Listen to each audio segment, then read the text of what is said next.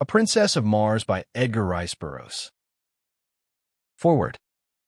To the reader of this work, in submitting Captain Carter's strange manuscript to you in book form, I believe that a few words relative to this remarkable personality will be of interest.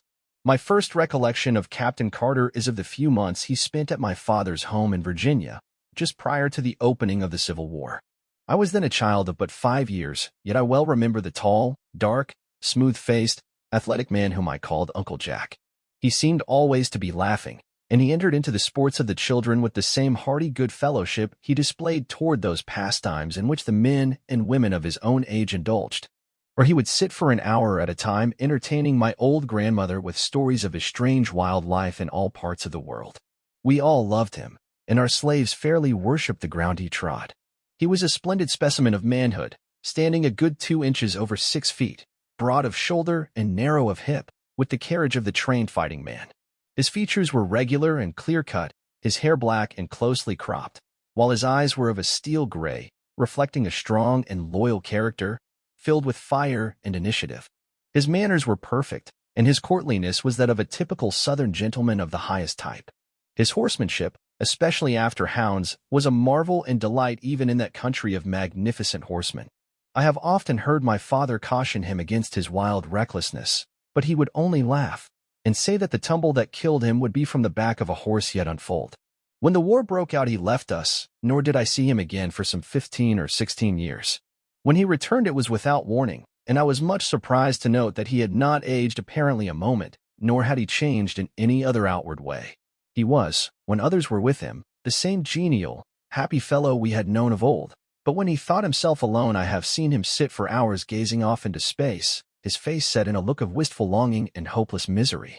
And at night he would sit thus looking up into the heavens, at what I did not know until I read his manuscript years afterward.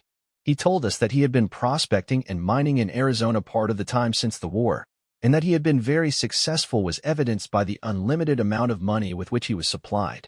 As to the details of his life during these years, he was very reticent. In fact, he would not talk of them at all. He remained with us for about a year, and then went to New York, where he purchased a little place on the Hudson, where I visited him once a year on the occasions of my trips to the New York market.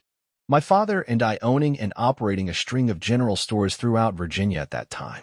Captain Carter had a small but beautiful cottage, situated on a bluff overlooking the river, and during one of my last visits, in the winter of 1885, I observed he was much occupied in writing, I presume now, upon this manuscript. He told me at this time that if anything should happen to him, he wished me to take charge of his estate, and he gave me a key to a compartment in the safe which stood in his study, telling me I would find his will there, and some personal instructions which he had me pledge myself to carry out with absolute fidelity. After I had retired for the night, I have seen him from my window standing in the moonlight on the brink of the bluff overlooking the Hudson with his arms stretched out to the heavens as though in appeal. I thought at the time that he was praying, although I never understood that he was in the strict sense of the term a religious man.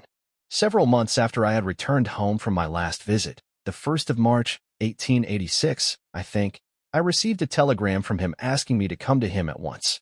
I had always been his favorite among the younger generation of Carters, and so I hastened to comply with his demand. I arrived at the little station, about a mile from his grounds, on the morning of March 4th, 1886.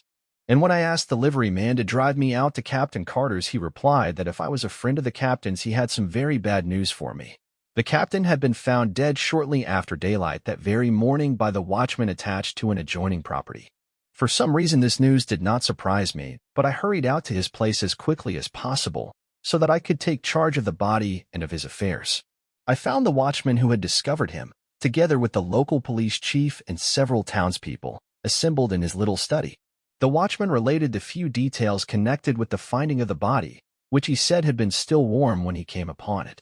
It lay, he said, stretched full length in the snow with the arms outstretched above the head toward the edge of the bluff, and when he showed me the spot it flashed upon me that it was the identical one where I had seen him on those other nights, with his arms raised in supplication to the skies.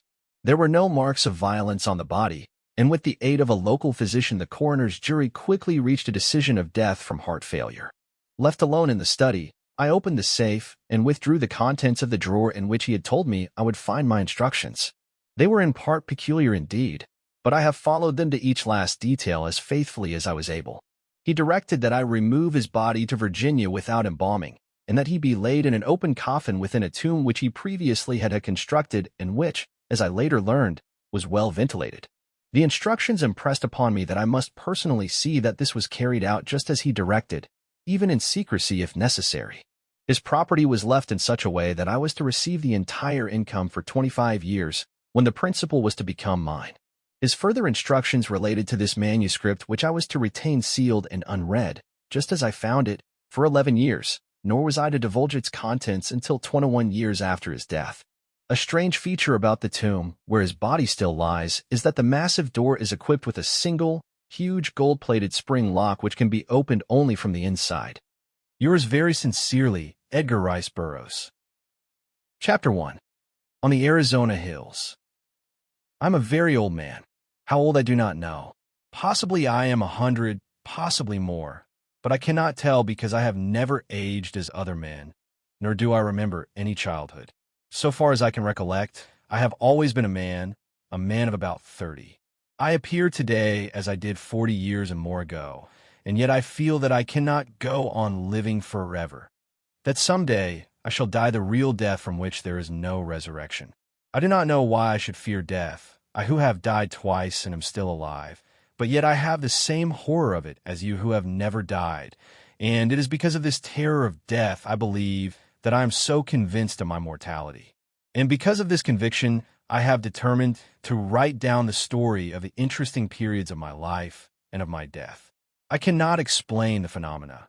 I can only set down here in the words of an ordinary soldier of fortune a chronicle of the strange events that befell me during the 10 years that my dead body lay undiscovered in an Arizona cave. I have never told this story, nor shall mortal man see this manuscript until after I have passed over for eternity.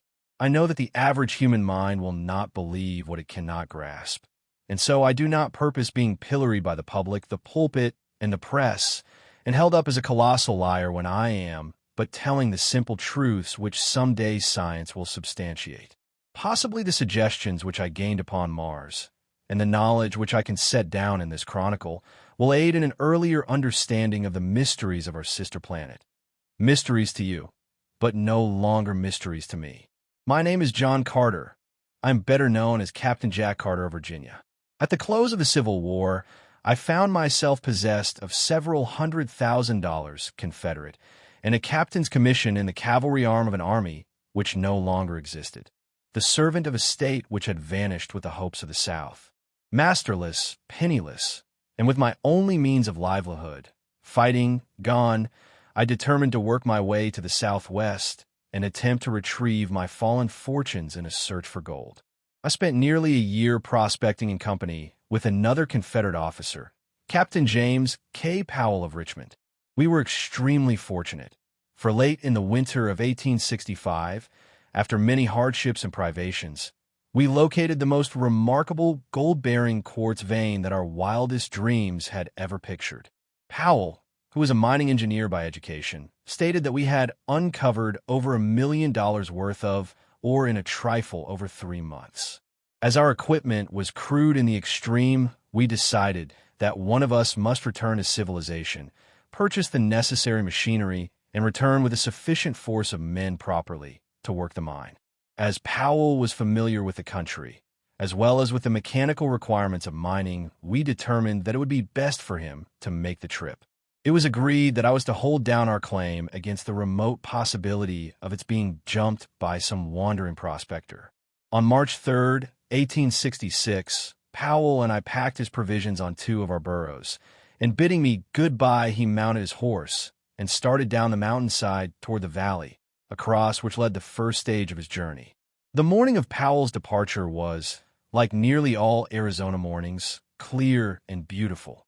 I could see him and his little pack animals picking their way down a mountainside toward the valley, and all during the morning I would catch occasional glimpses of them as they topped a hog back or came out upon a level plateau. My last sight of Powell was about 3 in the afternoon as he entered the shadows of the range on the opposite side of the valley. Some half-hour later, I happened to glance casually across the valley and was much surprised to note 3 little dots in about the same place I had last seen my friend and his 2 pack animals. I am not given to needless worrying, But the more I tried to convince myself that all was well with Powell and that the dots I had seen on his trail were antelope or wild horses, the less I was able to assure myself. Since we had entered the territory, we had not seen a hostile Indian, and we had, therefore, become careless in the extreme, and were wont to ridicule the stories we had heard of the great numbers of these vicious marauders that were supposed to haunt the trails, taking their toll in lives and torture of every white party which fell into their merciless clutches. Powell, I knew, was well armed and, further, an experienced Indian fighter, but I too had lived and fought for years among the Sioux in the north, and I knew that his chances were small against a party of cunning trailing Apaches. Finally, I could endure the suspense no longer, and, arming myself with my 2 Colt revolvers and a carbine, I strapped 2 belts of cartridges about me, and catching my saddle horse, started down the trail taken by Powell in the morning. As soon as I reached comparatively level ground, I urged my mount into a canter and continued this, with a going permitted, until, close upon dusk, I discovered the point where other tracks joined those of Powell. They were the tracks of unshod ponies, 3 of them, and the ponies had been galloping. I followed rapidly until, darkness shutting down, I was forced to await the rising of the moon, and given an opportunity to speculate on the question of the wisdom of my chase. Possibly I had conjured up impossible dangers like some nervous old housewife, and when I should catch up with Powell would get a good laugh for my pains. However, I am not prone to sensitiveness, and the following of a sense of duty, wherever it may lead, has always been a kind of fetish with me throughout my life, which may account for the honors bestowed upon me by 3 republics and the decorations and friendships of an old and powerful emperor and several lesser kings, in whose service my sword has been red many a time. About 9 o'clock the moon was sufficiently bright for me to proceed on my way, and I had no difficulty in following the trail at a fast walk, and in some places at a brisk trot until, about midnight, I reached the waterhole where Powell had expected to camp. I came upon the spot unexpectedly, finding it entirely deserted, with no signs of having been recently occupied as a camp.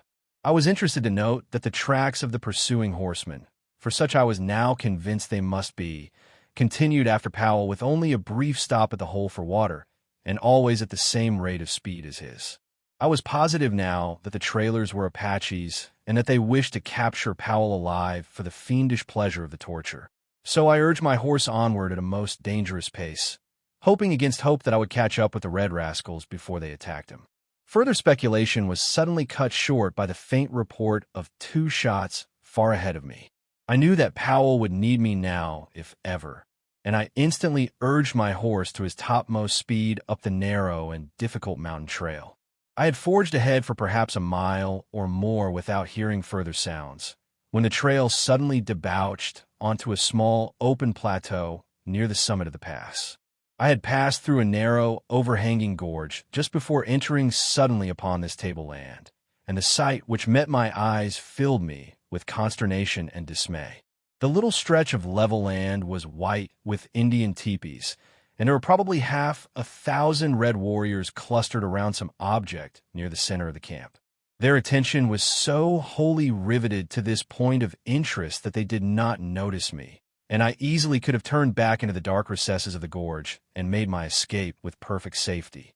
The fact, however, that this thought did not occur to me until the following day removes any possible right to a claim to heroism to which the narration of this episode might possibly otherwise entitle me. I do not believe that I am made of the stuff which constitutes heroes, because in all of the hundreds of instances that my voluntary act have placed me face to face with death, I cannot recall a single one where any alternative step to that I took occurred to me until many hours later. My mind is evidently so constituted that I am subconsciously forced into the path of duty without recourse to tiresome mental processes. However that may be, I have never regretted that cowardice is not optional with me. In this instance, I was, of course, positive that Powell was the center of attraction, but whether I thought or acted first I do not know.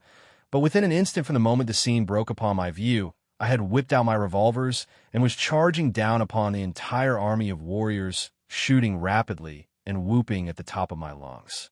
Single-handed, I could not have pursued better tactics, for the red men, convinced by sudden surprise that not less than a regiment of regulars was upon them, turned and fled in every direction for their bows, arrows, and rifles.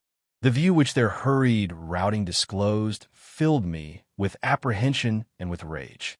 Under the clear rays of the Arizona moon lay Powell, his body fairly bristling with the hostile arrows of the braves.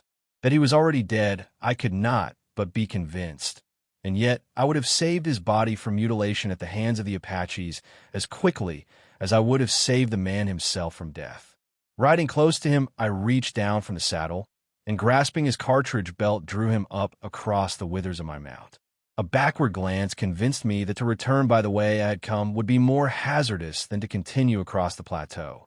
So, putting spurs to my poor beast, I made a dash for the opening to the pass which I could distinguish on the far side of the tableland.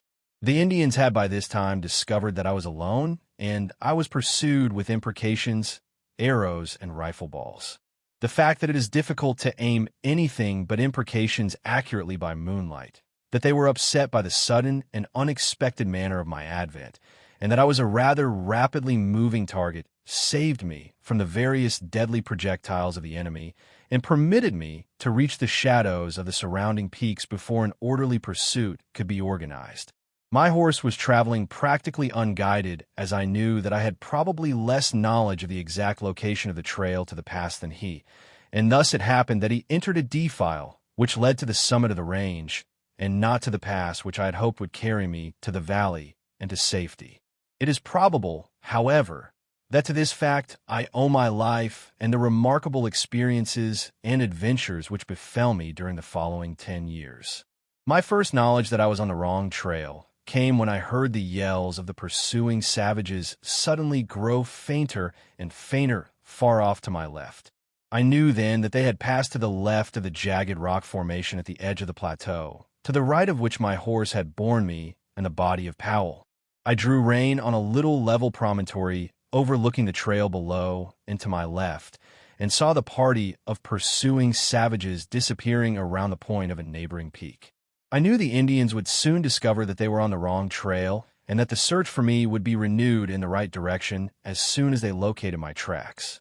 I had gone but a short distance further when what seemed to be an excellent trail opened up around the face of a high cliff. The trail was level and quite broad, and led upward and in the general direction I wished to go. The cliff arose for several hundred feet on my right, and on my left was an equal and nearly perpendicular drop to the bottom of a rocky ravine. I had followed this trail for perhaps 100 yards when a sharp turn to the right brought me to the mouth of a large cave. The opening was about 4 feet in height and 3 to 4 feet wide, and at this opening the trail ended. It was now morning, and, with the customary lack of dawn, which is a startling characteristic of Arizona, it had become daylight almost without warning. Dismounting, I laid Powell upon the ground, but the most painstaking examination failed to reveal the faintest spark of life. I forced water from my canteen between his dead lips, bathed his face, and rubbed his hands, working over him continuously for the better part of an hour in the face of the fact that I knew him to be dead. I was very fond of Powell. He was thoroughly a man in every respect, a polished Southern gentleman, a staunch and true friend, and it was with a feeling of the deepest grief that I finally gave up my crude endeavors at resuscitation. Leaving Powell's body where it lay on the ledge, I crept into the cave to reconnoiter. I found a large chamber, possibly 100 feet in diameter and 30 or 40 feet in height, a smooth and well-worn floor, and many other evidences that the cave had, at some remote period, been inhabited. The back of the cave was so lost in dense shadow that I could not distinguish whether there were openings into other apartments or not. As I was continuing my examination, I commenced to feel a pleasant drowsiness creeping over me, which I attributed to the fatigue of my long and strenuous ride, and the reaction from the excitement of the fight and the pursuit. I felt comparatively safe in my present location, as I knew that one man could defend the trail to the cave against an army. I soon became so drowsy that I could scarcely resist the strong desire to throw myself on the floor of the cave for a few moments' rest. But I knew that this would never do, as it would mean certain death at the hands of my red friends, who might be upon me at any moment. With an effort, I started toward the opening of the cave, only to reel drunkenly against the side wall, and from there, slip prone upon the floor. Chapter 2. The Escape of the Dead. A sense of delicious dreaminess overcame me. My muscles relaxed, and I was on the point of giving way to my desire to sleep when the sound of approaching horses reached my ears. I attempted to spring to my feet, but was horrified to discover that my muscles refused to respond to my will. I was now thoroughly awake, but as unable to move a muscle as though turned to stone. It was then, for the first time, that I noticed a slight vapor filling the cave. It was extremely tenuous and only noticeable against the opening which led to daylight. There also came to my nostrils a faintly pungent odor, and I could only assume that I had been overcome by some poisonous gas. But why I should retain my mental faculties and yet be unable to move, I could not fathom. I lay facing the opening of the cave, and where I could see the short stretch of trail which lay between the cave and the turn of the cliff around which the trail led. The noise of the approaching horses had ceased, and I judged the Indians were creeping stealthily upon me along the little ledge which led to my living tomb. I remember that I hoped they would make short work of me, as I did not particularly relish the thought of the innumerable things they might do to me if the spirit prompted them. I had not long to wait before a stealthy sound apprised me of their nearness, and then a war bonnet, paint-streaked face was thrust cautiously around the shoulder of the cliff, and savage eyes looked into mine. That he could see me in the dim light of the cave, I was sure, for the early morning sun was falling full upon me through the opening. The fellow, instead of approaching, merely stood and stared, his eyes bulging and his jaw dropped. And then another savage face appeared, and a third and fourth and fifth, craning their necks over the shoulders of their fellows whom they could not pass upon the narrow ledge. Each face was the picture of awe and fear, but for what reason I did not know, nor did I learn until 10 years later. That there were still other braves behind those who regarded me was apparent from the fact that the leaders passed back whispered word to those behind them. Suddenly a low but distinct moaning sound issued from the recesses of the cave behind me, and as it reached the ears of the Indians, they turned and fled in terror, panic-stricken.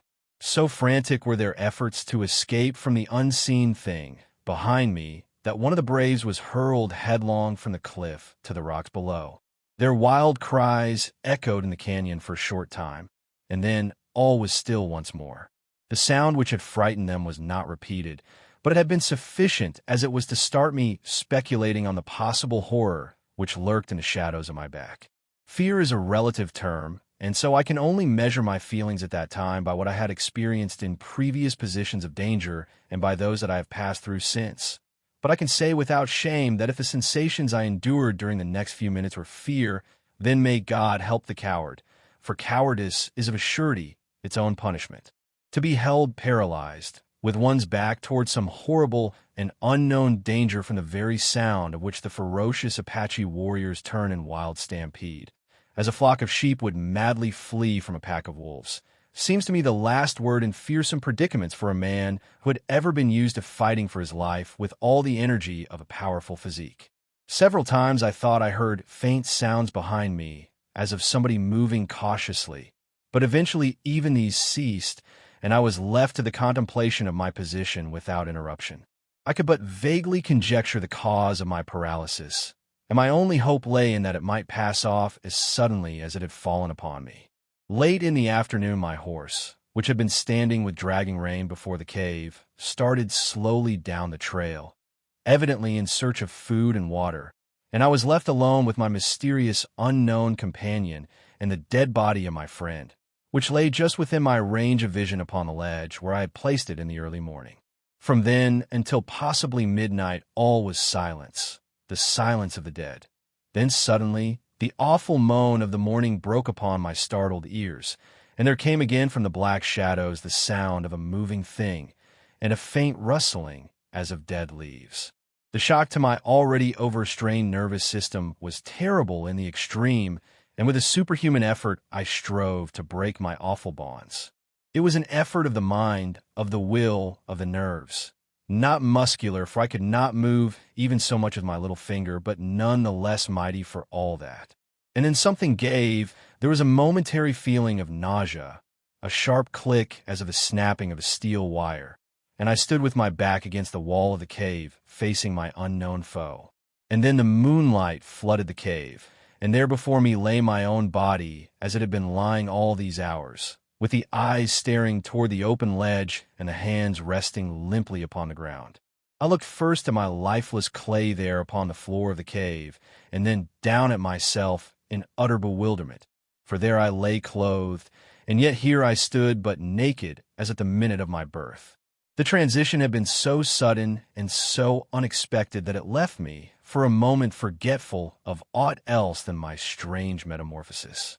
My first thought was, is this then death? Have I indeed passed over forever into that other life? But I could not well believe this, as I could feel my heart pounding against my ribs from the exertion of my efforts to release myself from the anesthesis which had held me.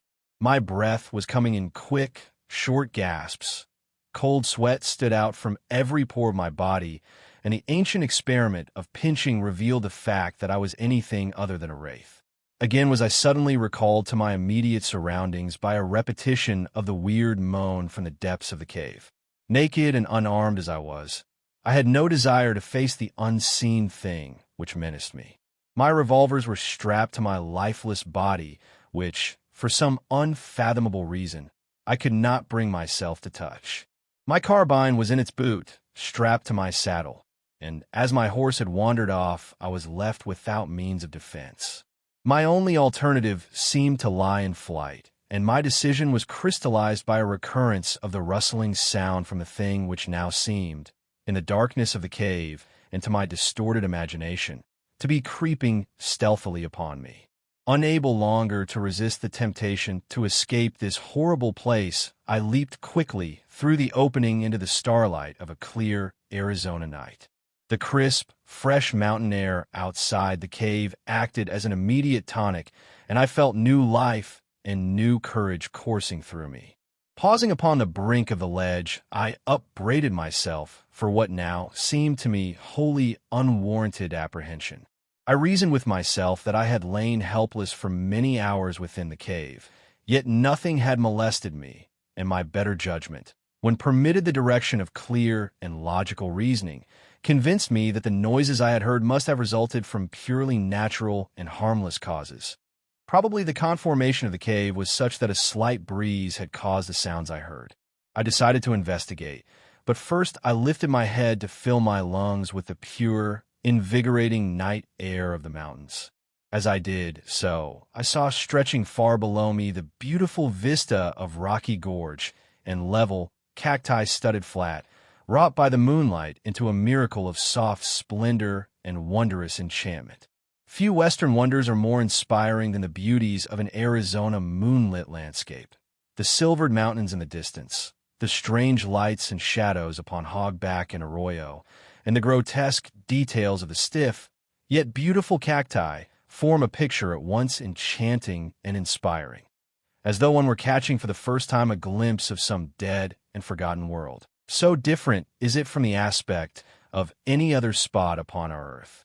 As I stood thus meditating, I turned my gaze from the landscape to the heavens where the myriad stars formed a gorgeous and fitting canopy for the wonders of the earthly scene. My attention was quickly riveted by a large red star close to the distant horizon. As I gazed upon it, I felt a spell of overpowering fascination.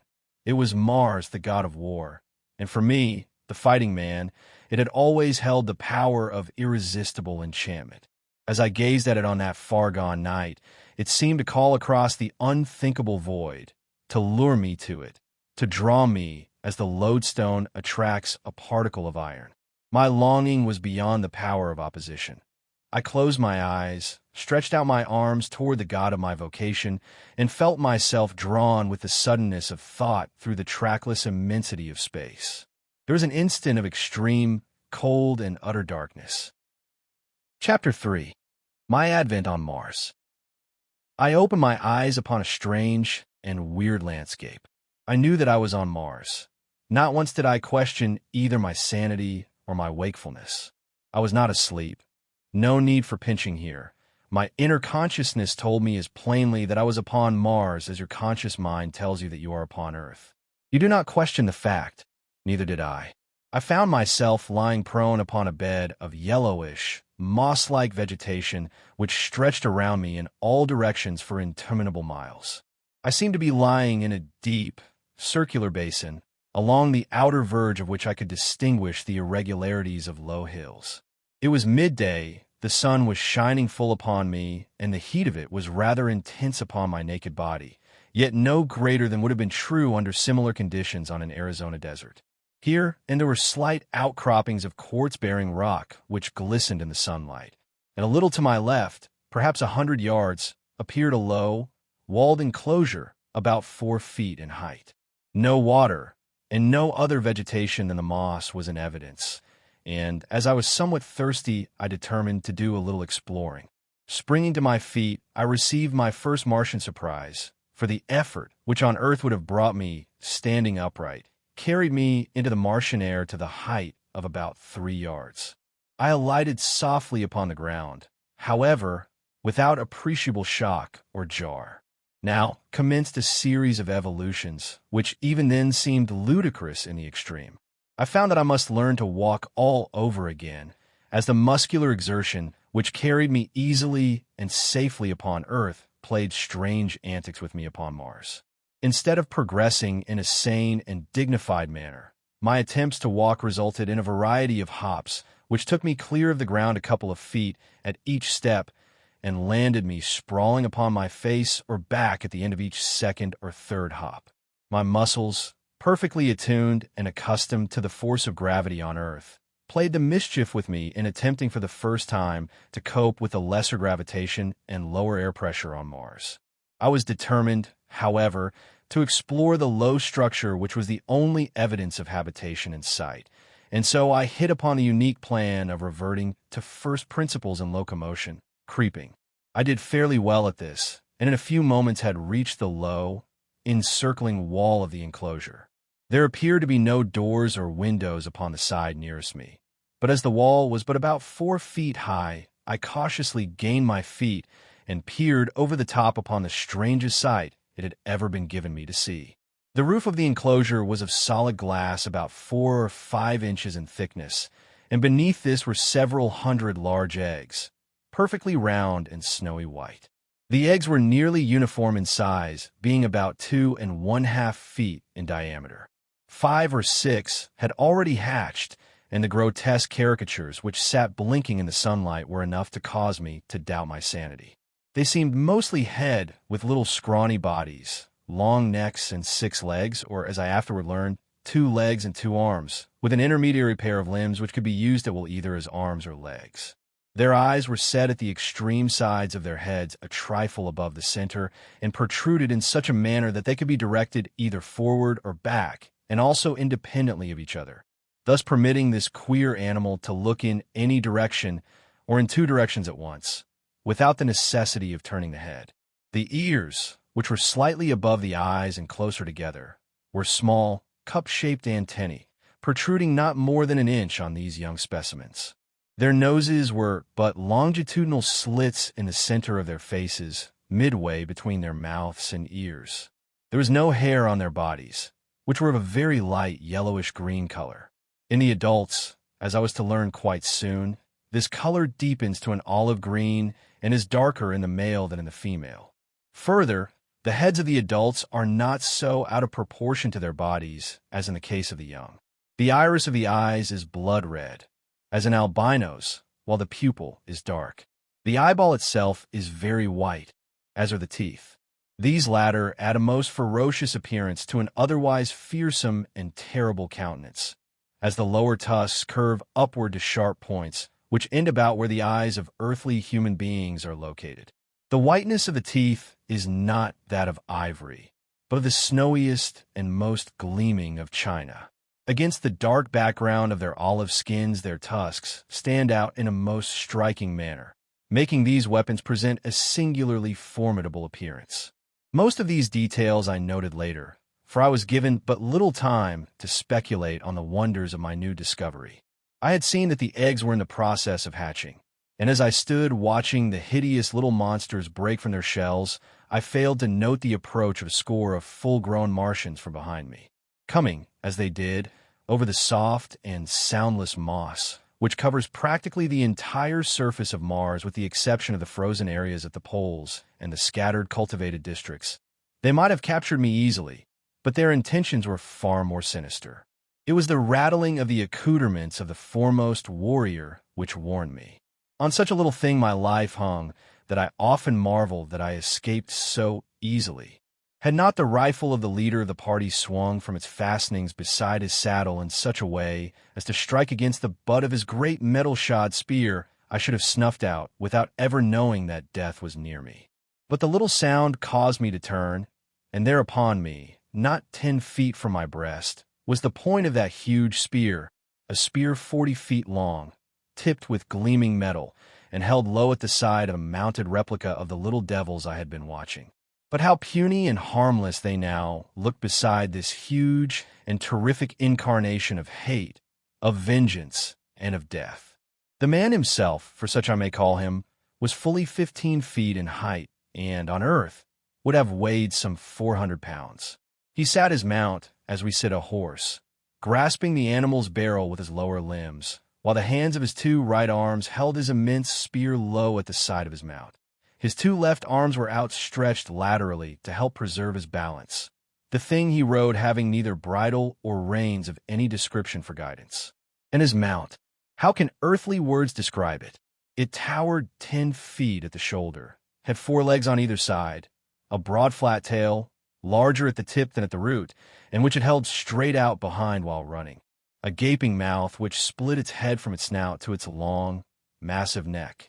Like its master, it was entirely devoid of hair, but was of a dark slate color and exceeding smooth and glossy. Its belly was white, and its legs shaded from the slate of its shoulders and hips to a vivid yellow at the feet. The feet themselves were heavily padded and nailless, which fact had also contributed to the noiselessness of their approach, and, in common with a multiplicity of legs, is a characteristic feature of the fauna of Mars. The highest type of man and one other animal, the only mammal existing on Mars, alone have well-formed nails, and there are absolutely no hoofed animals in existence there. Behind this first charging demon trailed 19 others, similar in all respects, but, as I learned later, bearing individual characteristics peculiar to themselves, precisely as no 2 of us are identical, although we are all cast in a similar mold. This picture, or rather materialized nightmare, which I have described at length, made but one terrible and swift impression on me as I turned to meet it.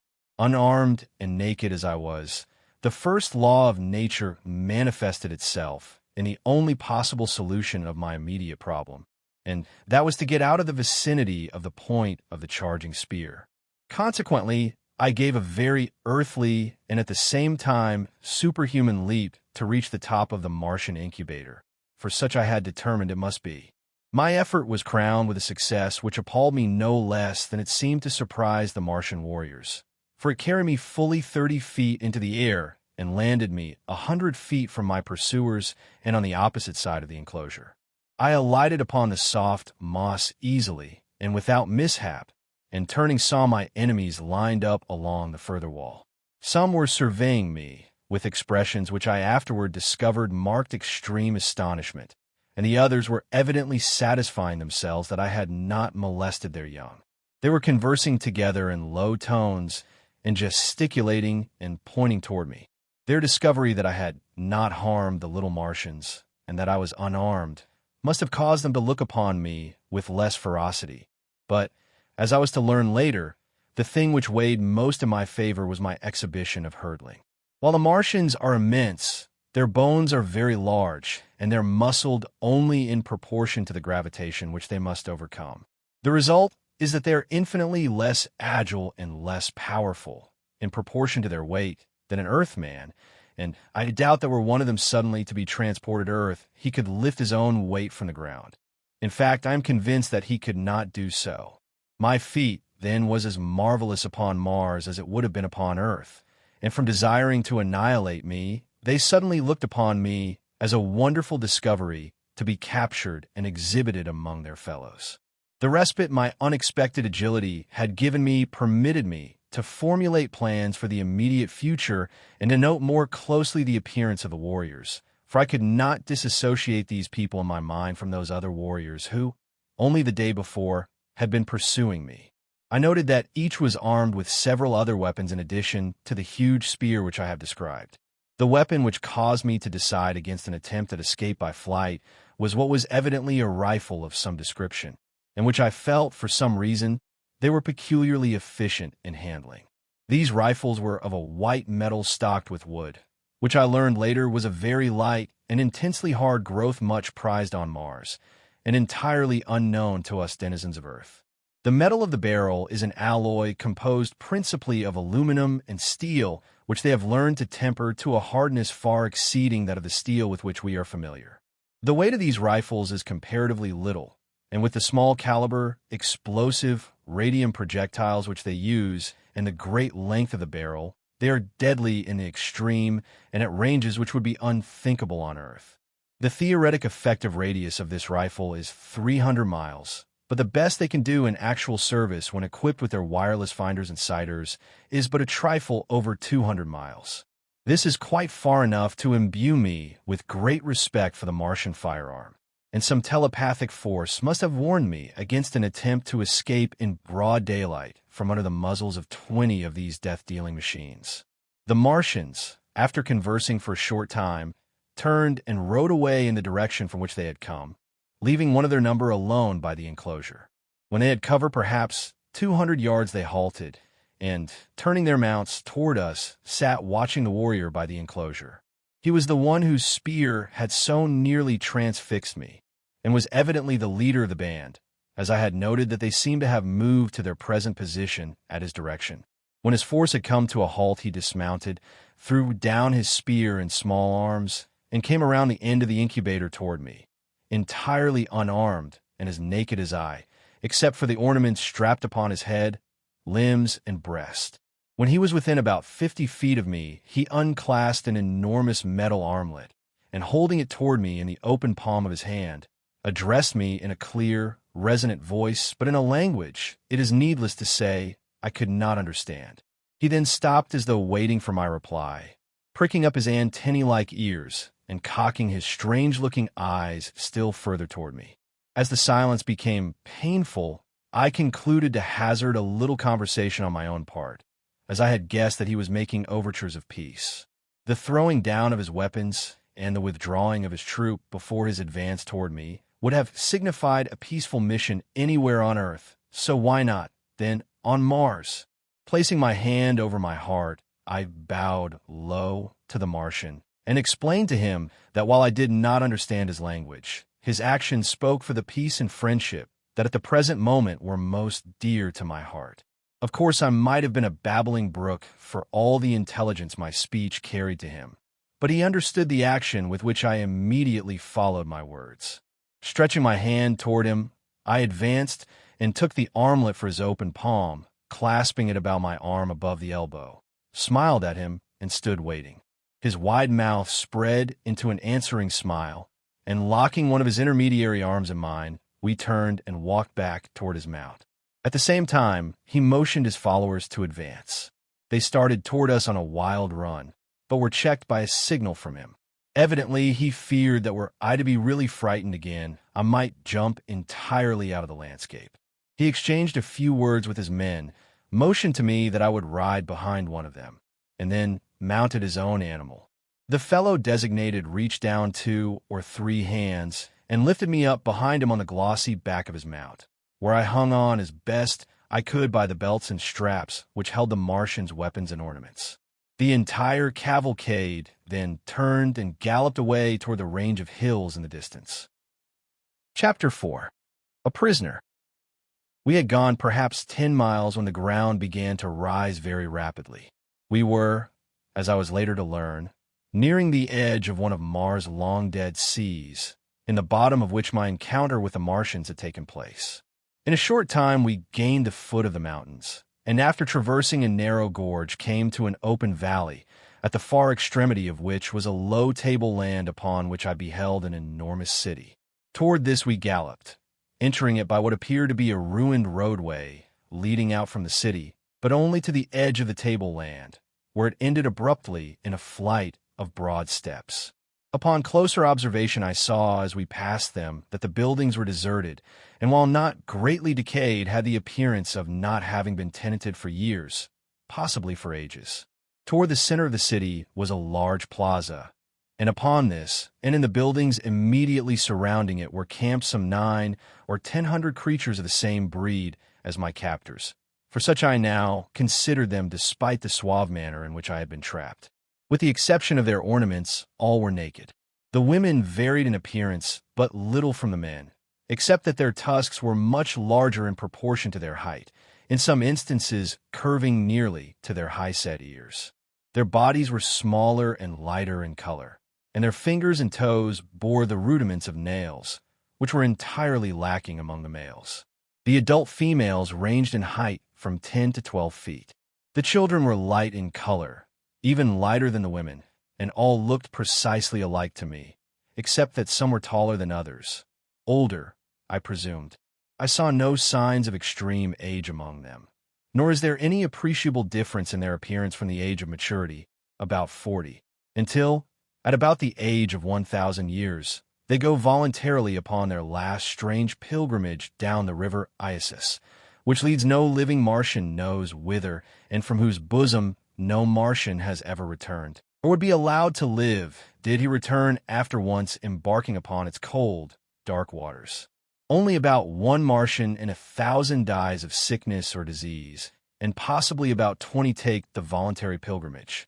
The other 979 die violent deaths in duels, in hunting, in aviation, and in war, but perhaps by far the greatest death loss comes during the age of childhood, when vast numbers of the little Martians fall victims to the great white apes of Mars. The average life expectancy of a Martian after the age of maturity is about 300 years, but would be nearer the 1,000 mark were it not for the various means leading to violent death. Owing to the waning resources of the planet, it evidently became necessary to counteract the increasing longevity which their remarkable skill in therapeutics and surgery produced, and so human life has come to be considered but lightly on Mars, as is evidenced by their dangerous sports and the almost continual warfare between the various communities. There are other and natural causes tending toward a diminution of population, but nothing contributes so greatly to this end as the fact that no male or female Martian is ever voluntarily without a weapon of destruction.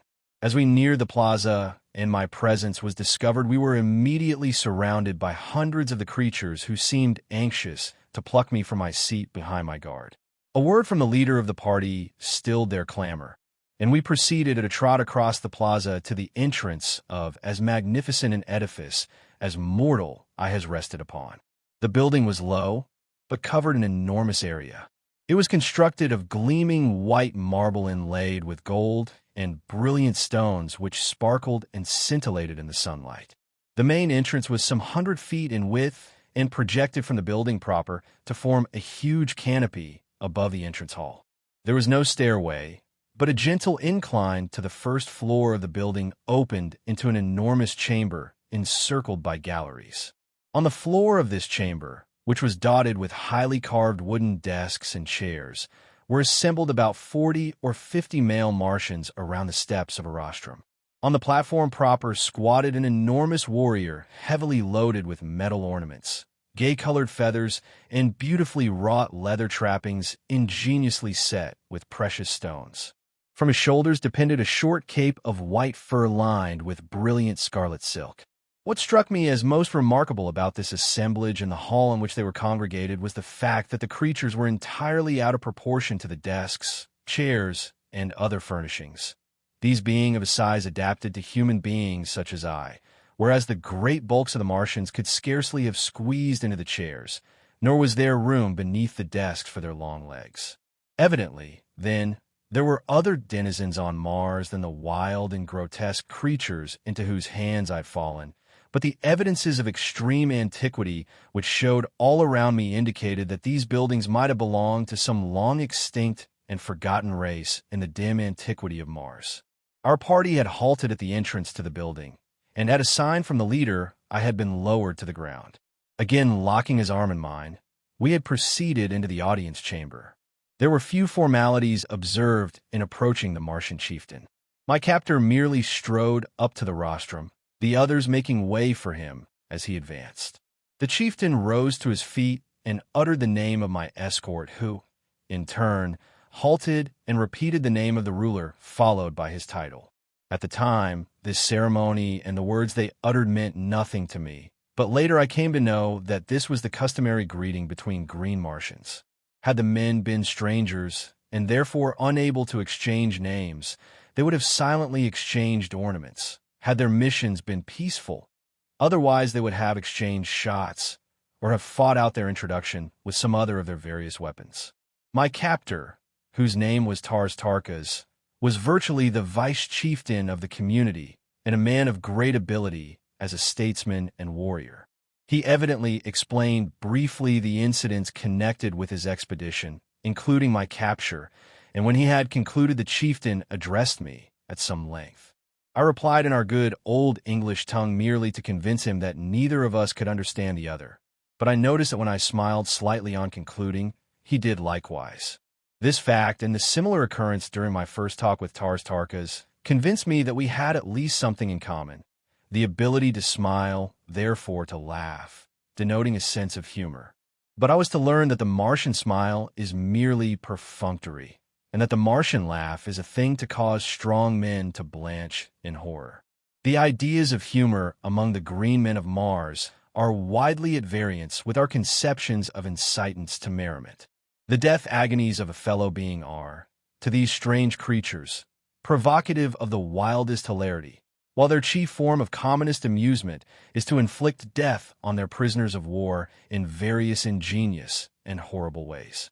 The assembled warriors and chieftains examined me closely, feeling my muscles and the texture of my skin. The principal chieftain then evidently signified a desire to see me perform, and, motioning me to follow, he started with Tarkas for the open plaza. Now, I had made no attempt to walk since my first signal failure, except while tightly grasping Tarkas' arm. And so now I went skipping and flitting about among the desks and chairs like some monstrous grasshopper. After bruising myself severely, much to the amusement of the Martians, I again had recourse to creeping, but this did not suit them, and I was roughly jerked to my feet by a towering fellow who had laughed most heartily at my misfortunes. As he banged me down upon my feet, his face was bent close to mine, and I did the only thing a gentleman might do under the circumstances of brutality, boorishness, and lack of consideration for a stranger's rights. I swung my fist squarely to his jaw, and he went down like a felled ox. As he sunk to the floor, I wheeled around with my back toward the nearest desk, expecting to be overwhelmed by the vengeance of his fellows, but determined to give them as good a battle as the unequal odds would permit before I gave up my life. My fears were groundless, however, as the other Martians, at first struck dumb with wonderment, finally broke into wild peals of laughter and applause. I did not recognize the applause as such, but later, when I had become acquainted with their customs, I learned that I had won what they seldom accord, a manifestation of approbation. The fellow whom I had struck lay where he had fallen, nor did any of his mates approach him. Tarkas advanced toward me, holding out one of his arms, and we thus proceeded to the plaza without further mishap. I did not, of course, know the reason for which we had come to the open, but I was not long in being enlightened. They first repeated the word sack a number of times, and then Tarkas made several jumps, repeating the same word before each leap. Then, turning to me, he said, "Sack." I saw what they were after, and gathering myself together, I sacked, with such marvelous success that I cleared a good 150 feet. Nor did I, this time, lose my equilibrium, but landed squarely upon my feet without falling. I then returned by easy jumps of 25 or 30 feet to the little group of warriors. My exhibition had been witnessed by several hundred lesser Martians, and they immediately broke into demands for a repetition, which the chieftain then ordered me to make. But I was both hungry and thirsty, and determined on the spot that my only method of salvation was to demand the consideration from these creatures, which they evidently would not voluntarily accord. I therefore ignored the repeated commands to sack, and each time they were made, I motioned to my mouth and rubbed my stomach. Tarkas and the chief exchanged a few words, and the former, calling to a young female among the throng, gave her some instructions and motioned me to accompany her. I grasped her proffered arm, and together we crossed the plaza toward a large building on the far side. My fair companion was about 8 feet tall, having just arrived at maturity, but not yet to her full height. She was of a light olive-green color, with a smooth, glossy hide. Her name, as I afterward learned, was Sola, and she belonged to the retinue of Tarkas. She conducted me to a spacious chamber in one of the buildings fronting on the plaza, and which, from the litter of silks and furs upon the floor, I took to be the sleeping quarters of several of the natives. The room was well lighted by a number of large windows, and was beautifully decorated with mural paintings and mosaics. But upon all there seemed to rest that indefinable touch of the finger of antiquity which convinced me that the architects and builders of these wondrous creations had nothing in common with the crude half-brutes which now occupied them.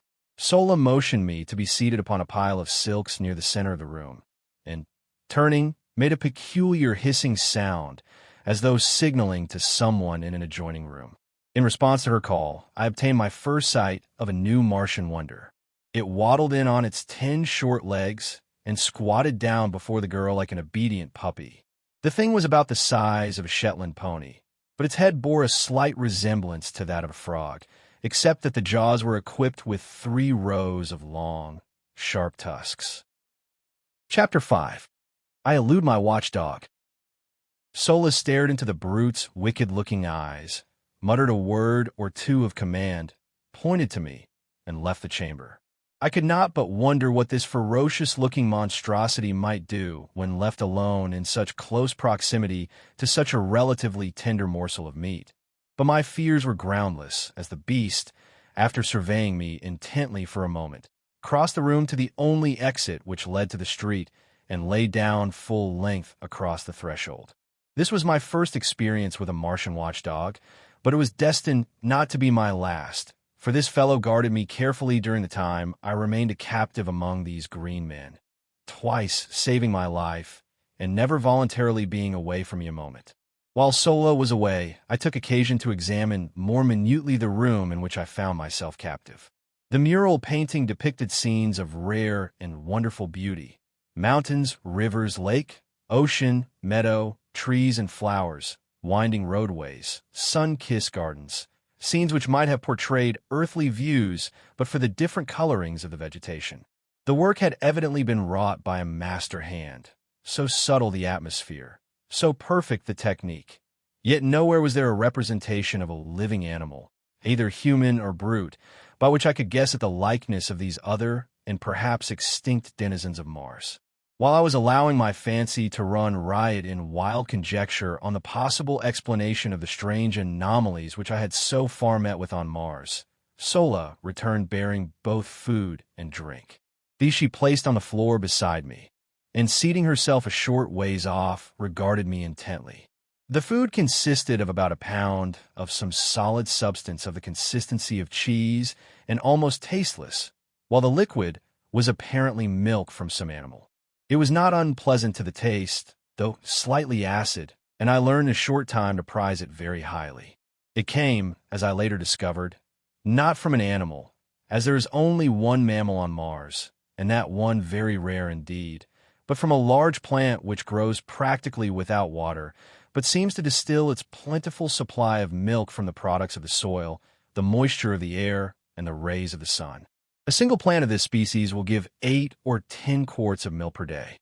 After I had eaten, I was greatly invigorated, but feeling the need of rest, I stretched out upon the silks and was soon asleep. I must have slept several hours, as it was dark when I awoke, and I was very cold. I noticed that someone had thrown a fur over me, but it had become partially dislodged, and in the darkness I could not see to replace it. Suddenly a hand reached out and pulled the fur over me, shortly afterwards adding another to my covering. I presumed that my watchful guardian was Sola, nor was I wrong. This girl alone, among all the Green Martians with whom I came in contact, disclosed characteristics of sympathy, kindliness, and affection. Her ministrations to my bodily wants were unfailing, and her solicitous care saved me from much suffering and many hardships. As I was to learn, the Martian nights are extremely cold, and, as there is practically no twilight or dawn, the changes in temperature are sudden and most uncomfortable, as are the transitions from brilliant daylight to darkness. The nights are either brilliantly illumined or very dark, for if neither of the two moons of Mars happen to be in the sky, almost total darkness results, since the lack of atmosphere, or rather, the very thin atmosphere, fails to diffuse the starlight to any great extent. On the other hand, if both of the moons are in the heavens at night, the surface of the ground is brightly illuminated. Both of Mars' moons are vastly nearer her than is our moon to Earth, the nearer moon being but about 5,000 miles distant, while the further is but little more than 14,000 miles away, against the nearly 250,000 miles which separate us from our moon. The nearer moon of Mars makes a complete revolution around the planet in a little over 7.5 hours, so that she may be seen hurtling through the sky like some huge meteor 2 or 3 times each night, revealing all her phases during each transit of the heavens. The further moon revolves about Mars in something over 30.25 hours, and with her sister satellite makes a nocturnal Martian scene one of splendid and weird grandeur. And it is well that nature has so graciously and abundantly lighted the Martian night, for the green men of Mars, being a nomadic race without high intellectual development, have but crude means for artificial lighting, depending principally upon torches, a kind of candle, and a peculiar oil lamp which generates a gas and burns without a wick. This last device produces an intensely brilliant, far-reaching white light. But as the natural oil which it requires can only be obtained by mining in one of several widely separated and remote localities, it is seldom used by these creatures whose only thought is for today, and whose hatred for manual labor has kept them in a semi-barbaric state for countless ages. After Sola had replenished my coverings, I again slept, nor did I awaken until daylight. The other occupants of the room, 5 in number, were all females, and they were still sleeping, piled high with a motley array of silks and furs. Across the threshold lay stretched the sleepless guardian brute, just as I had last seen him on the preceding day. Apparently he had not moved a muscle. His eyes were fairly glued upon me, and I fell to wondering just what might befall me should I endeavor to escape. I have ever been prone to seek adventure and to investigate and experiment where wiser men would have left well enough alone.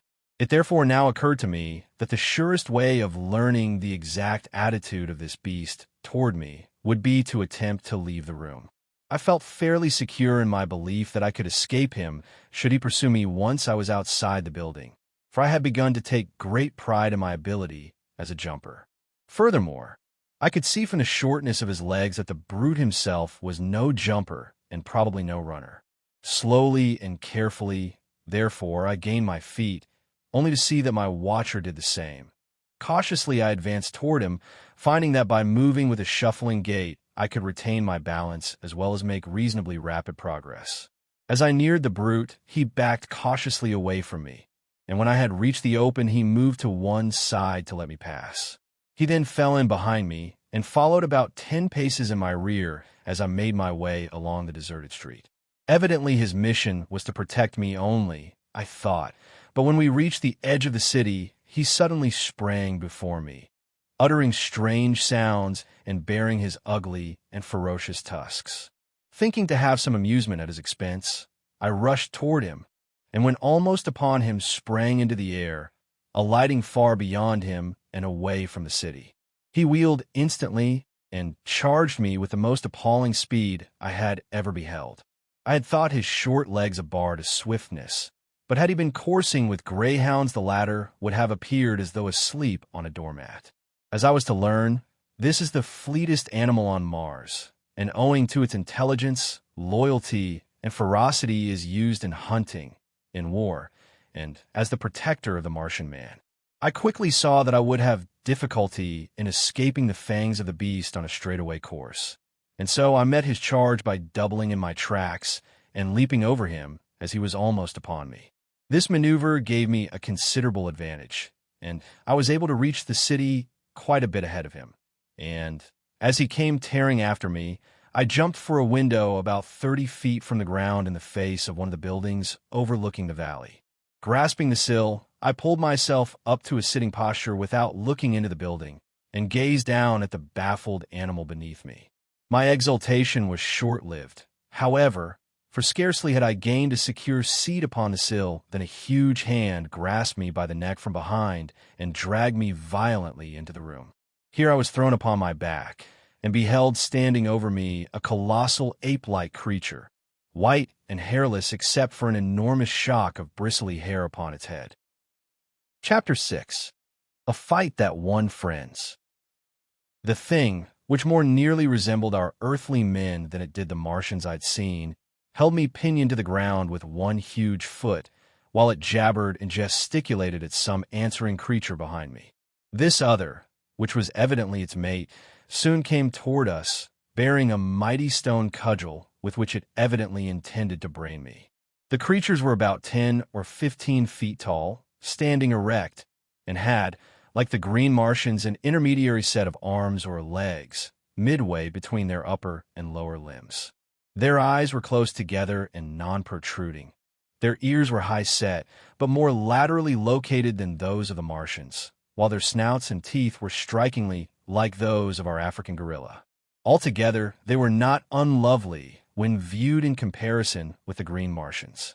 The cudgel was swinging in the arc which ended upon my upturned face when a bolt of myriad-legged horror hurled itself through the doorway, full upon the breast of my executioner. With a shriek of fear, the ape which held me leaped through the open window, but its mate closed in a terrific death struggle with my preserver, which was nothing less than my faithful watch-thing. I cannot bring myself to call so hideous a creature a dog. As quickly as possible I gained my feet, and backing against the wall I witnessed such a battle as it is vouchsafed few beings to see.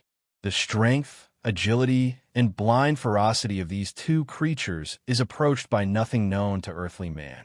My beast had an advantage in his first hold, having sunk his mighty fangs far into the breast of his adversary. But the great arms and paws of the ape, backed by muscles far transcending those of the Martian men I had seen, had locked the throat of my guardian and slowly were choking out his life, and bending back his head and neck upon his body, where I momentarily expected the former to fall limp at the end of a broken neck.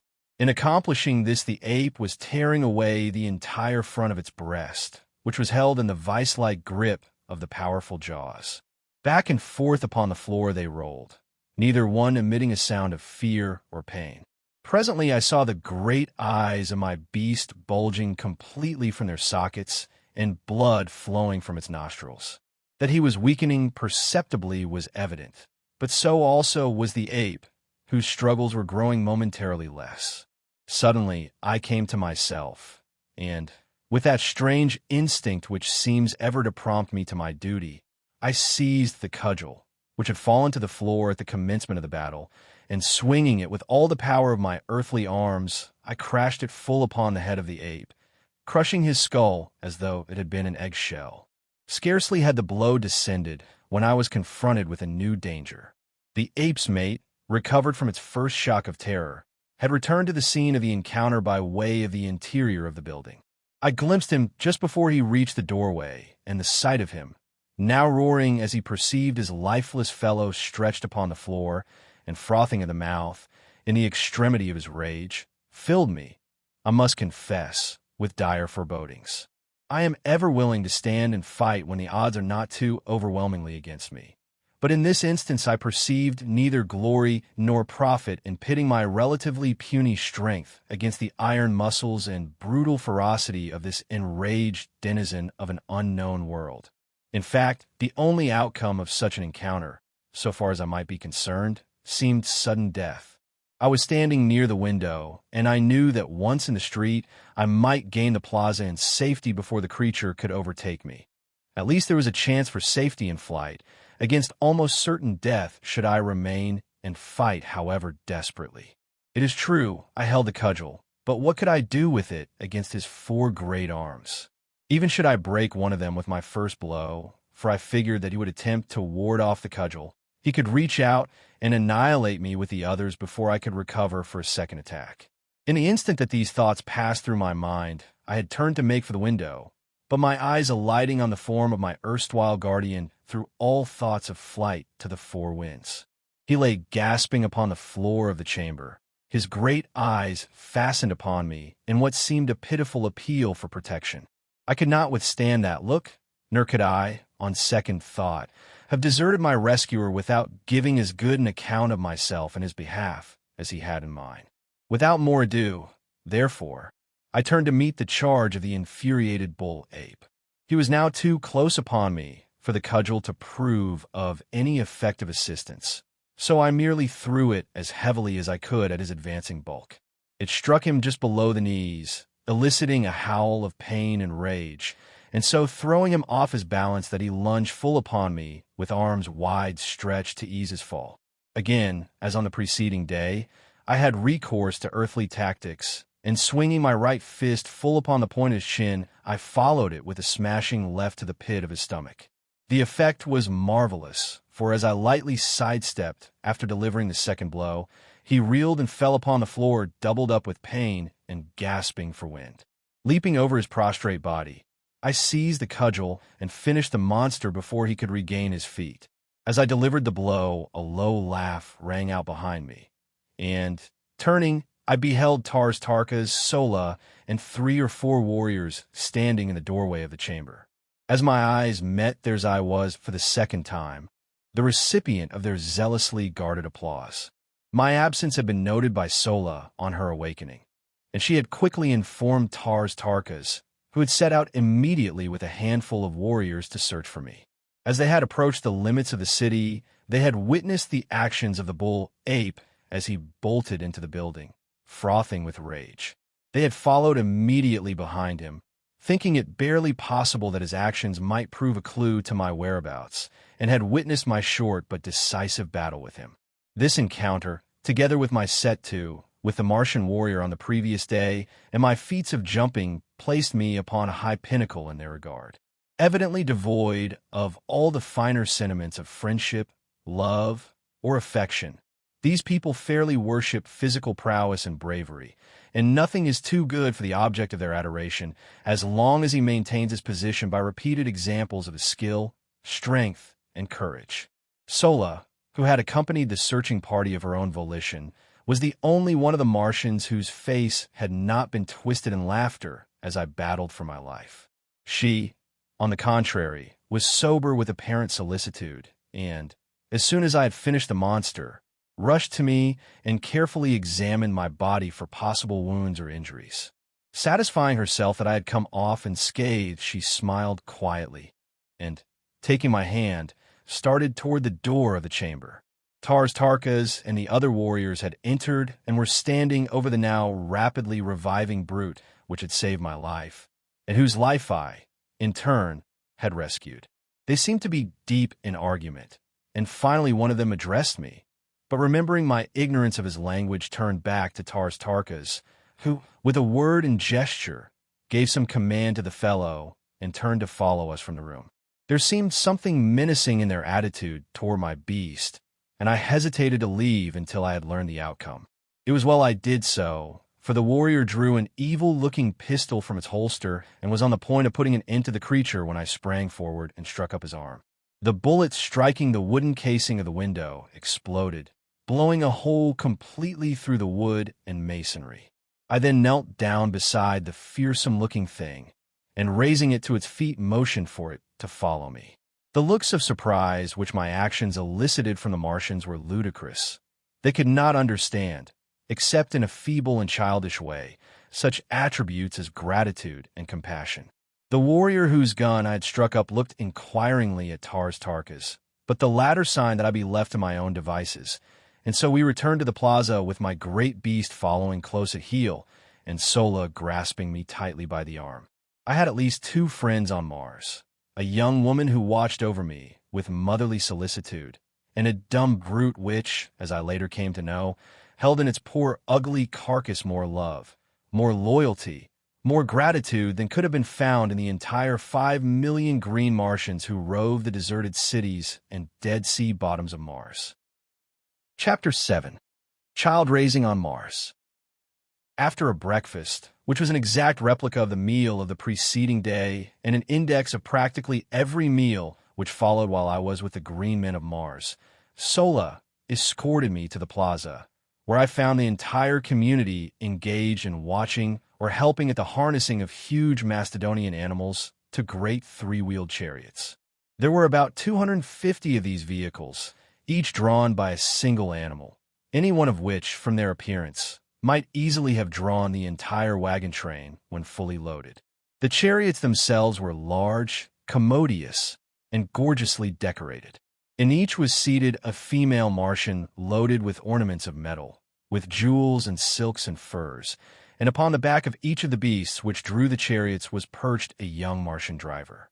Like the animals upon which the warriors were mounted, the heavier draft animals wore neither bit nor bridle, but were guided entirely by telepathic means. This power is wonderfully developed in all Martians, and accounts largely for the simplicity of their language and the relatively few spoken words exchanged even in long conversations. It is the universal language of Mars, through the medium of which the higher and lower animals of this world of paradoxes are able to communicate to a greater or less extent, depending upon the intellectual sphere of the species and the development of the individual. As the cavalcade took up the line of march in single file, Sola dragged me into an empty chariot, and we proceeded with the procession toward the point by which I had entered the city the day before. At the head of the caravan rode some 200 warriors, 5 abreast, and a like number brought up the rear, while 25 or 30 outriders flanked us on either side. Every one but myself, men, women, and children, were heavily armed, and at the tail of each chariot trotted a Martian hound, my own beast following closely behind ours. In fact, the faithful creature never left me voluntarily during the entire 10 years I spent on Mars. Our way led out across the little valley before the city, through the hills, and down into the Dead Sea bottom, which I had traversed on my journey from the incubator to the plaza. The incubator, as it proved, was the terminal point of our journey this day. And, as the entire cavalcade broke into a mad gallop, as soon as we reached the level expanse of sea bottom, we were soon within sight of our goal. On reaching it, the chariots were parked with military precision on the 4 sides of the enclosure, and half a score of warriors, headed by the enormous chieftain, and including Tarkas and several other lesser chiefs, dismounted and advanced toward it. I could see Tarkas explaining something to the principal chieftain, whose name, by the way, was, as nearly as I can translate it into English, Lorqua's Tamil, Jed being his title. I was soon appraised of the subject of their conversation, as, calling to Sola, Tarkas signed for her to send me to him. I had by this time mastered the intricacies of walking under Martian conditions, and quickly responding to his command, I advanced to the side of the incubator where the warriors stood. As I reached their side, a glance showed me that all but a very few eggs had hatched, the incubator being fairly alive with the hideous little devils. They ranged in height from 3 to 4 feet, and were moving restlessly about the enclosure as though searching for food. As I came to a halt before him, Tarkas pointed over the incubator and said, "Sack." I saw that he wanted me to repeat my performance of yesterday for the edification of Lorqua's Tamil, and, as I must confess that my prowess gave me no little satisfaction, I responded quickly, leaping entirely over the parked chariots on the far side of the incubator. As I returned, Lorqua's Tamil grunted something at me, and, turning to his warriors, gave a few words of command relative to the incubator. They paid no further attention to me, and I was thus permitted to remain close and watch their operations, which consisted in breaking an opening in the wall of the incubator large enough to permit of the exit of the young Martians. On either side of this opening, the women and the younger Martians, both male and female, formed 2 solid walls leading out through the chariots and quite away into the plain beyond. Between these walls the little Martians scampered, wild as deer, being permitted to run the full length of the aisle, where they were captured one at a time by the women and older children. The last in the line capturing the first little one to reach the end of the gauntlet, her opposite in the line capturing the second, and so on until all the little fellows had left the enclosure and been appropriated by some youth or female. As the women caught the young, they fell out of line and returned to their respective chariots, while those who fell into the hands of the young men were later turned over to some of the women. I saw that the ceremony, if it could be dignified by such a name, was over, and seeking out Sola, I found her in our chariot with a hideous little creature held tightly in her arms.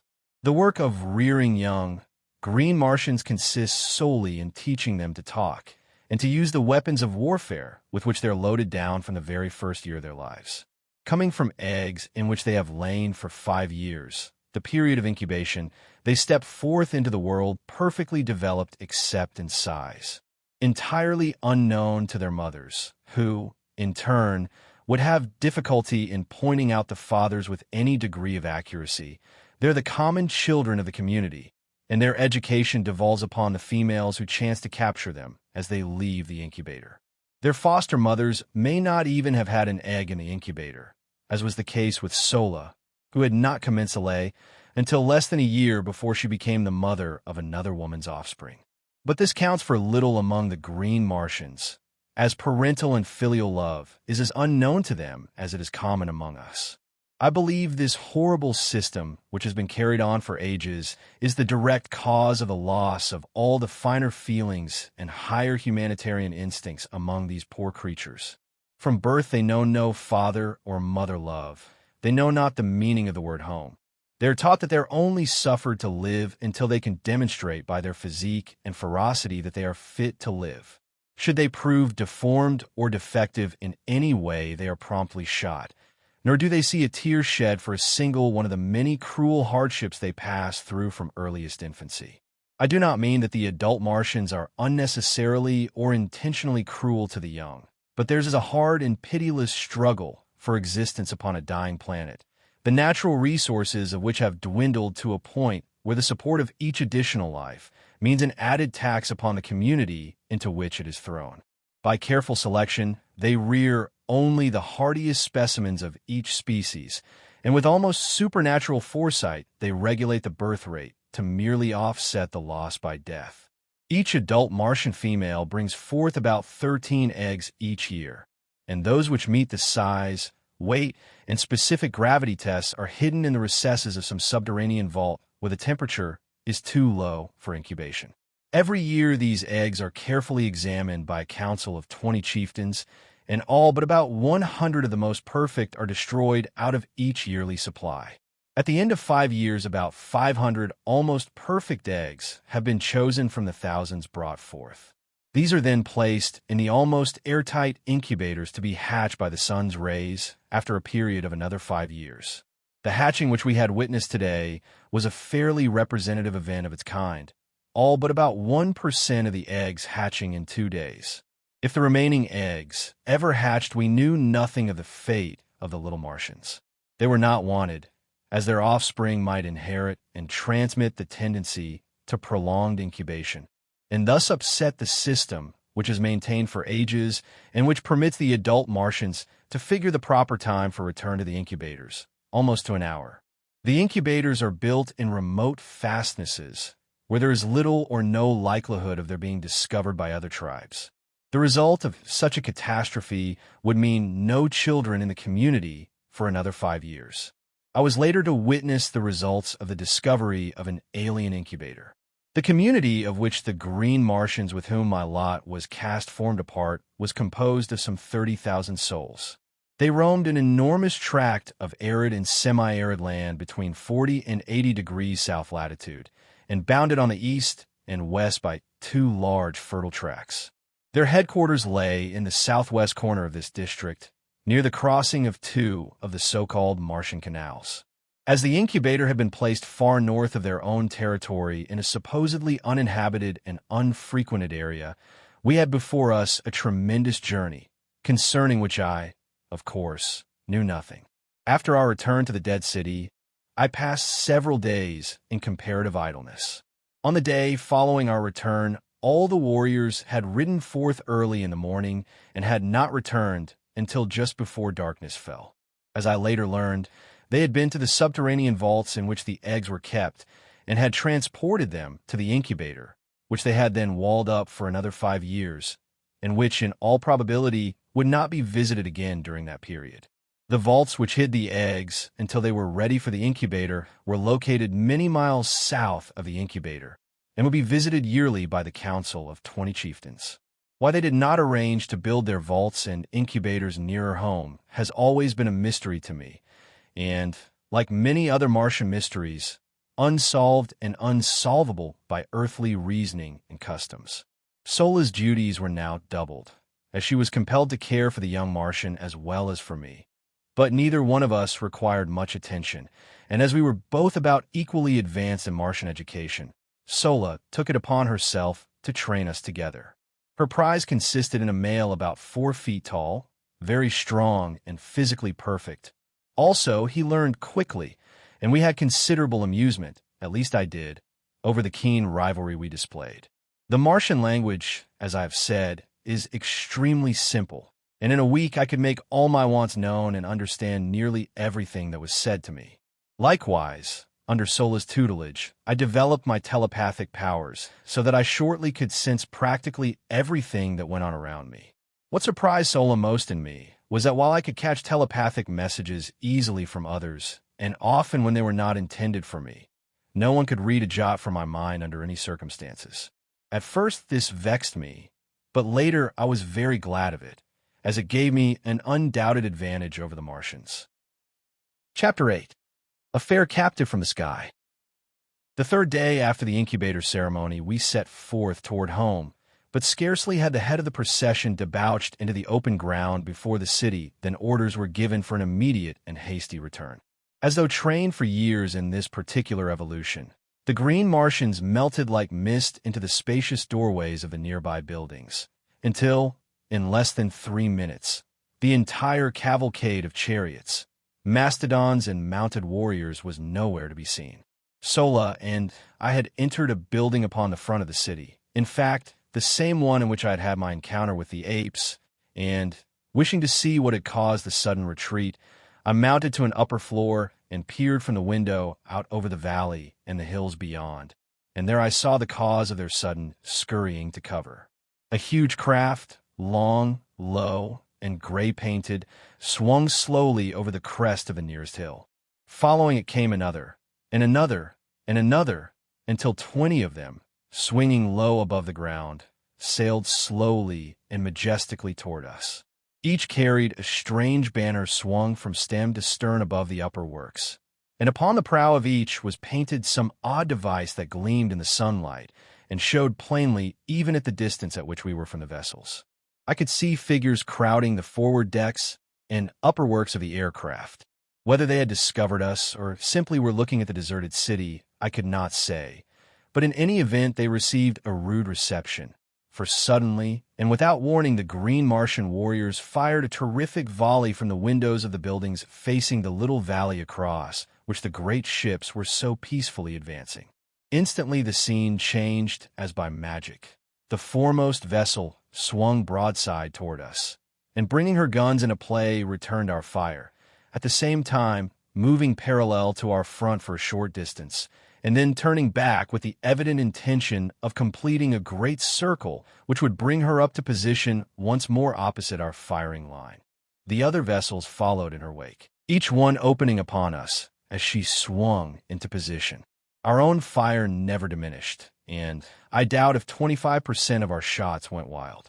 It had never been given me to see such deadly accuracy of aim, and it seemed as though a little figure on one of the craft dropped at the explosion of each bullet, while the banners and upper works dissolved in spurts of flame as the irresistible projectiles of our warriors mowed through them. The fire from the vessels was most ineffectual, owing, as I afterward learned, to the unexpected suddenness of the first volley, which caught the ship's crews entirely unprepared and the sighting apparatus of the guns unprotected from the deadly aim of our warriors. It seems that each green warrior has certain objective points for his fire under relatively identical circumstances of warfare. For example, a proportion of them, always the best marksmen, direct their fire entirely upon the wireless finding and sighting apparatus of the big guns of an attacking naval force. Another detail attends to the smaller guns in the same way.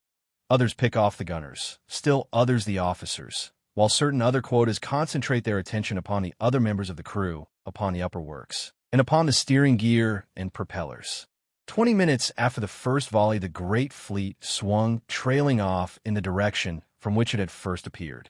Several of the craft were limping perceptibly and seemed but barely under the control of their depleted crews.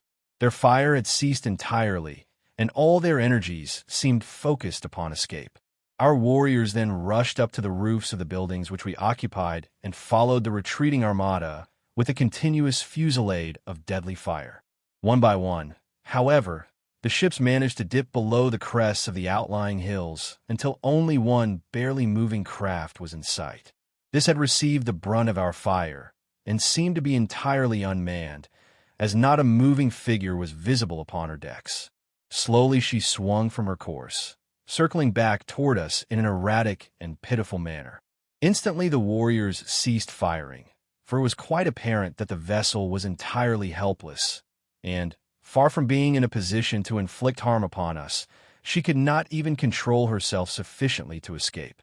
As she neared the city, the warriors rushed out upon the plain to meet her, but it was evident that she still was too high for them to hope to reach her decks. From my vantage point in the window, I could see the bodies of her crew strewn about, although I could not make out what manner of creatures they might be. Not a sign of life was manifest upon her as she drifted slowly with a light breeze in a southeasterly direction. She was drifting some 50 feet above the ground, followed by all but some 100 of the warriors who had been ordered back to the roofs to cover the possibility of a return of the fleet or of reinforcements. It soon became evident that she would strike the face of the buildings about a mile south of our position, and as I watched the progress of the chase, I saw a number of warriors gallop ahead, dismount, and enter the building she seemed destined to touch. As the craft neared the building, and just before she struck, the Martian warriors swarmed upon her from the windows, and with their great spears eased the shock of the collision, and in a few moments they had thrown out grappling hooks, and the big boat was being hauled to ground by their fellows below. After making her fast, they swarmed the sides and searched the vessel from stem to stern. I could see them examining the dead sailors, evidently for signs of life, and presently a party of them appeared from below, dragging a little figure among them. The creature was considerably less than half as tall as the Green Martian warriors, and from my balcony I could see that it walked erect upon two legs and surmised that it was some new and strange Martian monstrosity with which I had not as yet become acquainted. They removed their prisoner to the ground, and then commenced a systematic rifling of the vessel. This operation required several hours, during which time a number of the chariots were requisitioned to transport the loot, which consisted in arms, ammunition, silks, furs, jewels, strangely carved stone vessels, and a quantity of solid foods and liquids, including many casks of water, the first I had seen since my advent upon Mars. After the last load had been removed, the warriors made lines fast to the craft and towed her far out into the valley in a southwesterly direction. A few of them then boarded her and were busily engaged in what appeared, from my distant position, as the emptying of the contents of various carboys upon the dead bodies of the sailors and over the decks and works of the vessel. This operation concluded, they hastily clambered over her sides, sliding down the guy ropes to the ground. The last warrior to leave the deck turned and threw something back upon the vessel, waiting an instant to note the outcome of his act. As a faint spurt of flame rose from the point where the missile struck, he swung over the side and was quickly upon the ground. Scarcely had he alighted than the guy ropes were simultaneously released, and the great warship, lightened by the removal of the loot, soared majestically into the air, her decks and upper works a mass of roaring flames. Slowly she drifted to the southeast, rising higher and higher as the flames ate away her wooden parts and diminished the weight upon her. Ascending to the roof of the building, I watched her for hours, until finally she was lost in the dim vistas of the distance. The sight was awe-inspiring in the extreme as one contemplated this mighty, floating funeral pyre, drifting unguided and unmanned through the lonely wastes of the Martian heavens, a derelict of death and destruction, typifying the life story of these strange and ferocious creatures into whose unfriendly hands fate had carried it. Much depressed, and, to me, unaccountably so, I slowly descended to the street. The scene I had witnessed seemed to mark the defeat and annihilation of the forces of a kindred people, rather than the routing by our green warriors of a horde of similar, though unfriendly, creatures. I could not fathom the seeming hallucination, nor could I free myself from it. But somewhere in the innermost recesses of my soul, I felt a strange yearning toward these unknown foemen, and a mighty hope surged through me that the fleet would return and demand a reckoning from the green warriors who had so ruthlessly and wantonly attacked it. Close at my heel, in his now accustomed place, followed Wula, the hound, and as I emerged upon the street, Sola rushed up to me as though I had been the object of some search on her part. The cavalcade was returning to the plaza, the homeward march having been given up for that day. Nor, in fact, was it recommenced for more than a week, owing to the fear of a return attack by the aircraft. Lorquas Tamil was too astute an old warrior to be caught upon the open plains with a caravan of chariots and children, and so we remained at the deserted city until the danger seemed past. As Sola and I entered the plaza, a sight met my eyes which filled my whole being with a great surge of mingled hope, fear, exultation, and depression, and yet most dominant was a subtle sense of relief and happiness. For just as we neared the throng of Martians, I caught a glimpse of the prisoner from the battlecraft who was being roughly dragged into a nearby building by a couple of green Martian females. And the sight which met my eyes was that of a slender, girlish figure, similar in every detail to the earthly women of my past life. She did not see me at first, but just as she was disappearing through the portal of the building, which was to be her prison, she turned, and her eyes met mine. Her face was oval and beautiful in the extreme. Her every feature was finely chiseled and exquisite, her eyes large and lustrous, and her head surmounted by a mass of coal black, waving hair, caught loosely into a strange yet becoming coiffure. Her skin was of a light reddish copper color, against which the crimson glow of her cheeks and the ruby of her beautifully molded lips shone with a strangely enhancing effect. She was as destitute of clothes as the green Martians who accompanied her. Indeed, save for her highly wrought ornaments, she was entirely naked, nor could any apparel have enhanced the beauty of her perfect and symmetrical figure. As her gaze rested on me, her eyes opened wide in astonishment, and she made a little sign with her free hand, a sign which I did not, of course, understand. Just a moment we gazed upon each other, and then the look of hope and renewed courage which had glorified her face as she discovered me faded into one of utter dejection, mingled with loathing and contempt. I realized I had not answered her signal, and ignorant as I was of Martian customs, I intuitively felt that she had made an appeal for succor and protection which my unfortunate ignorance had prevented me from answering. And then she was dragged out of my sight into the depths of the deserted edifice. Chapter 9. I learned the language. As I came back to myself, I glanced at Sola, who had witnessed this encounter, and I was surprised to note a strange expression upon her usually expressionless countenance. What her thoughts were I did not know, for as yet I had learned but little of the Martian tongue, enough only to suffice for my daily needs. As I reached the doorway of our building, a strange surprise awaited me. A warrior approached bearing the arms, ornaments, and full accoutrements of his kind. These he presented to me with a few unintelligible words, and a bearing at once respectful and menacing.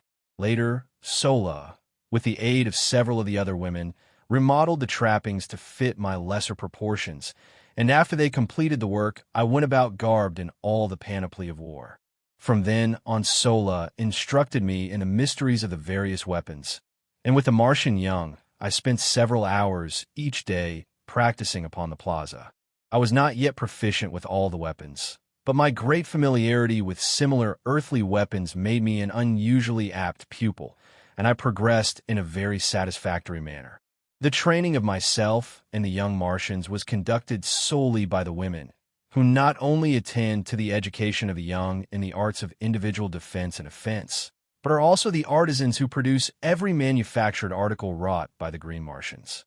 They make the powder, the cartridges, the firearms. In fact, everything of value is produced by the females. In time of actual warfare, they form a part of the reserves, and when the necessity arises, fight with even greater intelligence and ferocity than the men. The men are trained in the higher branches of the art of war, in strategy and the maneuvering of large bodies of troops. They make the laws as they are needed, a new law for each emergency. They are unfettered by precedent in the administration of justice. Customs have been handed down by ages of repetition, but the punishment for ignoring a custom is a matter for individual treatment by a jury of the culprit's peers, and I may say that justice seldom misses fire, but seems rather to rule in inverse ratio to the ascendancy of law. In one respect, at least the Martians are a happy people. They have no lawyers. I did not see the prisoner again for several days subsequent to our first encounter, and then only to catch a fleeting glimpse of her as she was being conducted to the great audience chamber where I had had my first meeting with Lorquas Tamil.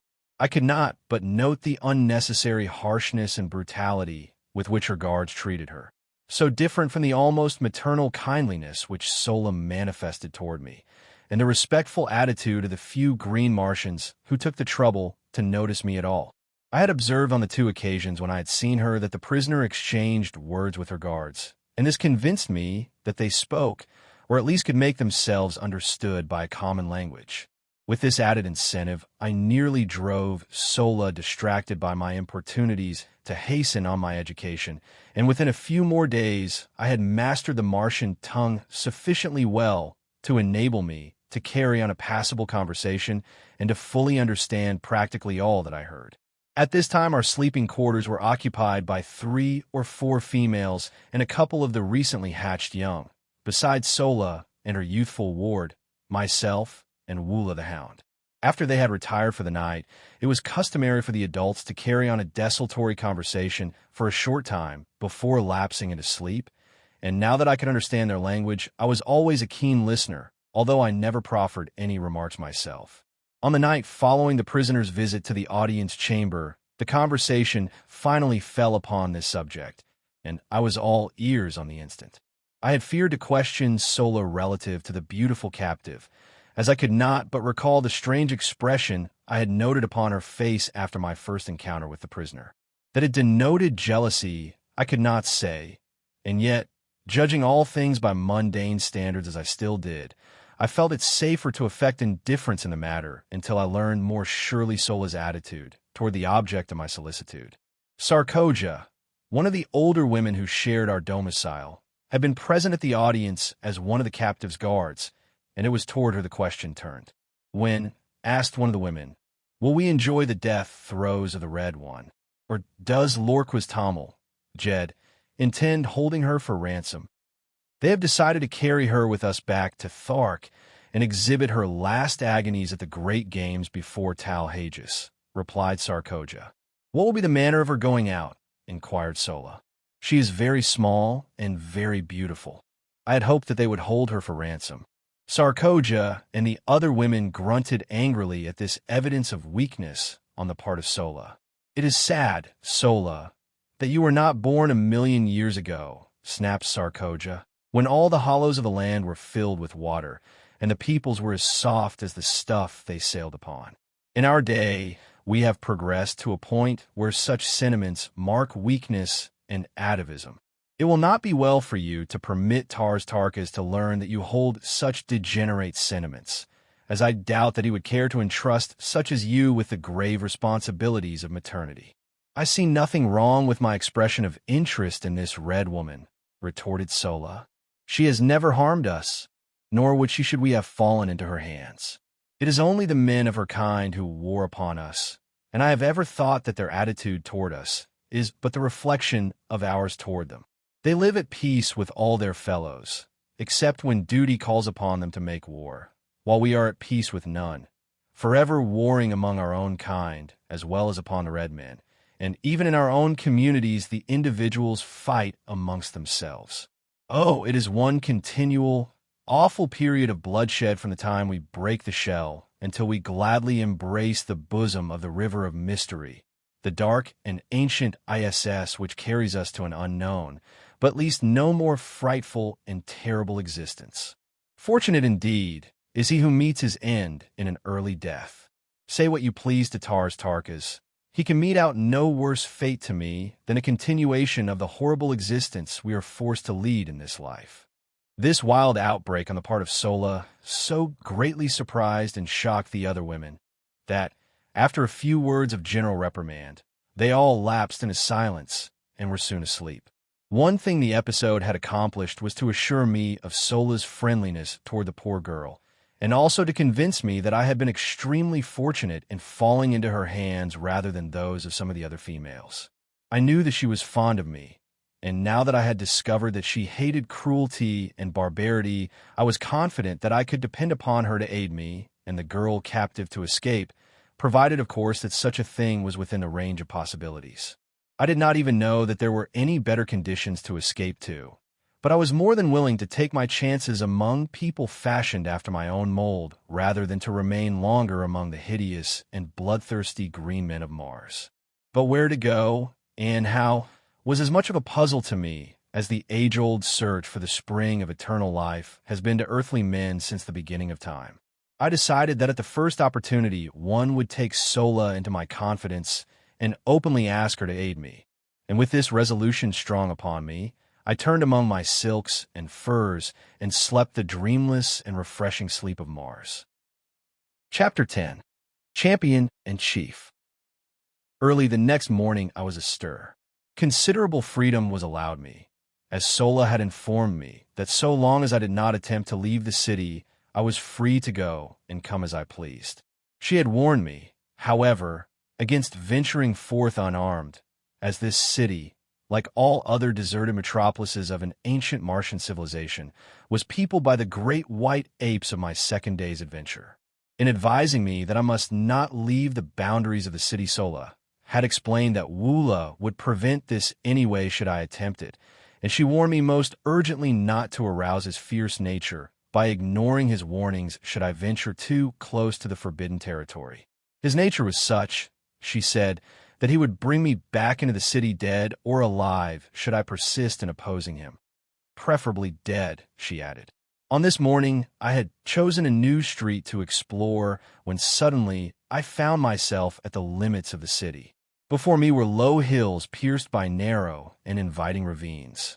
I longed to explore the country before me, and, like the pioneer stock from which I sprang, to view what the landscape beyond the encircling hills might disclose from the summits which shut out my view. It also occurred to me that this would prove an excellent opportunity to test the qualities of Woola. I was convinced that the brute loved me.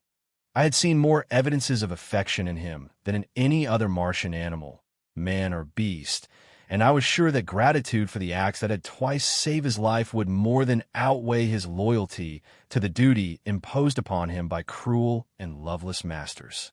As I approached the boundary line, Woola ran anxiously before me and thrust his body against my legs. His expression was pleading rather than ferocious, nor did he bare his great tusks or utter his fearful guttural warnings. Denied the friendship and companionship of my kind, I had developed considerable affection for Woola and Sola, for the normal earthly man must have some outlet for his natural affections, and so I decided upon an appeal to a like instinct in this great brute, sure that I would not be disappointed. I had never petted nor fondled him, but now I sat upon the ground, and putting my arms around his heavy neck, I stroked and coaxed him, talking in my newly acquired Martian tongue, as I would have to my hound at home, as I would have talked to any other friend among the lower animals. His response to my manifestation of affection was remarkable to a degree. He stretched his great mouth to its full width, baring the entire expanse of his upper rows of tusks, and wrinkling his snout until his great eyes were almost hidden by the folds of flesh. If you have ever seen a collie smile, you may have some idea of Woola's facial distortion. He threw himself upon his back and fairly wallowed at my feet, jumped up and sprang upon me, rolling me upon the ground by his great weight, then wriggling and squirming around me like a playful puppy presenting its back for the petting it craves. I could not resist the ludicrousness of the spectacle, and holding my sides, I rocked back and forth in the first laughter which had passed my lips in many days. The first, in fact, since the morning Powell had left camp when his horse, long and used, had precipitately and unexpectedly bucked him off head foremost into a pot of frijoles. My laughter frightened Woola. His antics ceased, and he crawled pitifully toward me, poking his ugly head far into my lap. And then I remembered what laughter signified on Mars: torture, suffering, death. Quieting myself, I rubbed the poor old fellow's head and back, talked to him for a few minutes, and then in an authoritative tone commanded him to follow me, and, arising, started for the hills. There was no further question of authority between us. Woola was my devoted slave from that moment hence, and I his only and undisputed master. My walk to the hills occupied but a few minutes, and I found nothing of particular interest to reward me. Numerous brilliantly colored and strangely formed wild flowers dotted the ravines, and from the summit of the first hill I saw still other hills stretching off toward the north and rising, one range above another, until lost in mountains of quite respectable dimensions, though I afterward found that only a few peaks on all Mars exceed 4,000 feet in height. The suggestion of magnitude was merely relative. My morning's walk had been large with importance to me, for it had resulted in a perfect understanding with Woola, upon whom Tarkas relied for my safekeeping. I now knew that while theoretically a prisoner, I was virtually free, and I hastened to regain the city limits before the defection of Woola could be discovered by his erstwhile masters. The adventure decided me never again to leave the limits of my prescribed stamping grounds until I was ready to venture forth for good and all, as it would certainly result in a curtailment of my liberties, as well as the probable death of Woola, were we to be discovered. On regaining the plaza, I had my third glimpse of the captive girl. She was standing with her guards before the entrance to the audience chamber, and as I approached, she gave me one haughty glance and turned her back full upon me. The act was so womanly, so earthly womanly, that though it stung my pride, it also warmed my heart with a feeling of companionship. It was good to know that someone else on Mars beside myself had human instincts of a civilized order, even though the manifestation of them was so painful and mortifying. Had a Green Martian woman desired to show dislike or contempt, she would, in all likelihood, have done it with a sword thrust or a movement of her trigger finger. But as their sentiments are mostly atrophied, it would have required a serious injury to have aroused such passions in them. Sola, let me add, was an exception. I never saw her perform a cruel or uncouth act, or fail in uniform kindliness and good nature. She was indeed, as her fellow Martian had said of her, an atavism, a dear and precious reversion to a former type of loved and loving ancestor. Seeing that the prisoner seemed the center of attraction, I halted to view the proceedings. I had not long to wait, for presently Lorquas Tamil and his retinue of chieftains approached the building and, signing the guards to follow with the prisoner, entered the audience chamber. Realizing that I was a somewhat favored character, and also convinced that the warriors did not know of my proficiency in their language, as I had pleaded with Sola to keep this a secret on the grounds that I did not wish to be forced to talk with the men until I had perfectly mastered the Martian tongue, I chanced an attempt to enter the audience chamber and listen to the proceedings. The council squatted upon the steps of the rostrum, while below them stood the prisoner and her two guards. I saw that one of the women was Sarkoja, and thus understood how she had been present at the hearing of the preceding day, the results of which she had reported to the occupants of our dormitory last night. Her attitude toward the captive was most harsh and brutal. When she held her, she sunk her rudimentary nails into the poor girl's flesh, or twisted her arm in a most painful manner. When it was necessary to move from one spot to another, she either jerked her roughly or pushed her headlong before her. She seemed to be venting upon this poor defenseless creature all the hatred, cruelty, ferocity, in spite of her 900 years, backed by unguessable ages of fierce and brutal ancestors. The other woman was less cruel, because she was entirely indifferent. If the prisoner had been left to her alone, and fortunately she was at night, she would have received no harsh treatment, nor, by the same token, would she have received any attention at all. As Lorquas Tamil raised his eyes to address the prisoner, they fell on me, and he turned to Tarkas with a word and gesture of impatience. Tarkas made some reply which I could not catch, but which caused Lorquas Tamil to smile, after which they paid no further attention to me. "What is your name?" asked Lorquas Tamil, addressing the prisoner. "Dejah Thoris, daughter of Dejah of Helium." "And the nature of your expedition?" he continued. "It was a purely scientific research party sent out by my father's father, the Dejah of Helium, to record the air currents and to take atmospheric density tests," replied the fair prisoner in a low, well-modulated voice. "We were unprepared for battle," she continued, "as we were on a peaceful mission, as our banners and the colors of our craft denoted.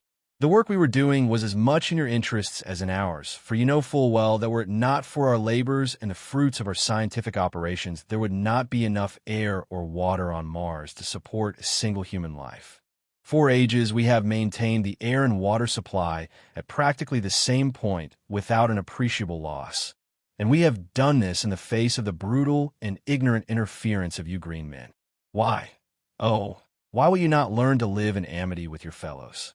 Must you ever go on down the ages to your final extinction, but little above the plane of the dumb brutes that serve you? A people without written language, without art, without homes, without love. The victims of eons of the horrible community idea, owning everything in common, even to your women and children, has resulted in your owning nothing in common. You hate each other as you hate all else except yourselves. Come back to the ways of our common ancestors. Come back to the light of kindliness and fellowship. The way is open to you. You will find the hands of the red men stretched out to aid you. Together we may do still more to regenerate our dying planet. The granddaughter of the greatest and mightiest of the red Jedaks has asked you, will you come?" Lorquas Tamil and the warriors sat looking silently and intently at the young woman for several moments after she had ceased speaking. What was passing in their minds no man may know, but that they were moved I truly believe, and if one man high among them had been strong enough to rise above custom, that moment would have marked a new and mighty era for Mars. I saw Tarkas rise to speak, and on his face was such an expression as I had never seen upon the countenance of a Green Martian warrior. It bespoke an inward and mighty battle with self, with heredity, with age-old custom. And as he opened his mouth to speak, a look almost of benignity, of kindliness, momentarily lighted up his fierce and terrible countenance.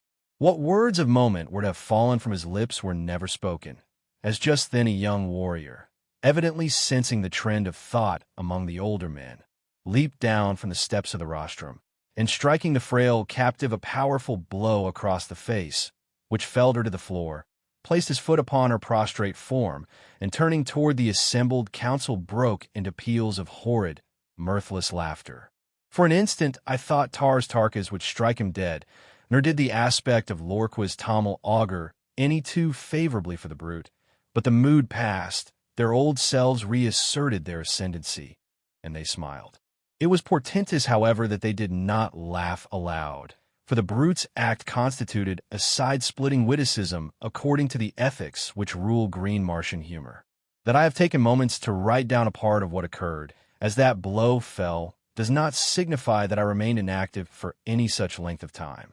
I think I must have sensed something of what was coming, for I realize now that I was crouched as for a spring as I saw the blow aimed at her beautiful, upturned, pleading face, and ere the hand descended I was halfway across the hall. Scarcely had his hideous laugh rang out but once when I was upon him. The brute was 12 feet in height and armed to the teeth, but I believe that I could have accounted for the whole roomful in the terrific intensity of my rage. Springing upward, I struck him full in the face as he turned at my warning cry, and then as he drew his short sword, I drew mine and sprang up again upon his breast, hooking one leg over the butt of his pistol and grasping one of his huge tusks with my left hand while I delivered blow after blow upon his enormous chest. He could not use his short sword to advantage because I was too close to him, nor could he draw his pistol, which he attempted to do in direct opposition to Martian custom, which says that you may not fight a fellow warrior in private combat with any other than the weapon with which you are attacked. In fact, he could do nothing but make a wild and futile attempt to dislodge me. With all his immense bulk, he was little, if any, stronger than I, and it was but the matter of a moment or two before he sank, bleeding and lifeless, to the floor. Dejah Thoris had raised herself upon one elbow and was watching the battle with wide, staring eyes. When I had regained my feet, I raised her in my arms and bore her to one of the benches at the side of the room. Again, no Martian interfered with me, and tearing a piece of silk from my cape, I endeavored to staunch the flow of blood from her nostrils. I was soon successful, as her injuries amounted to little more than an ordinary nosebleed, and when she could speak, she placed her hand upon my arm and, looking up into my eyes, said, "Why did you do it? You who refused me even friendly recognition in the first hour of my peril, and now you risk your life and kill one of your companions for my sake. I cannot understand. What strange manner of man are you, that you consort with the green men, though your form is that of my race, while your color is little darker than that of the white ape? Tell me, are you human, or are you more than human?" "It is a strange tale," I replied, "too long to attempt to tell you now, and one which I so much doubt the credibility of myself that I fear to hope that others will believe it. Suffice it, for the present, that I am your friend, and, so far as our captors will permit, your protector and your servant." "Then you too are a prisoner? But why, then, those arms and the regalia of a Tharkian chieftain? What is your name? Where your country?" "Yes, Dejah Thoris, I too am a prisoner. My name is John Carter, and I claim Virginia, one of the United States of America. Earth is my home, but why I am permitted to wear arms I do not know, nor was I aware that my regalia was that of a chieftain." We were interrupted at this juncture by the approach of one of the warriors, bearing arms, accoutrements, and ornaments, and in a flash one of her questions was answered, and a puzzle cleared up for me. I saw that the body of my dead antagonist had been stripped, and I read in the menacing yet respectful attitude of the warrior who had brought me these trophies of the kill the same demeanor as that evinced by the other who had brought me my original equipment. And now for the first time I realized that my blow, on the occasion of my first battle in the audience chamber, had resulted in the death of my adversary. The reason for the whole attitude displayed toward me was now apparent. I had won my spurs, so to speak, and in the crude justice which always marks Martian dealings, and which, among other things, has caused me to call her the planet of paradoxes, I was accorded the honors due a conqueror, the trappings and the position of the man I killed. In truth, I was a Martian chieftain, and this I learned later was the cause of my great freedom and my toleration in the audience chamber. As I had turned to receive the dead warrior's chattels, I had noticed that Tarkas and several others had pushed forward toward us, and the eyes of the former rested upon me in a most quizzical manner. Finally he addressed me. "You speak the tongue of Barsoom quite readily for one who was deaf and dumb to us a few short days ago. Where did you learn it, John Carter?" "You yourself are responsible, Tarkas," I replied, "in that you furnish me with an instructress of remarkable ability. I have to thank Sola for my learning." "She has done well," he answered, "but your education in other respects needs considerable polish.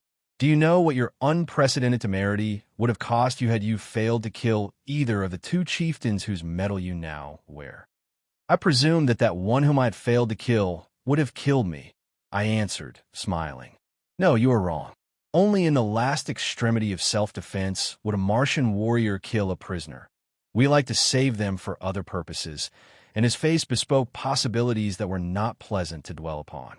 "But one thing can save you now," he continued.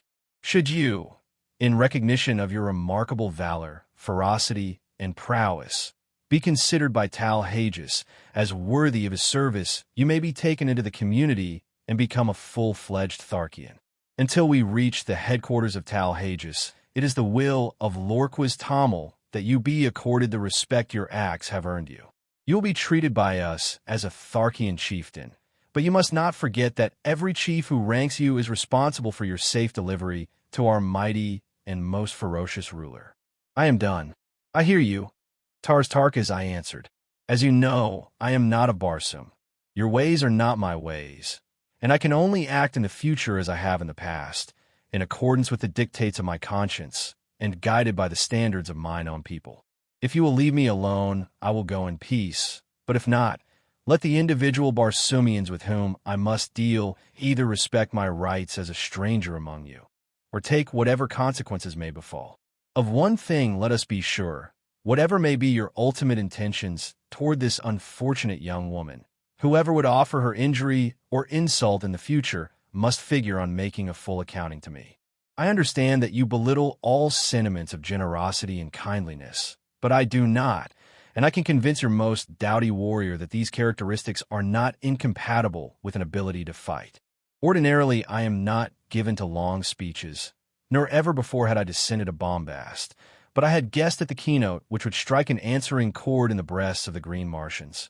Nor was I wrong, for my harangue evidently deeply impressed them, and their attitude toward me thereafter was still further respectful. Tarkas himself seemed pleased with my reply, but his only comment was more or less enigmatical. And I think I know Dejah of Tharks.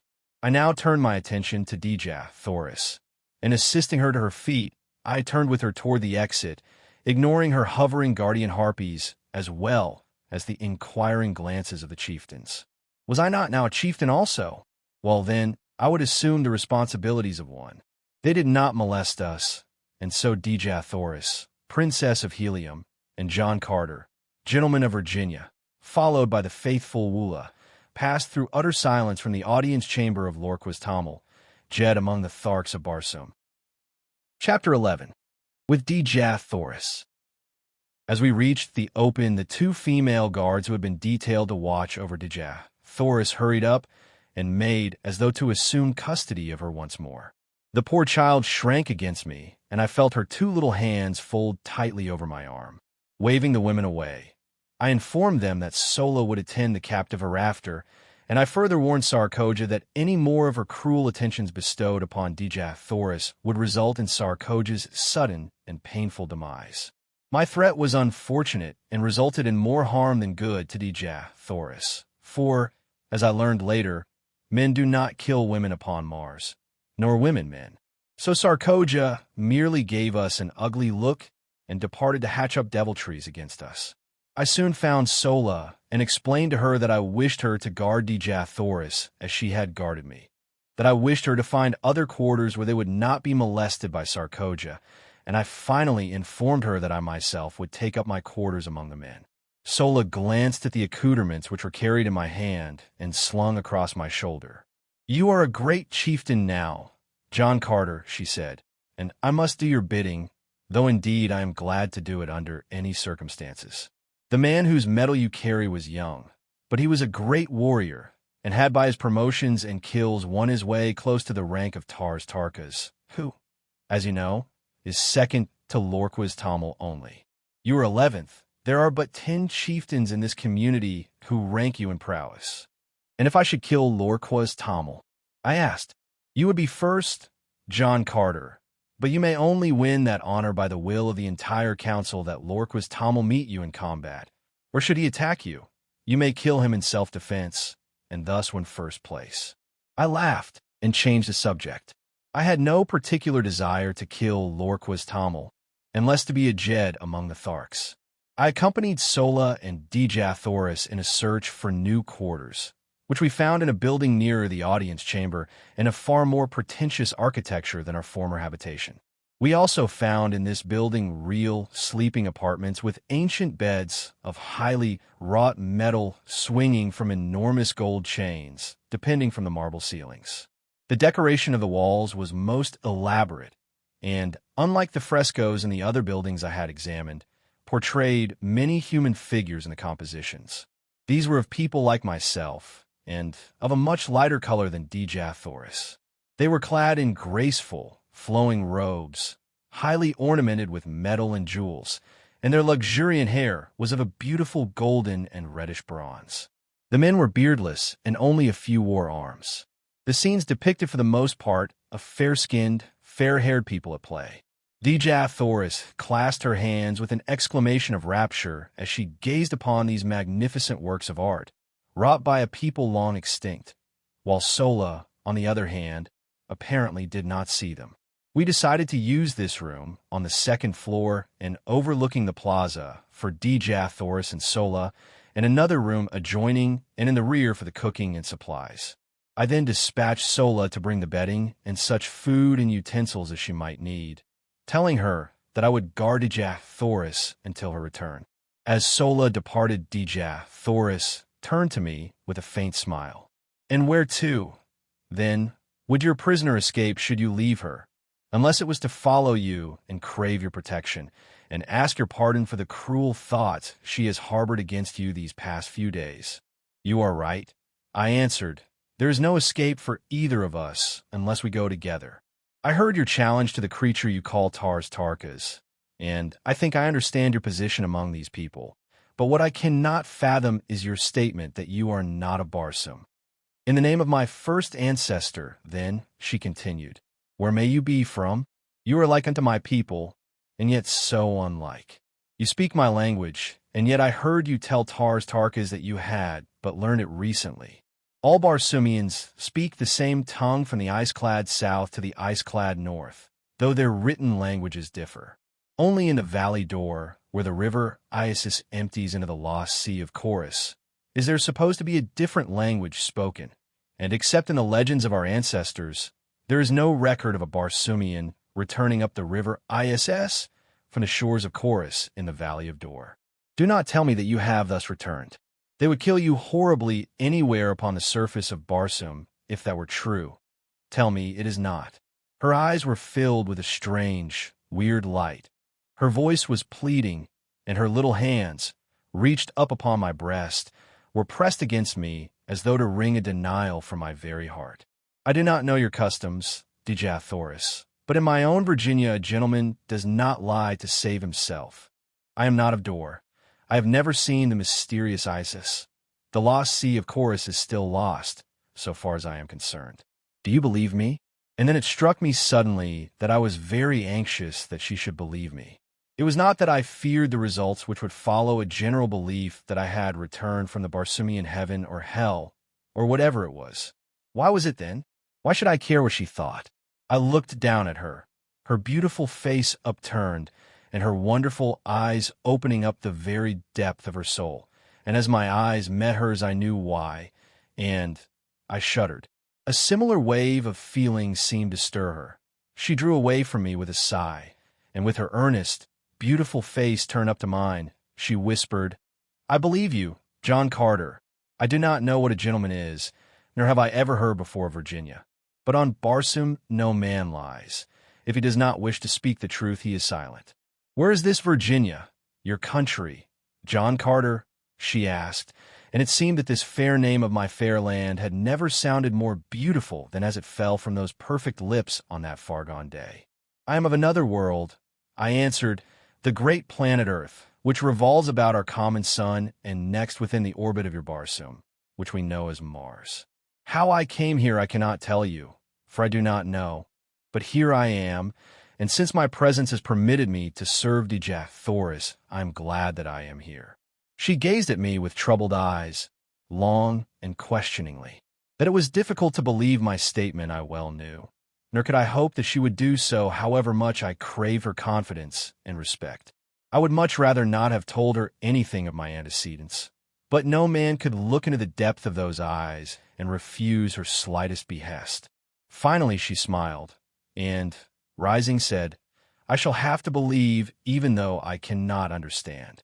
I can readily perceive that you are not of the Barsoom of today. You are like us, yet different.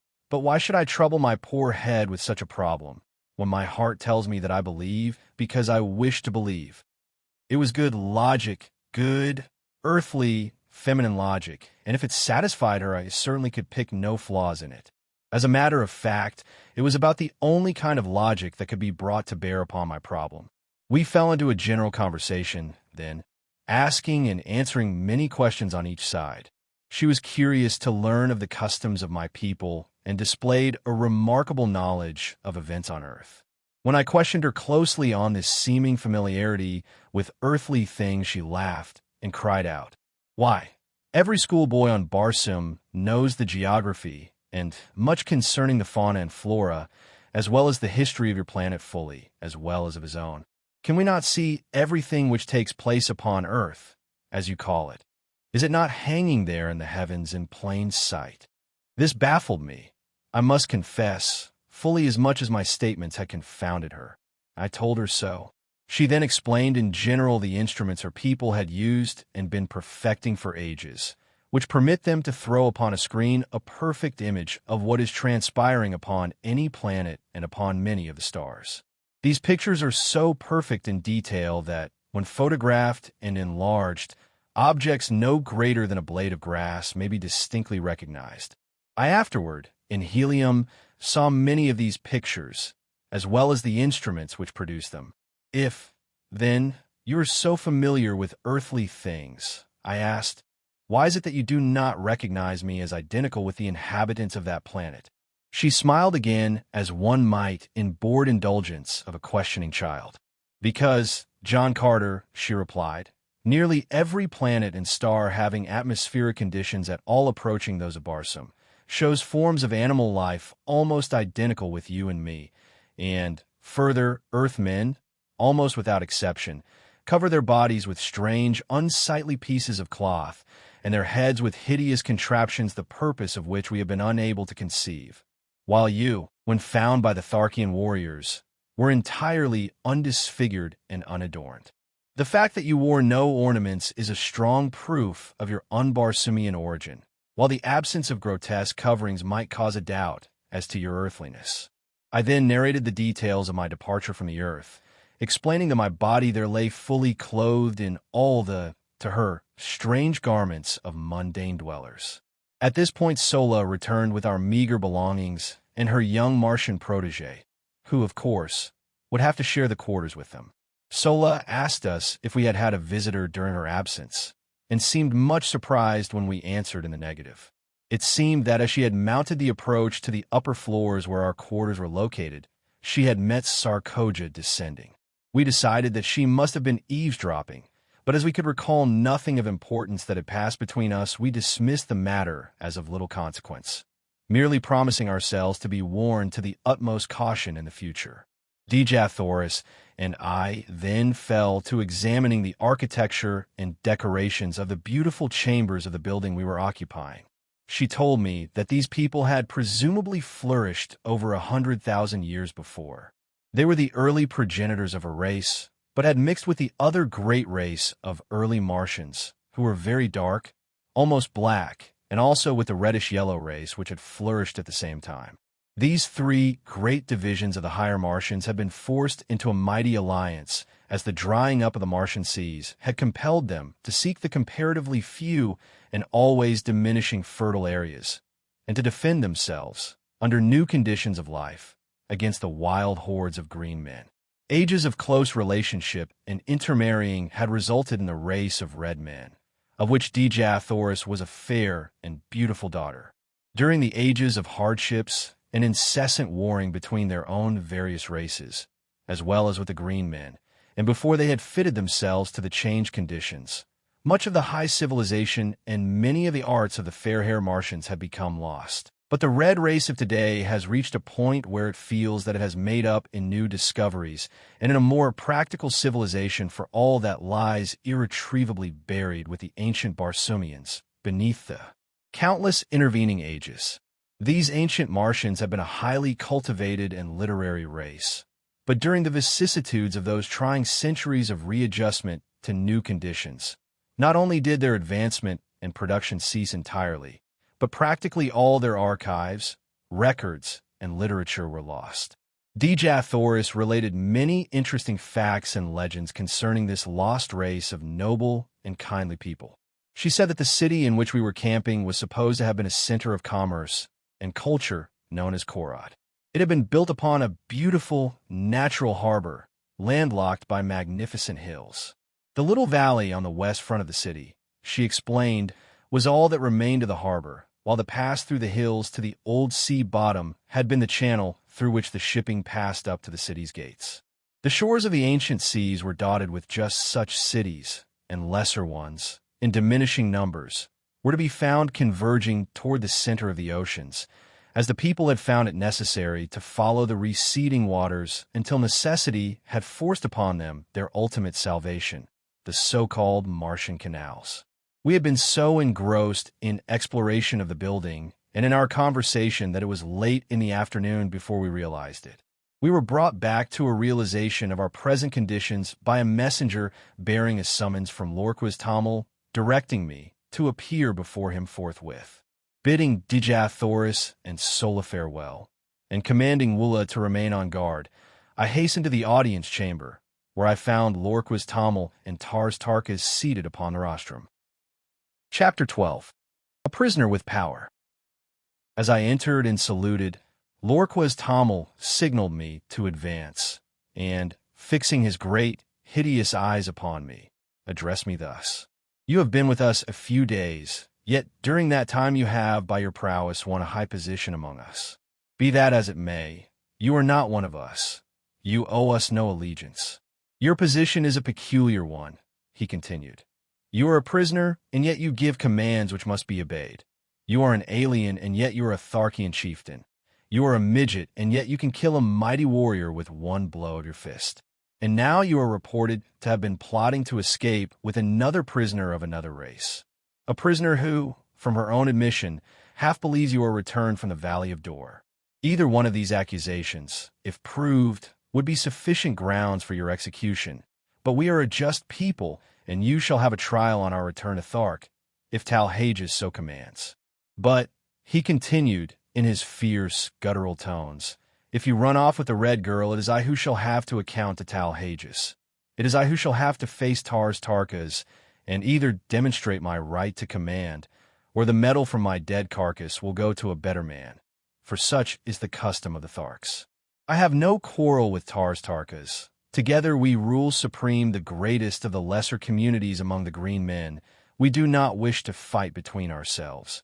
And so if you were dead, John Carter, I should be glad. Under two conditions only, however, may you be killed by us without orders from Dejah. In personal combat and self-defense, should you attack one of us, or were you apprehended in an attempt to escape. As a matter of justice, I must warn you that we only await one of these two excuses for ridding ourselves of so great a responsibility. The safe delivery of the Red Girl to Dejah is of the greatest importance. Not in 1,000 years have the Tharks made such a capture. She is the granddaughter of the greatest of the Red Jedaks, who is also our bitterest enemy. I have spoken. The Red Girl told us that we were without the softer sentiments of humanity, but we are a just and truthful race. You may go. Turning, I left the audience chamber. So this was the beginning of Sarkoja's persecution. I knew that none other could be responsible for this report, which had reached the ears of Lorquas Tamil so quickly, and now I recalled those portions of our conversation which had touched upon escape and upon my origin. Sarkoja was at this time Tarkas' oldest and most trusted female. As such, she was a mighty power behind the throne, for no warrior had the confidence of Lorquas Tamil to such an extent as did his ablest lieutenant, Tarkas. However, instead of putting thoughts of possible escape from my mind, my audience with Lorquas Tamil only served to center my every faculty on this subject. Now, more than before, the absolute necessity for escape, in so far as Dejah Thoris was concerned, was impressed upon me, for I was convinced that some horrible fate awaited her at the headquarters of Dejah. As described by Sola, this monster was the exaggerated personification of all the ages of cruelty, ferocity, and brutality from which he had descended. Cold, cunning, calculating. He was also, in marked contrast to most of his fellows, a slave to that brute passion which the waning demands for procreation upon their dying planet has almost stilled in the Martian breast. The thought that the divine Dejah Thoris might fall into the clutches of such an abysmal atavism started the cold sweat upon me. Far better that we save friendly bullets for ourselves at the last moment, as did those brave frontier women of my lost land, who took their own lives rather than fall into the hands of the Indian braves. As I wandered about the plaza lost in my gloomy forebodings, Tarkas approached me on his way from the audience chamber. His demeanor toward me was unchanged, and he greeted me as though we had not just parted a few moments before.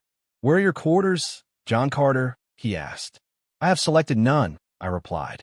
It seemed best that I quartered either by myself or among the other warriors, and I was awaiting an opportunity to ask your advice. As you know, and I smiled, I am not yet familiar with all the customs of the Tharks. "Come with me," he directed, and together we moved off across the plaza to a building which I was glad to see adjoin that occupied by Sola and her charges. "My quarters are on the first floor of this building," he said, "and the second floor also is fully occupied by warriors, but the third floor and the floors above are vacant. You may take your choice of these. I understand," he continued, "that you have given up your woman to the Red Prisoner. Well, as you have said, your ways are not our ways, but you can fight well enough to do about as you please, and so, if you wish to give your woman to a captive, it is your own affair. But as a chieftain you should have those to serve you, and in accordance with our customs you may select any or all the females from the retinues of the chieftains whose metal you now wear." I thanked him, but assured him that I could get along very nicely without assistance, except in the matter of preparing food, and so he promised to send women to me for this purpose, and also for the care of my arms and the manufacture of my ammunition, which he said would be necessary. I suggested that they might also bring some of the sleeping silks and furs which belonged to me as spoils of combat, for the nights were cold, and I had none of my own. He promised to do so, and departed. Left alone, I ascended the winding corridor to the upper floors in search of suitable quarters. The beauties of the other buildings were repeated in this, and, as usual, I was soon lost in a tour of investigation and discovery. I finally chose a front room on the third floor because this brought me nearer to Dejah Thoris, whose apartment was on the second floor of the adjoining building, and it flashed upon me that I could rig up some means of communication whereby she might signal me in case she needed either my services or my protection. Adjoining my sleeping apartment were baths, dressing rooms, and other sleeping and living apartments, in all some 10 rooms on this floor. The windows of the back rooms overlooked an enormous court, which formed the center of the square made by the buildings which faced the 4 contiguous streets, and which was now given over to the quartering of the various animals belonging to the warriors occupying the adjoining buildings. While the court was entirely overgrown with the yellow, moss-like vegetation which blankets practically the entire surface of Mars, yet numerous fountains, statuary, benches, and pergola-like contraptions bore witness to the beauty which the court must have presented in bygone times, when graced by the fair-haired, laughing people whom stern and unalterable cosmic laws had driven not only from their homes, but from all except the vague legends of their descendants. One could easily picture the gorgeous foliage of the luxuriant Martian vegetation which once filled this scene with life and color, the graceful figures of the beautiful women, the straight and handsome men, the happy, frolicking children, all sunlight, happiness, and peace. It was difficult to realize that they had gone, down through ages of darkness, cruelty, and ignorance, until their hereditary instincts of culture and humanitarianism had risen ascendant once more in the final composite race which now is dominant upon Mars. My thoughts were cut short by the advent of several young females bearing loads of weapons, silks, furs, jewels, cooking utensils, and casks of food and drink, including considerable loot from the aircraft. All this, it seemed, had been the property of the 2 chieftains I had slain, and now, by the customs of the Tharks, it had become mine.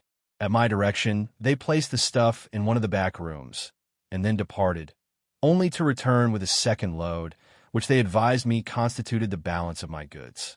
On the second trip, they were accompanied by 10 or 15 other women and youths, who, it seemed, formed the retinues of the 2 chieftains. They were not their families, nor their wives, nor their servants.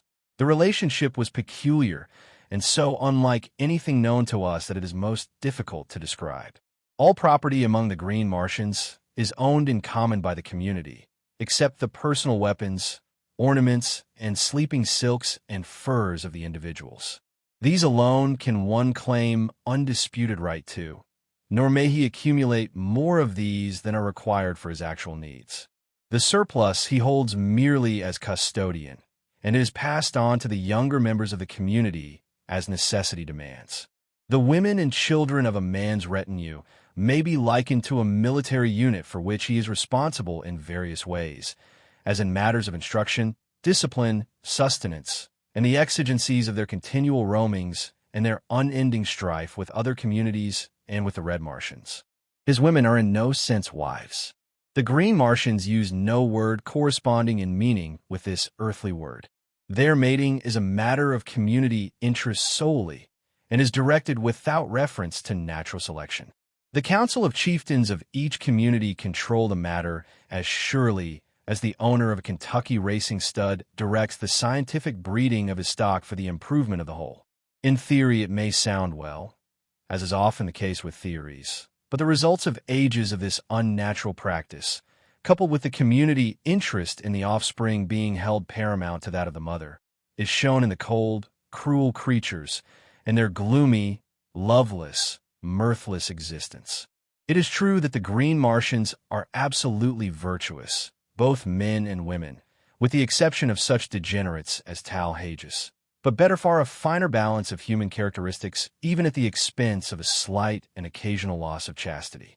Finding that I must assume responsibility for these creatures, whether I would or not, I made the best of it and directed them to find quarters on the upper floors, leaving the third floor to me. One of the girls I charged with the duties of my simple cuisine and directed the others to take up the various activities which had formerly constituted their vocations. Thereafter I saw little of them, nor did I care to. Chapter 13. Lovemaking on Mars. Following the battle with the airships, the community remained within the city for several days, abandoning the homeward march until they could feel reasonably assured that the ships would not return. For to be caught on the open plains with a cavalcade of chariots and children was far from the desire of even so warlike a people as the Green Martians. During our period of inactivity, Tarkas had instructed me in many of the customs and arts of war familiar to the Tharks, including lessons in riding and guiding the great beasts which bore the warriors. These creatures, which are known as Dhoats, are as dangerous and vicious as their masters, but when once subdued are sufficiently tractable for the purposes of the Green Martians. 2 of these animals had fallen to me from the warriors whose metal I wore, and in a short time I could handle them quite as well as the native warriors. The method was not at all complicated. If the Dhoats did not respond with sufficient celerity to the telepathic instructions of their riders, they were dealt a terrific blow between the ears with the butt of a pistol, and if they showed fight, this treatment was continued until the brutes either were subdued or had unseated their riders. In the latter case, it became a life and death struggle between the man and the beast. If the former were quick enough with his pistol, he might live to ride again, though upon some other beast. If not, his torn and mangled body was gathered up by his women and burned in accordance with Tharkian custom. My experience with Wola determined me to attempt the experiment of kindness in my treatment of my Dhoats. First I taught them that they could not unseat me, and even rapped them sharply between the ears to impress upon them my authority and mastery. Then, by degrees, I won their confidence in much the same manner as I had adopted countless times with my many mundane mounts. I was ever a good hand with animals, and by inclination, as well as because it brought more lasting and satisfactory results, I was always kind and humane in my dealings with the lower orders. I could take a human life, if necessary, with far less compunction than that of a poor, unreasoning, irresponsible brute. In the course of a few days, my Dhoats were the wonder of the entire community. They would follow me like dogs, rubbing their great snouts against my body in awkward evidence of affection, and respond to my every command with an alacrity and docility which caused the Martian warriors to ascribe to me the possession of some earthly power unknown on Mars.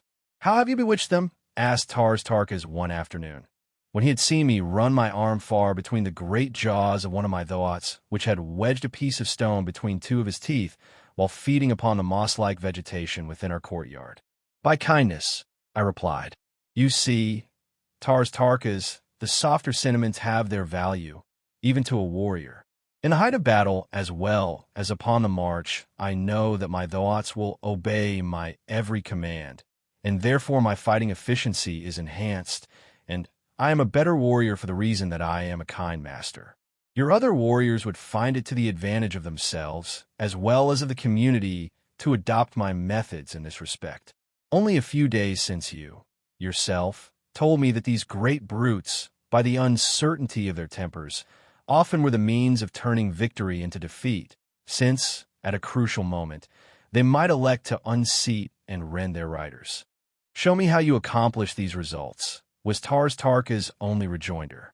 And so, I explained as carefully as I could the entire method of training I had adopted with my beasts, and later he had me repeat it before Tamil and the assembled warriors. That moment marked the beginning of a new existence for the poor Thoats. And before I left the community of Tamil, I had the satisfaction of observing a regiment of as tractable and docile mounts as one might care to see.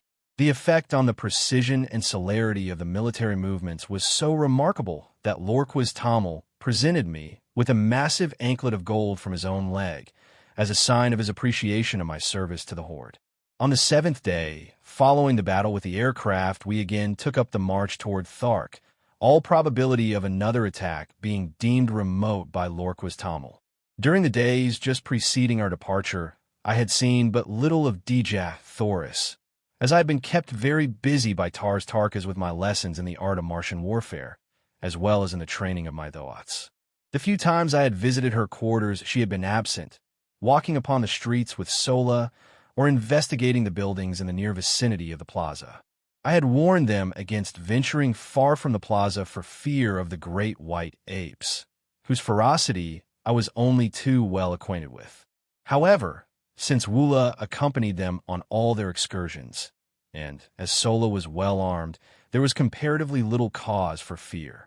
On the evening before our departure, I saw them approaching along one of the great avenues which lead into the plaza from the east.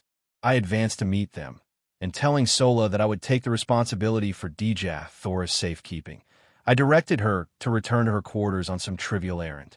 I liked and trusted Sola, but for some reason I desired to be alone with Dejah Thoris, who represented to me all that I had left behind upon earth in agreeable and congenial companionship.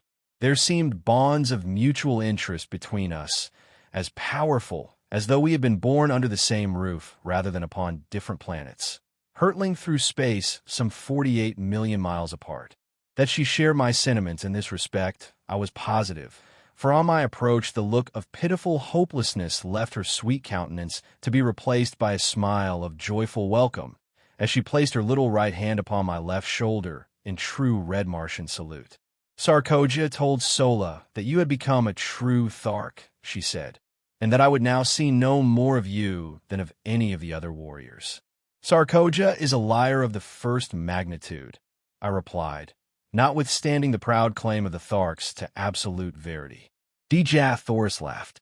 I knew that even though you became a member of the community, you would not cease to be my friend. A warrior may change his metal, but not his heart, as the saying is upon Barsoom. I think they have been trying to keep us apart, she continued. For whenever you have been off duty, one of the older women of Tarkas' retinue has always arranged to trump up some excuse to get Sola and me out of sight. They have had me down in the pits below the buildings, helping them mix their awful radium powder and make their terrible projectiles. You know that these have to be manufactured by artificial light, as exposure to sunlight always results in an explosion. You have noticed that their bullets explode when they strike an object? Well, the opaque outer coating is broken by the impact, exposing a glass cylinder, almost solid, in the forward end of which is a minute particle of radium powder. The moment the sunlight, even though diffused, strikes this powder, it explodes with a violence which nothing can withstand. If you ever witness a night battle, you will note the absence of these explosions, while the morning following the battle will be filled at sunrise with the sharp detonations of exploding missiles fired the preceding night. As a rule, however, non-exploding projectiles are used at night. 1. I have used the word radium in describing this powder because in the light of recent discoveries on Earth, I believe it to be a mixture of which radium is the base. In Captain Carter's manuscript, it is mentioned always by the name used in the written language of Helium and is spelled in hieroglyphics, which it would be difficult and useless to reproduce. While I was much interested in Dejah Thoris' explanation of this wonderful adjunct to Martian warfare, I was more concerned by the immediate problem of their treatment of her. That they were keeping her away from me was not a matter for surprise, but that they should subject her to dangerous and arduous labor filled me with rage. Have they ever subjected you to cruelty and ignominy, Dejah Thoris? I asked, feeling the hot blood of my fighting ancestors leap in my veins as I awaited her reply. Only in little ways, John Carter, she answered. Nothing that can harm me outside my pride. They know that I am the daughter of 10,000 Jedaks, that I trace my ancestry straight back without a break to the builder of the first great waterway, and they, who do not even know their own mothers, are jealous of me. At heart, they hate their horrid fates, and so wreak their poor spite on me who stand for everything they have not, and for all they most crave and never can attain. Let us pity them, my chieftain, for even though we die at their hands, we can afford them pity, since we are greater than they and they know it. Had I known the significance of those words, my chieftain, as applied by a red Martian woman to a man, I should have had the surprise of my life, but I did not know at that time, nor for many months thereafter. Yes, I still had much to learn upon Barsoom. I presume it is the better part of wisdom that we bow to our fate with as good grace as possible, Dejah Thoris. But I hope, nevertheless, that I may be present the next time that any Martian, green, red, pink, or violet, has the temerity to even so much as frown on you, my princess. Dejah Thoris caught her breath at my last words, and gazed upon me with dilated eyes and quickening breath, and then, with an odd little laugh, which brought roguish dimples to the corners of her mouth, she shook her head and cried, "What a child! A great warrior, and yet a stumbling little child. What have I done now?" I asked in sore perplexity. "Some day you shall know, John Carter, if we live, but I may not tell you. And I, the daughter of Mors Kajak, son of Tardos Mors, have listened without anger," she soliloquized in conclusion. Then she broke out again into one of her gay, happy, laughing moods, joking with me on my prowess as a Thark warrior, as contrasted with my soft heart and natural kindliness. "I presume that should you accidentally wound an enemy, you would take him home and nurse him back to health," she laughed. "That is precisely what we do on Earth," I answered, "at least among civilized men." This made her laugh again. She could not understand it, for with all her tenderness and womanly sweetness, she was still a Martian, and to a Martian the only good enemy is a dead enemy, for every dead foeman means so much more to divide between those who live. I was very curious to know what I had said or done to cause her so much perturbation a moment before, and so I continued to importune her to enlighten me. "No," she exclaimed, "it is enough that you have said it and that I have listened. And when you learn, John Carter, and if I be dead, as likely I shall be ere the further moon has circled Barsoom another 12 times, remember that I listened and that I smiled." It was all Greek to me, but the more I begged her to explain, the more positive became her denials of my request, and so, in very hopelessness, I desisted. Day had now given away to night, and as we wandered along the great avenue lighted by the 2 moons of Barsoom, and with Earth looking down upon us out of her luminous green eye, it seemed that we were alone in the universe, and I, at least, was content that it should be so. The chill of the Martian night was upon us, and removing my silks, I threw them across the shoulders of Dejah Thoris. As my arm rested for an instant upon her, I felt a thrill pass through every fiber of my being, such as contact with no other mortal had even produced, and it seemed to me that she had leaned slightly toward me, but of that I was not sure. Only I knew that as my arm rested there across her shoulders longer than the act of adjusting the silk required, she did not draw away, nor did she speak. And so, in silence, we walked the surface of a dying world, but in the breast of one of us at least had been born that which is ever oldest, yet ever new. I loved Dejah Thoris. The touch of my arm upon her naked shoulder had spoken to me in words I would not mistake, and I knew that I had loved her since the first moment that my eyes had met hers that first time in the plaza of the dead city of Korod. Chapter 14. A Duel to the Death. My first impulse was to tell her of my love, and then I thought of the helplessness of her position wherein I alone could lighten the burdens of her captivity and protect her in my poor way against the thousands of hereditary enemies she must face upon our arrival at Thark. I could not chance causing her additional pain or sorrow by declaring a love which, in all probability, she did not return. Should I be so indiscreet, her position would be even more unbearable than now, and the thought that she might feel that I was taking advantage of her helplessness to influence her decision was the final argument which sealed my lips. "Why are you so quiet, Dejah Thoris?" I asked. "Possibly you would rather return to Sola and your quarters." "No," she murmured. "I am happy here. I do not know why it is that I should always be happy and contented when you, John Carter, a stranger, are with me. Yet at such times it seems that I am safe and that, with you, I shall soon return to my father's court and feel his strong arms about me and my mother's tears and kisses on my cheek." "Do people kiss, then, upon Barsoom?" I asked, when she had explained the word she used in answer to my inquiry as to its meaning. "Parents, brothers, and sisters, yes. And," she added in a low, thoughtful tone, "lovers. And you, Dejah Thoris, have parents and brothers and sisters?" "Yes." "And a lover?" She was silent, nor could I venture to repeat the question. "The man of Barsoom," she finally ventured, "does not ask personal questions of women, except his mother and the woman he has fought for and won. But I have fought. I started, and then I wished my tongue had been cut from my mouth, for she turned even as I caught myself and ceased, and drawing my silks from her shoulder, she held them out to me, and without a word, and with head held high, she moved with the carriage of the queen. She was toward the plaza and the doorway of her quarters. I did not attempt to follow her, other than to see that she reached the building in safety, but, directing Woola to accompany her, I turned disconsolately and entered my own house. I sat for hours cross-legged and cross-tempered, upon my silks meditating upon the queer freaks chance plays upon us poor devils of mortals. So this was love. I had escaped it for all the years I had roamed the 5 continents and their encircling seas. In spite of beautiful women and urging opportunity, in spite of a half-desire for love and a constant search for my ideal, it had remained for me to fall furiously and hopelessly in love with a creature from another world, of a species similar possibly, yet not identical with mine.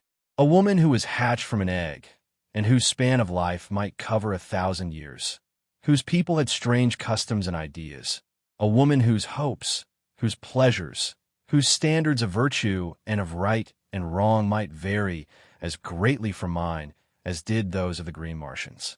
Yes, I was a fool, but I was in love, and though I was suffering the greatest misery I had ever known, I would not have had it otherwise for all the riches of Barsoom. Such is love, and such are lovers wherever love is known. To me, Dejah Thoris was all that was perfect, all that was virtuous and beautiful and noble and good. I believe that from the bottom of my heart, from the depth of my soul on that night, in Korod, as I sat cross-legged upon my silks while the nearer moon of Barsoom raced through the western sky toward the horizon and lighted up the gold and marble and jeweled mosaics of my world-old chamber, and I believe it today as I sit at my desk in the little study overlooking the Hudson. 20 years have intervened. For 10 of them I lived and fought for Dejah Thoris and her people, and for 10 I have lived upon her memory. The morning of our departure for Thark dawned clear and hot, as do all Martian mornings except for the 6 weeks when the snow melts at the poles. I sought out Dejah Thoris in the throng of departing chariots, but she turned her shoulder to me, and I could see the red blood mount to her cheek. With the foolish inconsistency of love, I held my peace when I might have pled ignorance of the nature of my offense, or at least the gravity of it, and so have effected, at worst, a half-conciliation. Illustration. I sought out Dejah Thoris in the throng of departing chariots. My duty dictated that I must see that she was comfortable, and so I glanced in her chariot and rearranged her silks and furs. In doing so, I noted with horror that she was heavily chained by one ankle to the side of the vehicle. What does this mean? I cried, turned to Sola. Sarkoja thought it best. She answered, her face betokening her disapproval of the procedure. Examining the manacles, I saw that they fastened with a massive spring lock. Where is the key? Sola, let me have it. Sarkoja wears it, John Carter, she answered. I turned without further word and sought out Tarkas, to whom I vehemently objected to the unnecessary humiliations and cruelties, as they seemed to my lover's eyes, that were being heaped upon Dejah Thoris. John Carter, he answered, if ever you and Dejah Thoris escape the Tharks, it will be upon this journey. We know that you will not go without her. You have shown yourself a mighty fighter, and we do not wish to manacle you.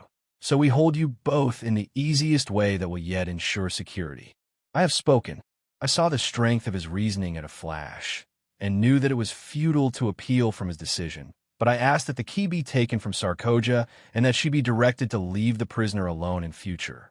This much, Tarkas, you may do for me in return for the friendship that, I must confess, I feel for you. Friendship? He replied. There is no such thing, John Carter. But have your will. I shall direct that Sarkoja cease to annoy the girl, and I myself will take the custody of the key. Unless you wish me to assume the responsibility, I said, smiling. He looked at me long and earnestly before he spoke.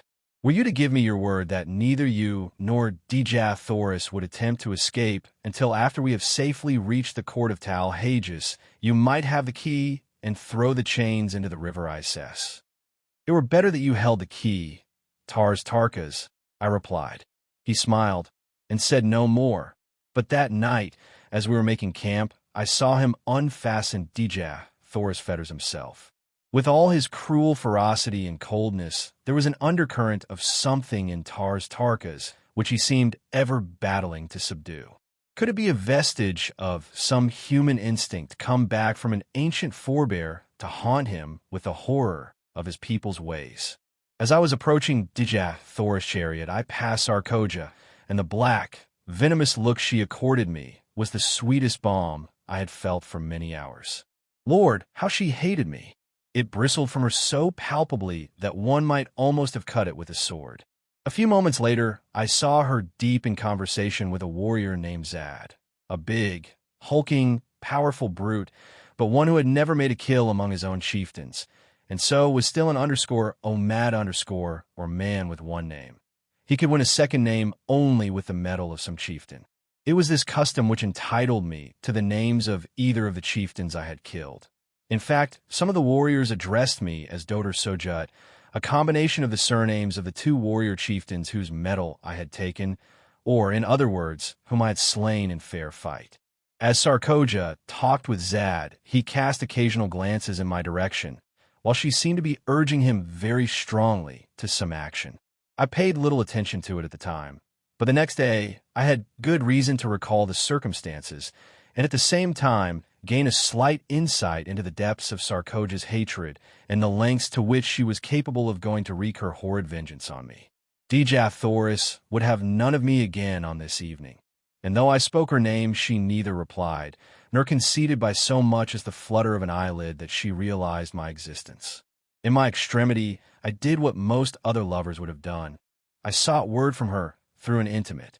In this instance, it was Sola whom I intercepted in another part of camp. What is the matter with Dejah Thoris? I blurted out at her. Why will she not speak to me? Sola seemed puzzled herself, as though such strange actions on the part of two humans were quite beyond her, as indeed they were. Poor child. She says you have angered her, and that is all she will say, except that she is the daughter of a Jed and the granddaughter of a Jedak, and she has been humiliated by a creature who could not polish the teeth of her grandmother Sorak. I pondered over this report for some time, finally asking, what might a Sorak be, Sola? A little animal about as big as my hand, which the red Martian women keep to play with, explained Sola. Not fit to polish the teeth of her grandmother's cat. I must rank pretty low in the consideration of Dejah Thoris, I thought, but I could not help laughing at the strange figure of speech, so homely and in this respect so earthly. It made me homesick for it sounded very much like not fit to polish her shoes. And then commenced a train of thought quite new to me. I began to wonder what my people at home were doing. I had not seen them for years. There was a family of Carters in Virginia who claimed close relationship with me. I was supposed to be a great uncle or something of the kind, equally foolish. I could pass anywhere for 25 to 30 years of age, and to be a great uncle always seemed the height of incongruity, for my thoughts and feelings were those of a boy. There were two little kiddies in the Carter family whom I had loved and who had thought there was no one on earth like Uncle Jack. I could see them just as plainly as I stood there under the moonlit skies of Barsoom, and I longed for them as I had never longed for any mortals before. By nature a wanderer, I had never known the true meaning of the word home, but the great hall of the Carters had always stood for all that the word did mean to me, and now my heart turned toward it from the cold and unfriendly peoples I had been thrown amongst. For did not even Dejah Thoris despise me? I was a low creature, so low in fact that I was not even fit to polish the teeth of her grandmother's cat, and then my saving sense of humor came to my rescue, and laughing I turned into my silks and furs and slept upon the moon-haunted ground the sleep of a tired and healthy fighting man. We broke camp the next day at an early hour and marched with only a single halt until just before dark. Two incidents broke the tediousness of the march. About noon we espied, far to our right, what was evidently an incubator, and Lorquas Tamil directed Tarkas to investigate it. The latter took a dozen warriors, including myself, and we raced across the velvety carpeting of moss to the little enclosure. It was indeed an incubator, but the eggs were very small in comparison with those I had seen hatching in hours at the time of my arrival on Mars. Tarkas dismounted and examined the enclosure minutely, finally announcing that it belonged to the green men of Warhoon and that the cement was scarcely dry where it had been walled up. "They cannot be a day's march ahead of us," he exclaimed, the light of battle leaping to his fierce face. The work at the incubator was short indeed. The warriors tore open the entrance, and a couple of them, crawling in, soon demolished all the eggs with their short swords. Then remounting, we dashed back to join the cavalcade. During the ride, I took occasion to ask Tarkas if these Warhoons whose eggs we had destroyed were a smaller people than his Tharks. I noticed that their eggs were so much smaller than those I saw hatching in your incubator, I added. He explained that the eggs had just been placed there, but like all Green Martian eggs, they would grow during the 5-year period of incubation until they obtained the size of those I had seen hatching on the day of my arrival on Barsoom. This was indeed an interesting piece of information, for it had always seemed remarkable to me that the Green Martian women, large as they were, could bring forth such enormous eggs as I had seen the 4-foot infants emerging from.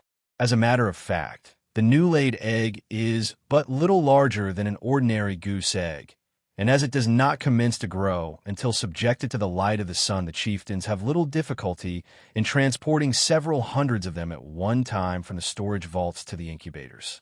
Shortly after the incident of the Warhoon eggs, we halted to rest the animals, and it was during this halt that the second of the day's interesting episodes occurred.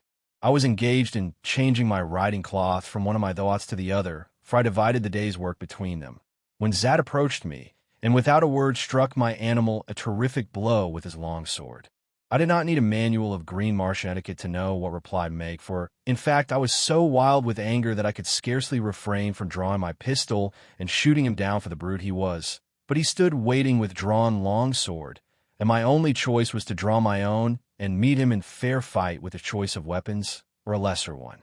This latter alternative is always permissible, therefore I could have used my short sword, my dagger, my hatchet, or my fist had I wished, and been entirely within my rights, but I could not use firearms or a spear while he held only his long sword. I chose the same weapon he had drawn because I knew he prided himself upon his ability with it, and I wished, if I worsted him at all, to do it with his own weapon. The fight that followed was a long one and delayed the resumption of the march for an hour. The entire community surrounded us, leaving a clear space about 100 feet in diameter for our battle. Zad first attempted to rush me down as a bull might a wolf, but I was much too quick for him, and each time I sidestepped his rushes he would go lunging past me, only to receive a nick from my sword upon his arm or back. He was soon streaming blood from a half-dozen minor wounds, but I could not obtain an opening to deliver an effective thrust. Then he changed his tactics, and fighting warily and with extreme dexterity, he tried to do by science what he was unable to do by brute strength. I must admit that he was a magnificent swordsman, and had it not been for my greater endurance and the remarkable agility the lesser gravitation of Mars lent me, I might not have been able to put up the creditable fight I did against him. We circled for some time without doing much damage on either side, the long, straight, needle-like swords flashing in the sunlight and ringing out upon the stillness as they crashed together with each effective parry. Finally, Zad, realizing that he was tiring more than I, evidently decided to close in and end the battle in a final blaze of glory for himself. Just as he rushed me, a blinding flash of light struck full in my eyes, so that I could not see his approach and could only leap blindly to one side in an effort to escape the mighty blade that it seemed I could already feel in my vitals. I was only partially successful, as a sharp pain in my left shoulder attested, but in the sweep of my glance as I sought to again locate my adversary, a sight met my astonished gaze, which paid me well for the wound the temporary blindness had caused me. There, upon Dejah Thoris' chariot, stood 3 figures, for the purpose, evidently, of witnessing the encounter above the heads of the intervening Tharks.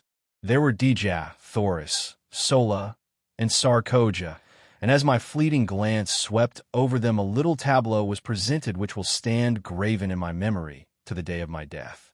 As I looked, Dejah Thoris turned upon Sarkoja with the fury of a young tigress, and struck something from her upraised hand, something which flashed in the sunlight as it spun to the ground.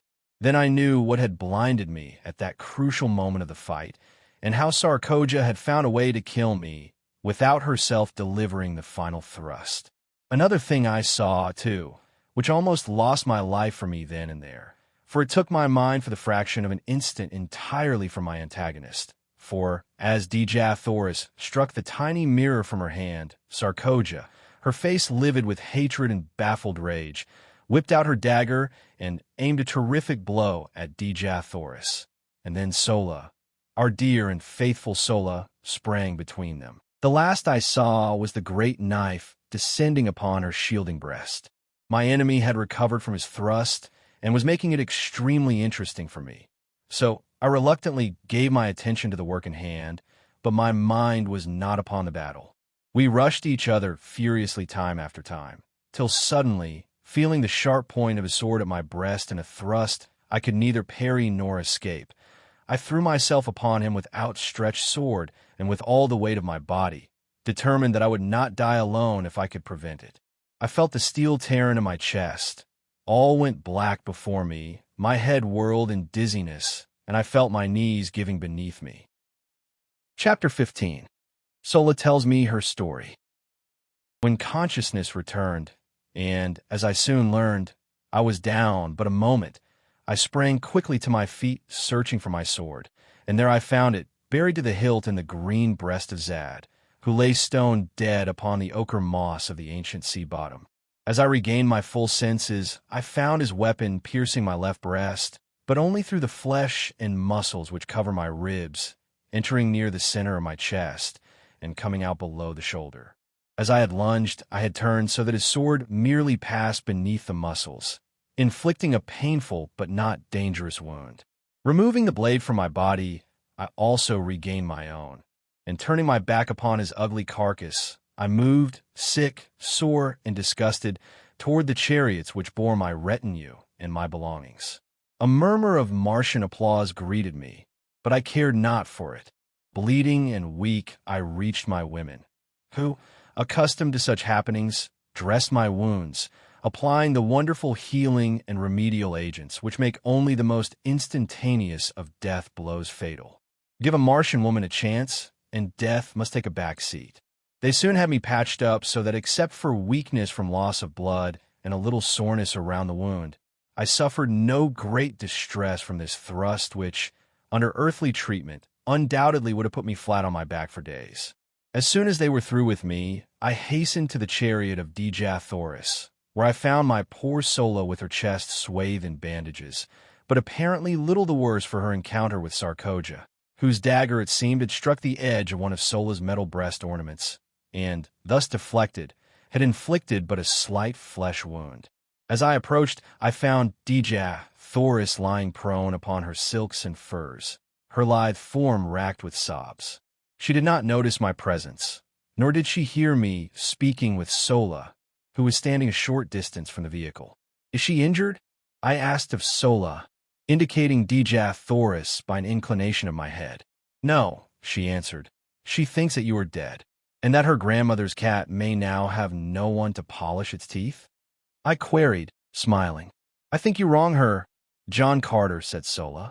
"I do not understand either her ways or yours, but I am sure the granddaughter of 10,000 Jedaks would never grieve like this over any who held but the highest claim upon her affections.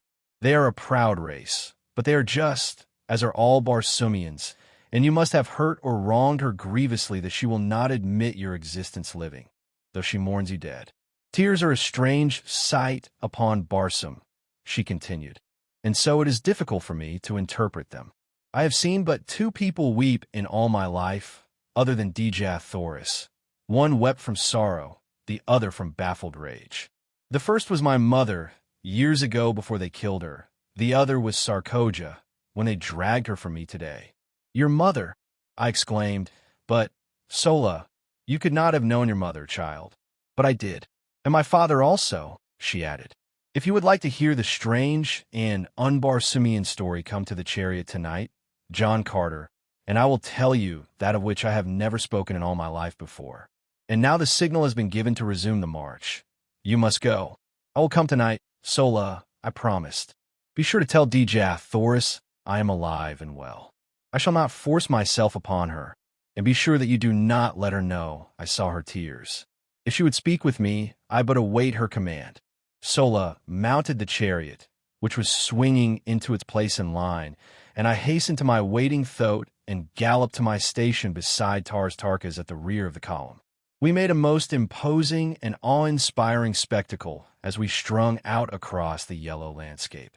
The 250 ornate and brightly colored chariots, preceded by an advance guard of some 200 mounted warriors and chieftains riding 5 abreast and 100 yards apart, and followed by a like number in the same formation, with a score or more of flankers on either side.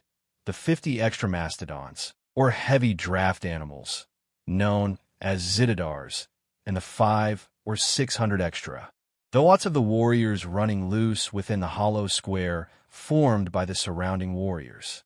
The gleaming metal and jewels of the gorgeous ornaments of the men and women, duplicated in the trappings of the Zodangars and Thoats, and interspersed with the flashing colors of magnificent silks and furs and feathers, lent a barbaric splendor to the caravan which would have turned an East Indian potentate green with envy.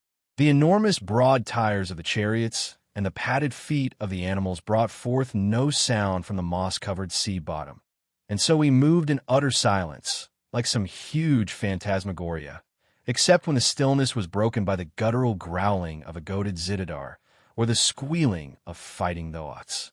The Green Martians converse but little, and then usually in monosyllables, low and like the faint rumbling of distant thunder.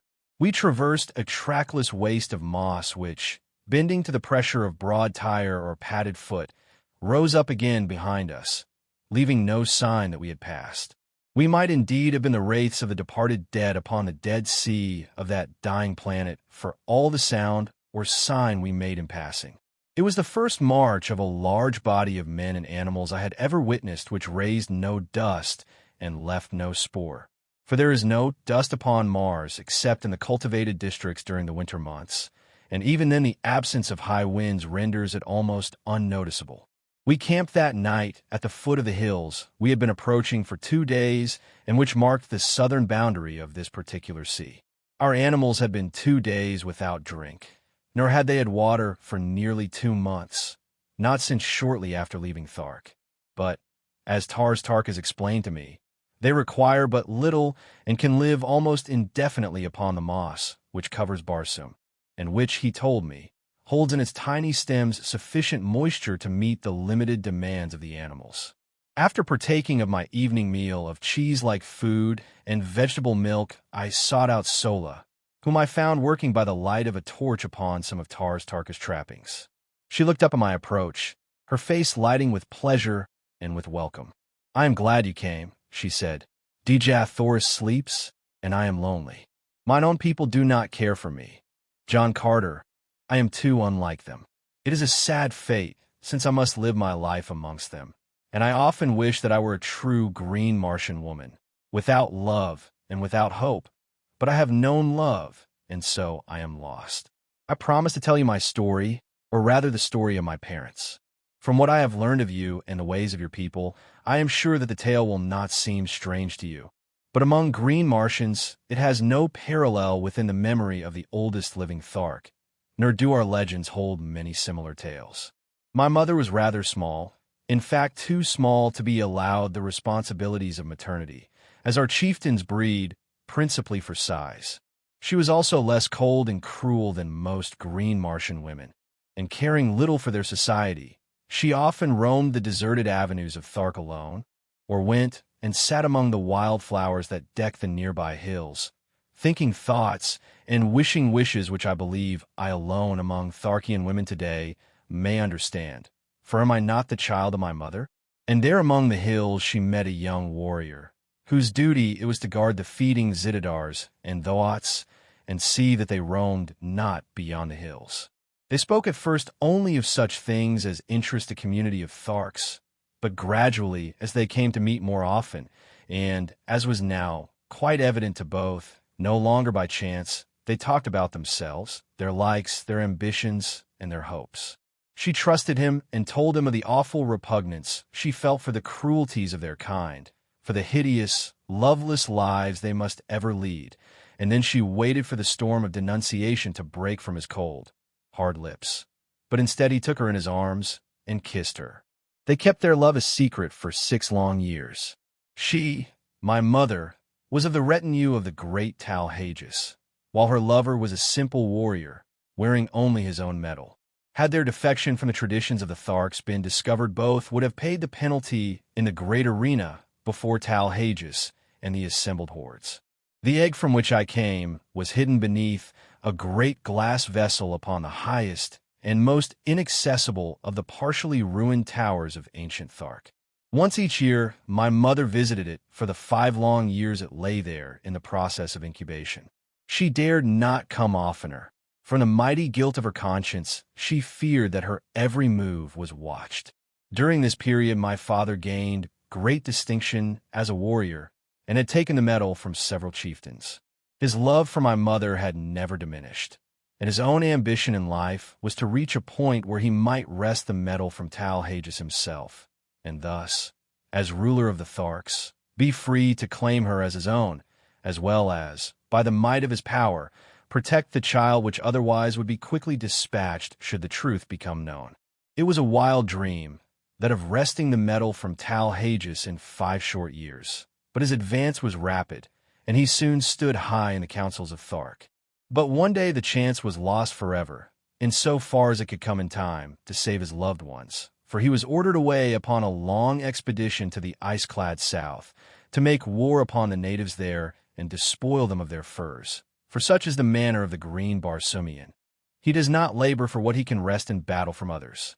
He was gone for 4 years, and when he returned, all had been over for 3. For about a year after his departure, and shortly before the time for the return of an expedition which had gone forth to fetch the fruits of a community incubator, the egg had hatched.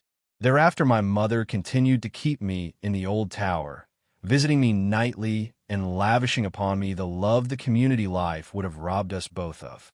She hoped, upon the return of the expedition from the incubator, to mix me with the other young assigned to the quarters of Talhages, and thus escape the fate which would surely follow discovery of her sin against the ancient traditions of the Green Men. She taught me rapidly the language and customs of my kind, and one night she told me the story I have told to you up to this point, impressing upon me the necessity for absolute secrecy and the great caution I must exercise after she had placed me with the other young Tharks to permit no one to guess that I was further advanced in education than they, nor by any sign to divulge in the presence of others my affection for her, or my knowledge of my parentage. And then drawing me close to her, she whispered in my ear the name of my father.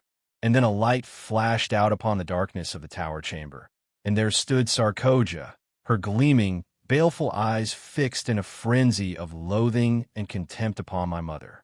The torrent of hatred and abuse she poured out upon her turned my young heart cold in terror.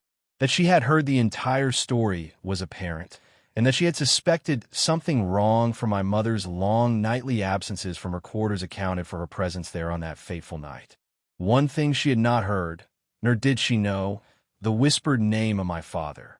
This was apparent from her repeated demands upon my mother to disclose the name of her partner in sin. But no amount of abuse or threats could wring this from her. And to save me from needless torture she lied, for she told Sarkoja that she alone knew, nor would she ever tell her child.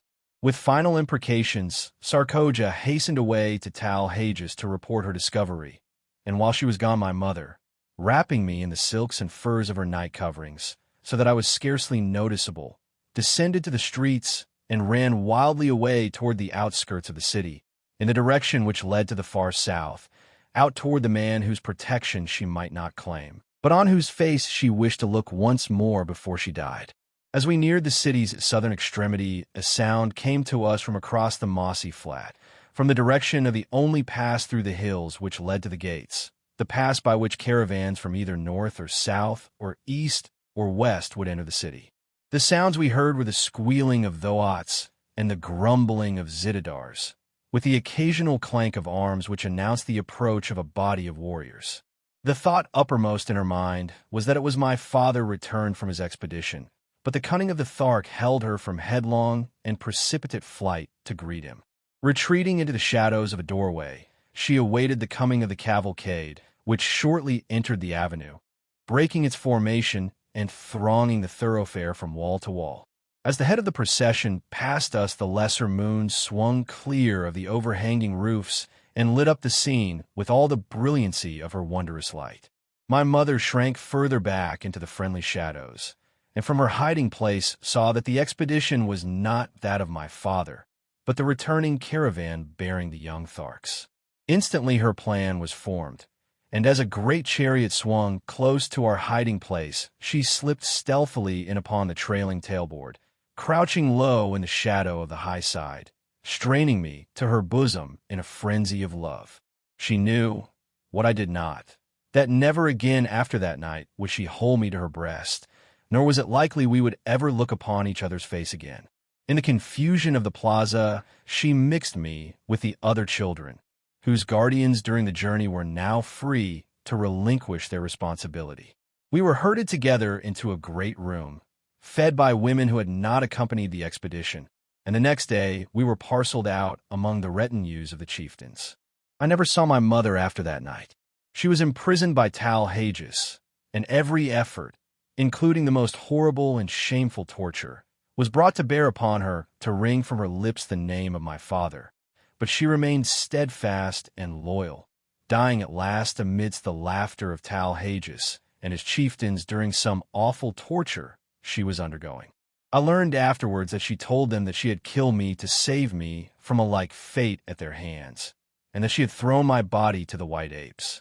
Sarkoja alone disbelieved her, and I feel to this day that she suspects my true origin, but does not dare expose me, at the present at all events, because she also guesses, I am sure, the identity of my father. When he returned from his expedition and learned the story of my mother's fate, I was present as Tal Hages told him, but never by the quiver of a muscle did he betray the slightest emotion. Only he did not laugh, as Tal Hages gleefully described her death struggles.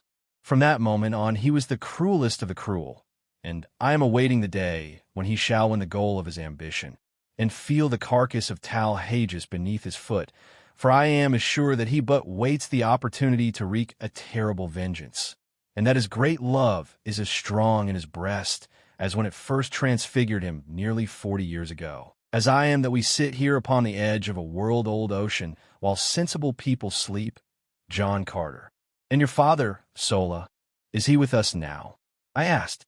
Yes, she replied, But he does not know me for what I am, nor does he know who betrayed my mother to Talhages. I alone know my father's name, and only I and Talhages and Sarkoja know that it was she who carried the tale that brought death and torture upon her he loved. We sat silent for a few moments, she wrapped in the gloomy thoughts of her terrible past, and I in pity for the poor creatures whom the heartless, senseless customs of their race had doomed to loveless lives of cruelty and of hate. Presently she spoke.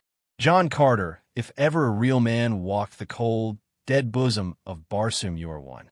I know that I can trust you, and because the knowledge may someday help you, or him, or Dejah Thoris, or myself, I'm going to tell you the name of my father, nor place any restrictions or conditions upon your tongue.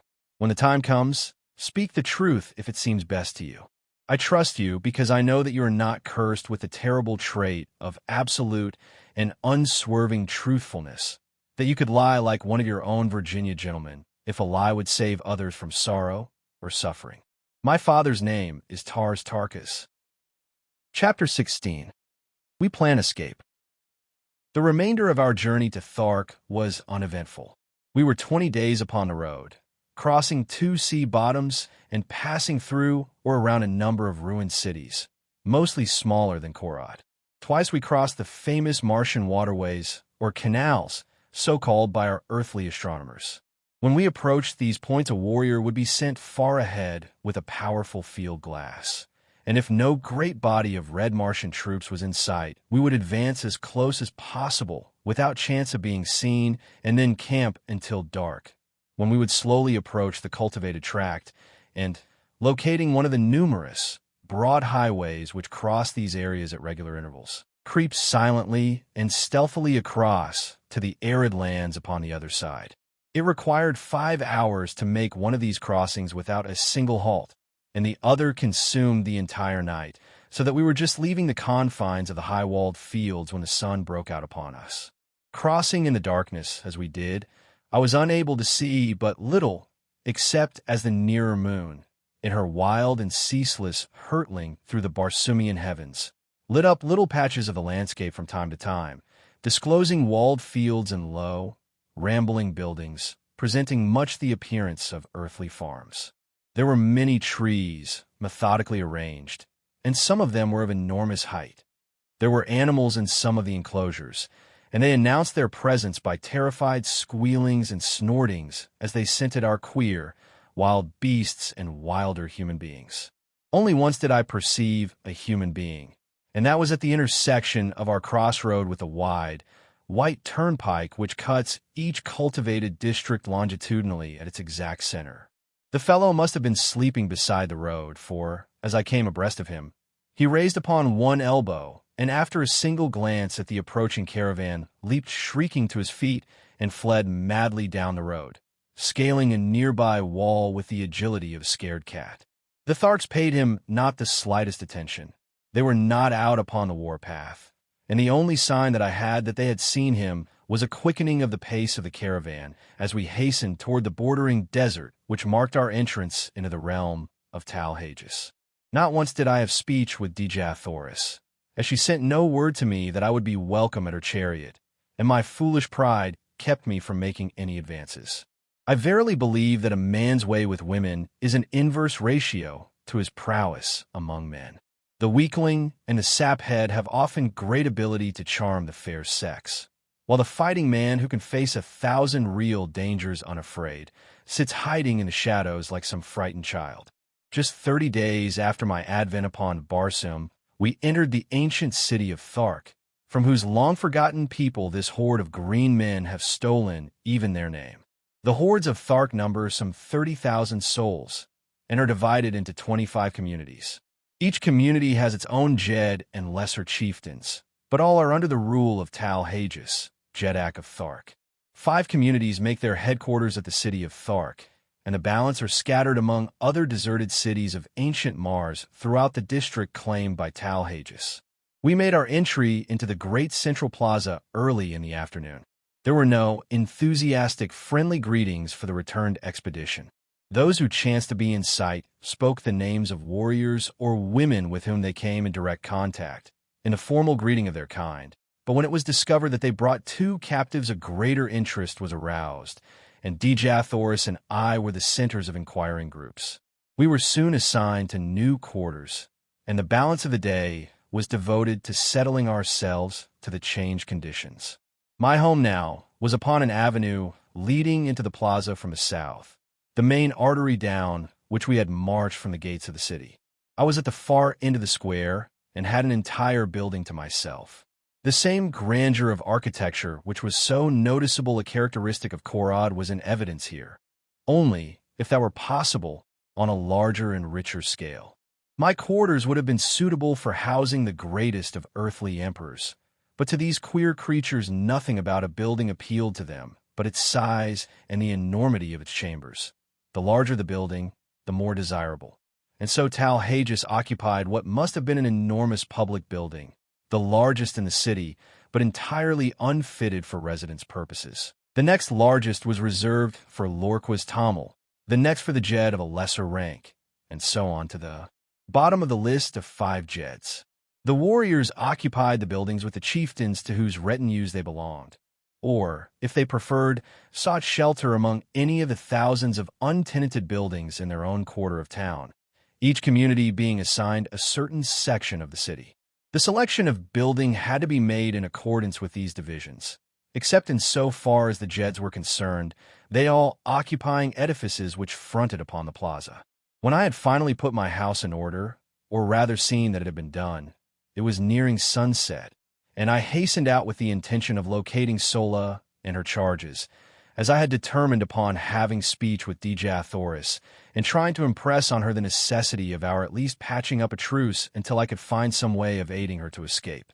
I searched in vain until the upper rim of the great red sun was just disappearing behind the horizon, and then I spied the ugly head of Wula peering from a second-story window on the opposite side of the very street where I was quartered but nearer the plaza. Without waiting for a further invitation, I bolted up the winding runway which led to the second floor, and entering a great chamber at the front of the building was greeted by the frenzied Wula, who threw his great carcass upon me, nearly hurling me to the floor. The poor old fellow was so glad to see me that I thought he would devour me. His head split from ear to ear, showing his 3 rows of tusks in his hobgoblin smile. Quieting him with a word of command and a caress, I looked hurriedly through the approaching gloom for a sign of Dejah Thoris, and then, not seeing her, I called her name. There was an answering murmur from the far corner of the apartment, and with a couple of quick strides I was standing beside her, where she crouched among the furs and silks upon an ancient carved wooden seat. As I waited, she rose to her full height, and looking me straight in the eye said, "What would Dejah Thoris of Dejah Thoris his captive? Dejah Thoris, I do not know how I have angered you. It was furtherest from my desire to hurt or offend you, whom I had hoped to protect and comfort. Have none of me, if it is your will, but that you must aid me in effecting your escape, if such a thing be possible, is not my request, but my command. When you are safe once more at your father's court, you may do with me as you please. But from now on until that day, I am your master, and you must obey and aid me."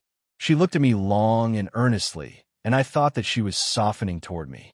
"I understand your words, Dejah," she replied, "but you I do not understand. You are a queer mixture of child and man, of brute and noble. I only wish that I might read your heart. Look down at your feet, Dejah Thoris. It lies there now where it has lain since that other night at Korod, and where it will ever lie beating alone for you until death stills it forever." She took a little step toward me, her beautiful hands outstretched in a strange, groping gesture. "What do you mean, John Carter?" she whispered. "What are you saying to me?" "I am saying what I had promised myself that I would not say to you, at least until you were no longer a captive among the green men. What from your attitude toward me for the past 20 days I had thought never to say to you. I am saying, Dejah Thoris, that I am yours, body and soul, to serve you, to fight for you, and to die for you. Only one thing I ask of you in return, and that is that you make no sign, either of condemnation or of approbation of my words, until you are safe among your own people, and that whatever sentiments you harbor toward me, they be not influenced or colored by gratitude. Whatever I may do to serve you will be prompted solely from selfish motives, since it gives me more pleasure to serve you than not. I will respect your wishes, John Carter, because I understand the motives which prompt them, and I accept your service no more willingly than I bow to your authority. Your word shall be my law. I have twice wronged you in my thoughts, and again I ask your forgiveness.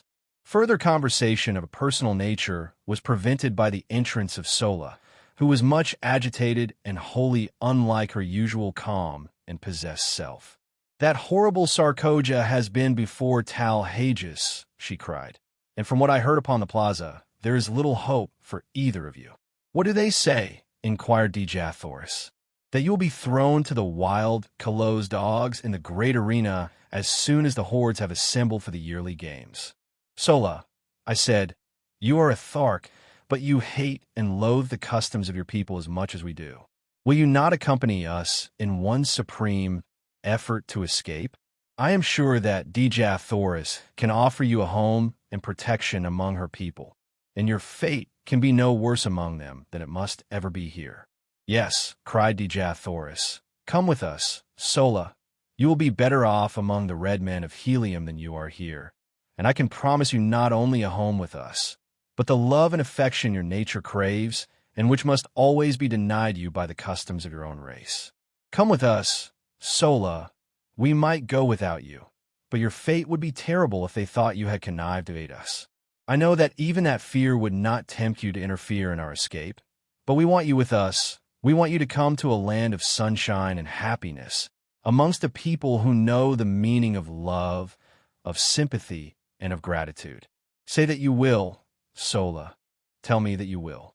"The great waterway which leads to Helium is but 50 miles to the south," murmured Sola, half to herself. "A swift boat might make it in 3 hours, and then to Helium it is 500 miles, most of the way through thinly settled districts. They would know, and they would follow us. We might hide among the great trees for a time, but the chances are small indeed for escape. They would follow us to the very gates of Helium, and they would take toll of life at every step. You do not know them. Is there no other way we might reach Helium?" I asked.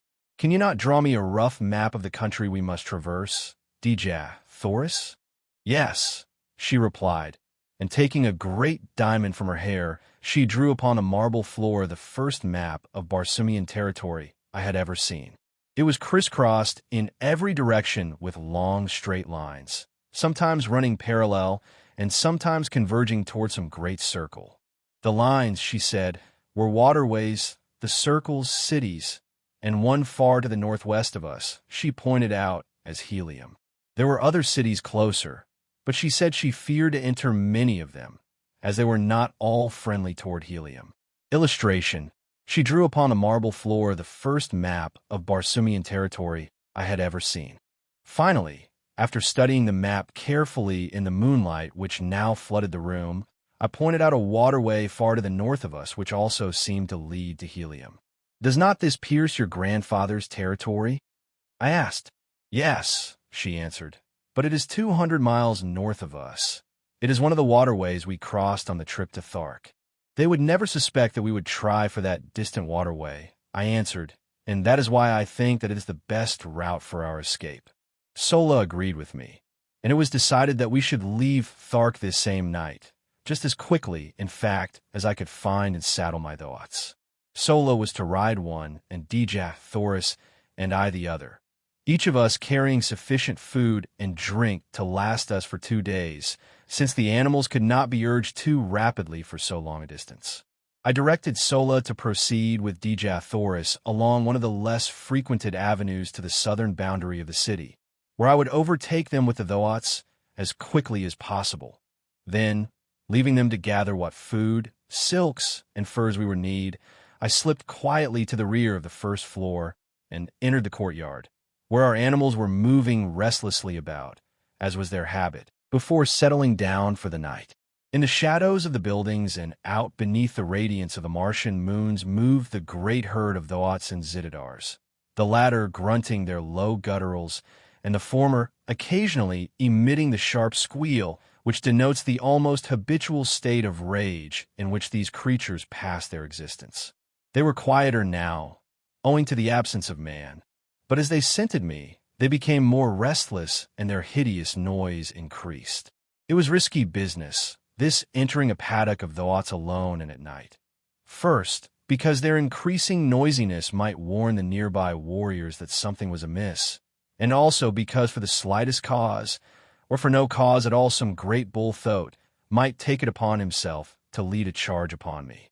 Having no desire to awaken their nasty tempers upon such a night as this, where so much depended upon secrecy and dispatch, I hugged the shadows of the buildings, ready at an instant's warning to leap into the safety of a nearby door or window.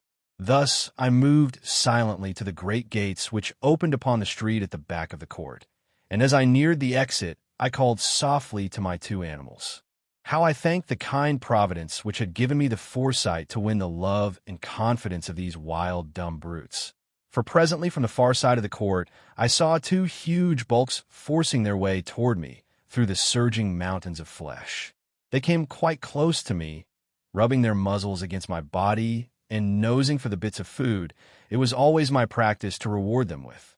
Opening the gates, I ordered the two great beasts to pass out, and then slipping quietly after them, I closed the portals behind me.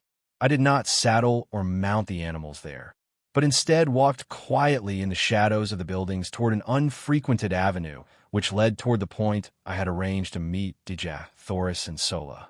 With the noiselessness of disembodied spirits, we moved stealthily along the deserted streets. But not until we were within sight of the plain beyond the city did I commence to breathe freely.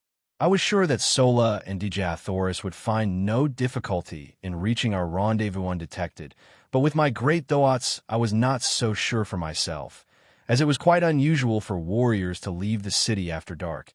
In fact, there was no place for them to go within any but a long ride. I reached the appointed meeting place safely, but as Dejah Thoris and Sola were not there, I led my animals into the entrance hall of one of the large buildings. Presuming that one of the other women of the same household may have come in to speak to Sola, and so delayed their departure, I did not feel any undue apprehension until nearly an hour had passed without a sign of them, and by the time another half hour had crawled away, I was becoming filled with grave anxiety. Then there broke upon the stillness of the night the sound of an approaching party, which, from the noise, I knew could be no fugitives creeping stealthily toward liberty. Soon the party was near me, and from the black shadows of my entranceway, I perceived a score of mounted warriors who, in passing, dropped a dozen words that fetched my heart clean into the top of my head. He would likely have arranged to meet them just without the city, and so I heard no more. They had passed on, but it was enough.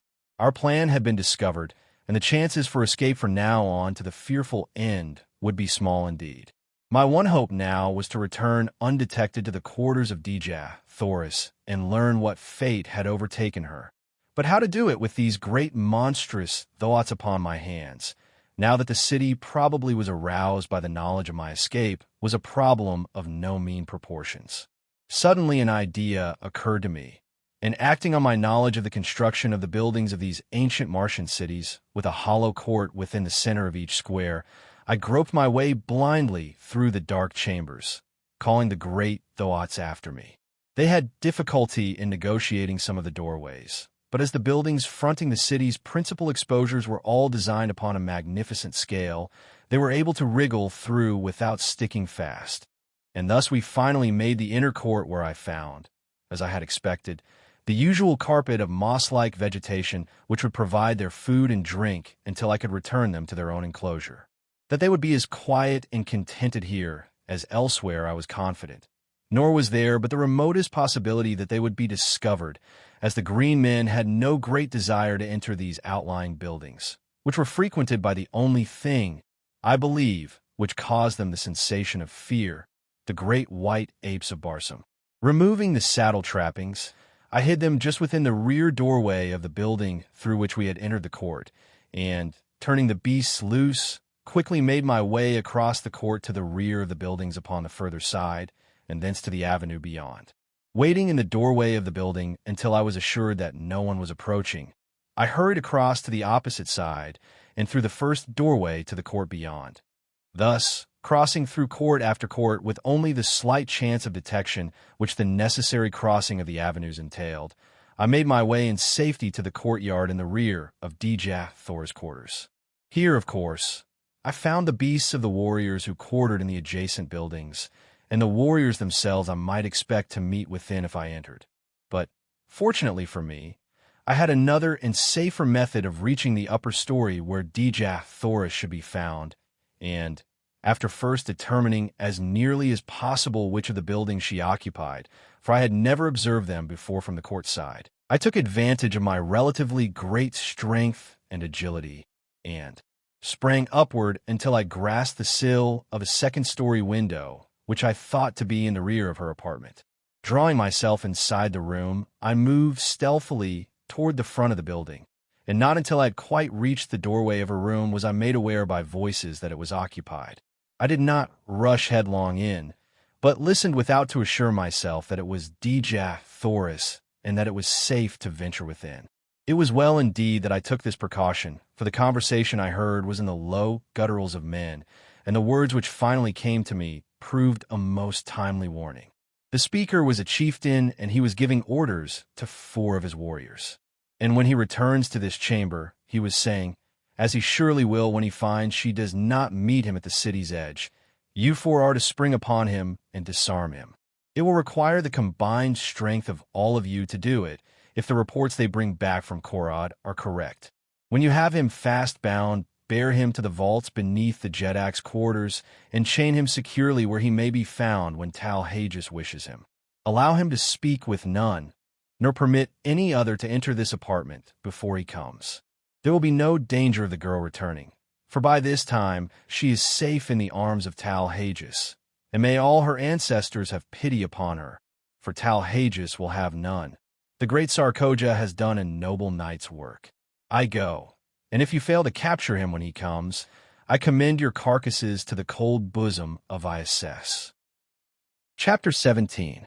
A Costly Recapture. As the speaker ceased, he turned to leave the apartment by the door where I was standing, but I needed to wait no longer. I had heard enough to fill my soul with dread, and stealing quietly away, I returned to the courtyard by the way I had come. My plan of action was formed upon the instant. In crossing the square and the bordering avenue upon the opposite side, I soon stood within the courtyard of Tal-Hages. The brilliantly lighted apartments of the first floor told me where first to seek, and advancing to the windows, I peered within. I soon discovered that my approach was not to be the easy thing I had hoped, for the rear rooms bordering the court were filled with warriors and women. I then glanced up at the stories above, discovering that the third was apparently unlighted, and so decided to make my entrance to the building from that point. It was the work of but a moment for me to reach the windows above, and soon I had drawn myself within the sheltering shadows of the unlighted third floor. Fortunately, the room I had selected was untenanted, and creeping noiselessly to the corridor beyond, I discovered a light in the apartments ahead of me. Reaching what appeared to be a doorway, I discovered that it was but an opening upon an immense inner chamber which towered from the first floor, 2 stories below me, to the dome-like roof of the building, high above my head. The floor of this great circular hall was thronged with chieftains, warriors, and women, and at one end was a great raised platform upon which squatted the most hideous beast I had ever put my eyes upon. He had all the cold, hard, cruel, terrible features of the Green Warriors, but accentuated and debased by the animal passions to which he had given himself over for many years. There was not a mark of dignity or pride upon his bestial countenance, while his enormous bulk spread itself out upon the platform, where he squatted like some huge devil fish, his 6 limbs accentuating the similarity in a horrible and startling manner. But the sight that froze me with apprehension was that of Dejah Thoris and Sola standing there before him, and the fiendish leer of him as he let his great protruding eyes gloat upon the lines of her beautiful figure.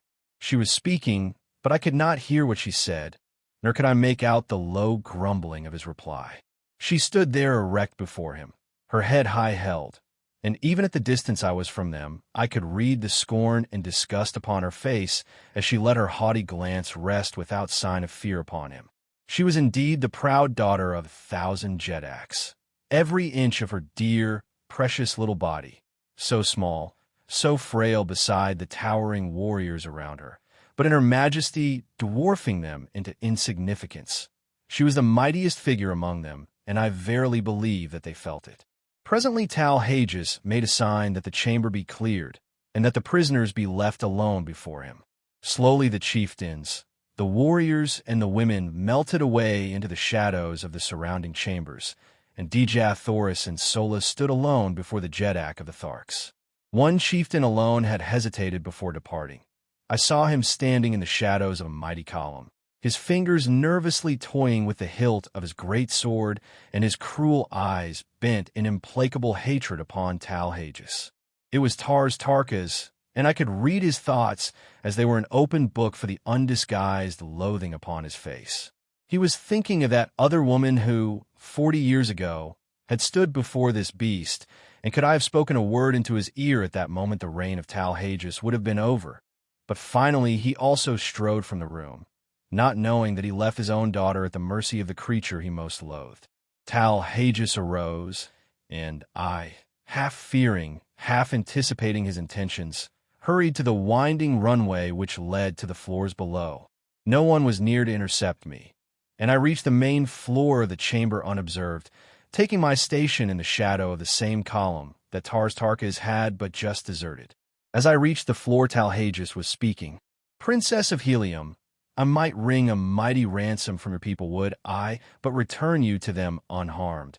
But 1,000 times rather would I watch that beautiful face writhe in the agony of torture. It shall be long drawn out, that I promise you. 10 days of pleasure were all too short to show the love I harbor for your race.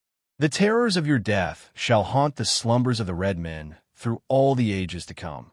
They will shudder in the shadows of the night as their fathers tell them of the awful vengeance of the green men, of the power and might and hate and cruelty of Talhages.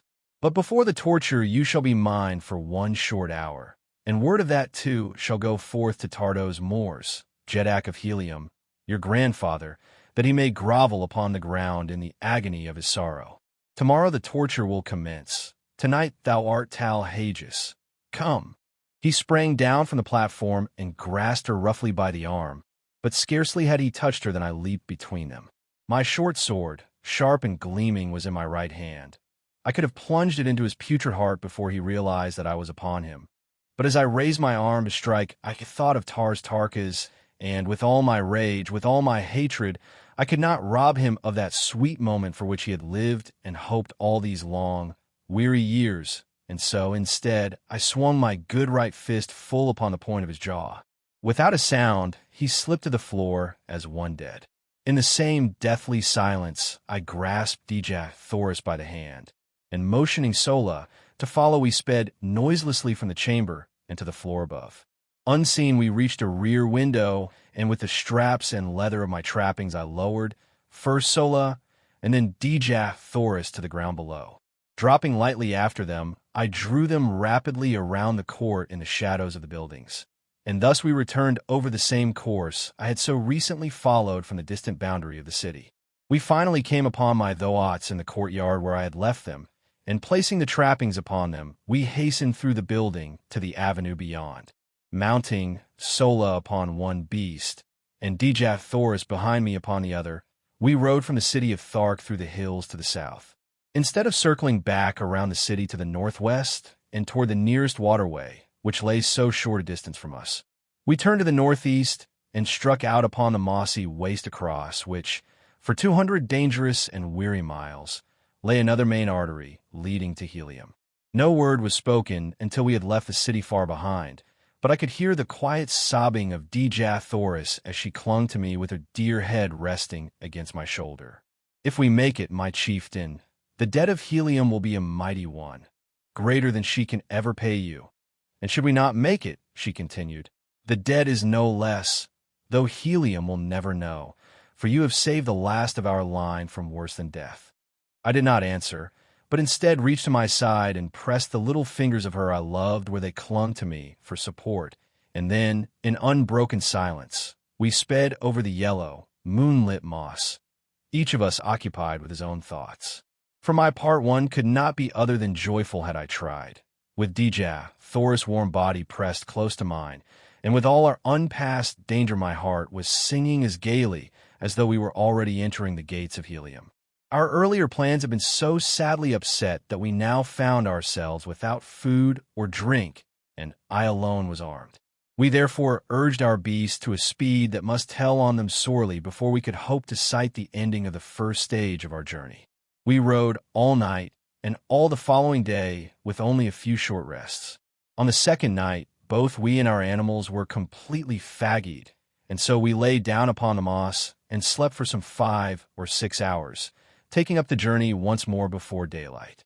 All the following day we rode, and when, late in the afternoon, we had sighted no distant trees, the mark of the great waterways throughout all Barsoom, the terrible truth flashed upon us. We were lost. Evidently we had circled, but which way it was difficult to say, nor did it seem possible with the sun to guide us by day and the moons and stars by night. At any rate, no waterway was in sight, and the entire party was almost ready to drop from hunger, thirst, and fatigue. Far ahead of us, and a trifle to the right, we could distinguish the outlines of low mountains.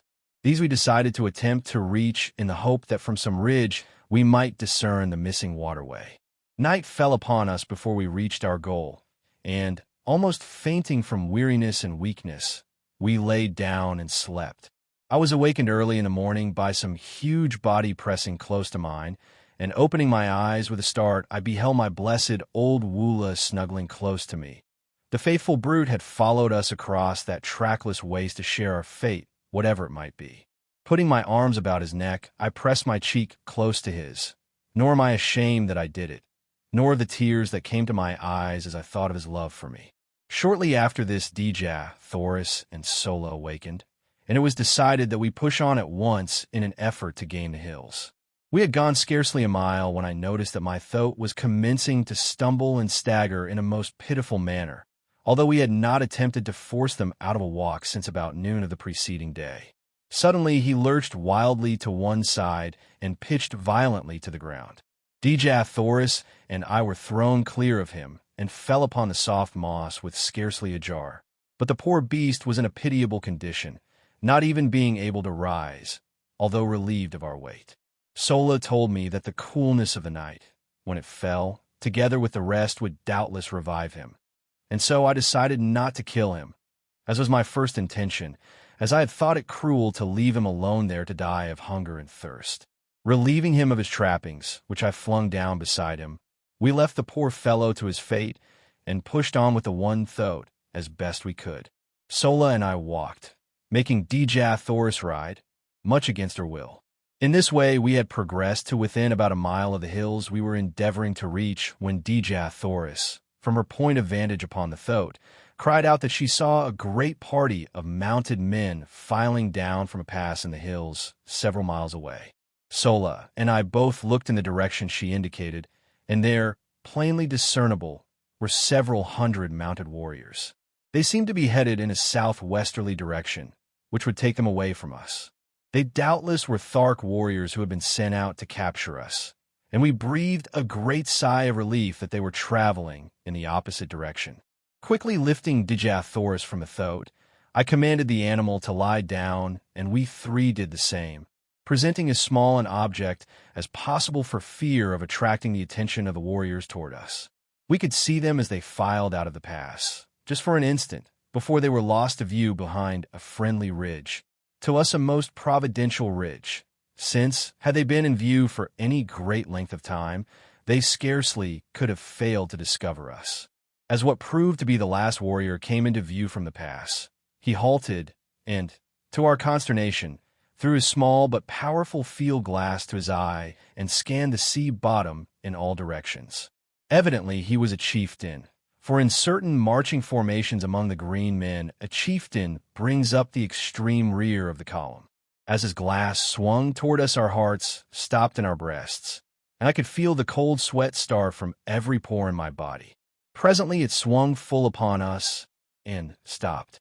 The tension on our nerves was near the breaking point, and I doubt if any of us breathed for the few moments he held us covered by his glass. And then he lowered it, and we could see him shout a command to the warriors who had passed from our sight behind the ridge. He did not wait for them to join him. However, instead he wheeled his throat and came tearing madly in our direction. There was but one slight chance, and that we must take quickly. Raising my strange Martian rifle to my shoulder, I sighted and touched the button which controlled the trigger. There was a sharp explosion as the missile reached its goal, and the charging chieftain pitched backward from his flying mount. Springing to my feet, I urged the thoat to rise, and directed Sola to take Dejah Thoris with her upon him and make a mighty effort to reach the hills before the green warriors were upon us. I knew that in the ravines and gullies they might find a temporary hiding place, and even though they died there of hunger and thirst, it would be better so than that they fell into the hands of the Tharks. Forcing my 2 revolvers upon them as a slight means of protection, and, as a last resort, as an escape for themselves from the horrid death which recapture would surely mean, I lifted Dejah Thoris in my arms and placed her upon the thoat behind Sola, who had already mounted at my command.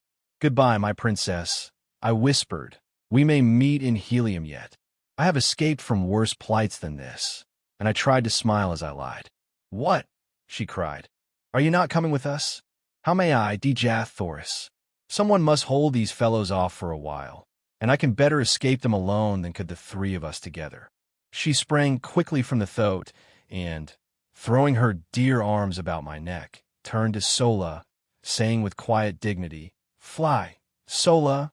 Dejah Thoris remains to die with the man she loves." Those words are engraved upon my heart. Ah, gladly would I give up my life 1,000 times could I only hear them once again, but I could not then give even a second to the rapture of her sweet embrace, and pressing my lips to hers for the first time, I picked her up bodily and tossed her to her seat behind Sola again, commanding the latter in peremptory tones to hold her there by force. And then, slapping the thoat upon the flank, I saw them borne away. Dejah Thoris, struggling to the last to free herself from Sola's grasp. Turning, I beheld the green warriors mounting the ridge and looking for their chieftain. In a moment they saw him, and then me, but scarcely had they discovered me than I commenced firing, lying flat upon my belly in the moss. I had an even 100 rounds in the magazine of my rifle, and another 100 in the belt at my back, and I kept up a continuous stream of fire until I saw all of the warriors who had been first to return from behind the ridge either dead or scurrying to cover. My respite was short-lived, however, for soon the entire party, numbering some 1,000 men, came charging into view, racing madly toward me. I fired until my rifle was empty and they were almost upon me, and then a glance showing me that Dejah Thoris and Sola had disappeared among the hills, I sprang up, throwing down my useless gun, and started away in the direction opposite to that taken by Sola and her charge. If ever Martians had an exhibition of jumping, it was granted those astonished warriors on that day long years ago. But while it led them away from Dejah Thoris, it did not distract their attention from endeavoring to capture me. They raced wildly after me until, finally, my foot struck a projecting piece of quartz, and down I went sprawling upon the moss. As I looked up, they were upon me, and although I drew my long sword in an attempt to sell my life as dearly as possible, it was soon over. I reeled beneath their blows, which fell upon me in perfect torrents. My head swam. All was black, and I went down beneath them to oblivion. Chapter 18. Chained in Warhoon. It must have been several hours before I regained consciousness, and I well remember the feeling of surprise which swept over me as I realized that I was not dead. I was lying among a pile of sleeping silks and furs in the corner of a small room in which were several green warriors, and bending over me was an ancient and ugly female. As I opened my eyes, she turned to one of the warriors, saying, "He will live, O Jed." "'Tis well," replied the one so addressed, rising and approaching my couch. "He should render rare sport for the great games." And now as my eyes fell upon him, I saw that he was no Thark, for his ornaments and metal were not of that horde. He was a huge fellow, terribly scarred about the face and chest, and with one broken tusk and a missing ear.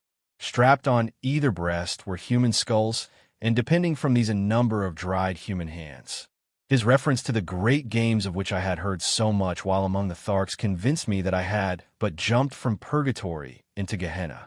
After a few more words with the female, during which she assured him that I was now fully fit to travel, the Jed ordered that we mount and ride after the main column. I was strapped securely to as wild and unmanageable a thoat as I had ever seen, and, with a mounted warrior on either side to prevent the beast from bolting, we rode forth at a furious pace in pursuit of the column. My wounds gave me but little pain, so wonderfully and rapidly had the applications and injections of the female exercised their therapeutic powers, and so deftly had she bound and plastered the injuries. Just before dark, we reached the main body of troops shortly after they had made camp for the night. I was immediately taken before the leader, who proved to be the Jedak of the hordes of Warhoon. Like the Jed who had brought me, he was frightfully scarred, and also decorated with the breastplate of human skulls and dried dead hands, which seemed to mark all the greater warriors among the Warhoons, as well as to indicate their awful ferocity, which greatly transcends even that of the Tharks. The Jedak, Bar-Comas, who was comparatively young, was the object of the fierce and jealous hatred of his old lieutenant, Dak-Kova, the Jed who had captured me, and I could not but note the almost studied efforts which the latter made to affront his superior. He entirely omitted the usual formal salutation as we entered the presence of the Jedak, and as he pushed me roughly before the ruler, he exclaimed in a loud and menacing voice, "I have brought a strange creature wearing the metal of a Thark whom it is my pleasure to have battle with a wild thoat at the great games. He will die as Bar-Comas, your Jedak, sees fit, if at all," replied the young ruler, with emphasis and dignity. "If at all," roared Dak-Kova, "by the dead hands at my throat, but he shall die, Bar-Comas. No maudlin weakness on your part shall save him. Oh, would that Warhoon were ruled by a real Jedak rather than by a water-hearted weakling from whom even old Dak-Kova could tear the metal with his bare hands."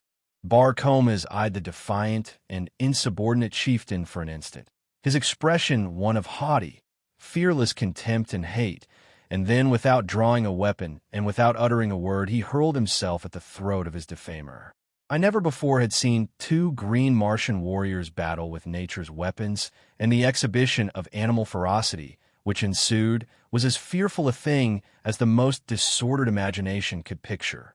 They tore at each other's eyes and ears with their hands, and with their gleaming tusks repeatedly slashed and gored until both were cut fairly to ribbons from head to foot. Bar-Comas had much the better of the battle as he was stronger, quicker, and more intelligent. It soon seemed that the encounter was done, saving only the final death thrust when Bar-Comas slipped in breaking away from a clinch. It was the one little opening that Dak-Kova needed, and hurling himself at the body of his adversary, he buried his single mighty tusk in Bar-Comas' groin, and with a last powerful effort ripped the young Jedak wide open the full length of his body, the great tusk finally wedging in the bones of Bar-Comas' jaw. Victor and vanquished rolled limp and lifeless upon the moss, a huge mass of torn and bloody flesh. Bar-Comas was stone dead, and only the most Herculean efforts on the part of Dak-Kova's females saved him from the fate he deserved. 3 days later he walked without assistance to the body of Bar-Comas, which, by custom, had not been moved from where it fell, and placing his foot upon the neck of his erstwhile ruler, he assumed the title of Jedak of Warhoon. The dead Jedak's hands and head were removed to be added to the ornaments of his conqueror, and then his women cremated what remained, amid wild and terrible laughter. The injuries to Dak-Kova had delayed the march so greatly that it was decided to give up the expedition, which was a raid upon a small Thark community in retaliation for the destruction of the incubator, until after the Great Games, and the entire body of warriors, 10,000 in number, turned back toward Warhoon. My introduction to these cruel and bloodthirsty people was but an index to the scenes I witnessed almost daily while with them. They are a smaller horde than the Tharks, but much more ferocious. Not a day passed, but that some members of the various Warhoon communities met in deadly combat. I have seen as high as 8 mortal duels within a single day. We reached the city of Warhoon after some 3 days' march, and I was immediately cast into a dungeon and heavily chained to the floor and walls. Food was brought me at intervals, but owing to the utter darkness of the place, I do not know whether I lay there days, or weeks, or months. It was the most horrible experience of all my life, and that my mind did not give way to the terrors of that inky blackness has been a wonder to me ever since. The place was filled with creeping, crawling things. Cold, sinuous bodies passed over me when I lay down, and in the darkness I occasionally caught glimpses of gleaming, fiery eyes, fixed in horrible intentness upon me. No sound reached me from the world above, and no word would my jailer vouchsafe when my food was brought to me, although I at first bombarded him with questions. Finally, all the hatred and maniacal loathing for these awful creatures who had placed me in this horrible place was centered by my tottering reason upon this single emissary, who represented to me the entire horde of Warhoons.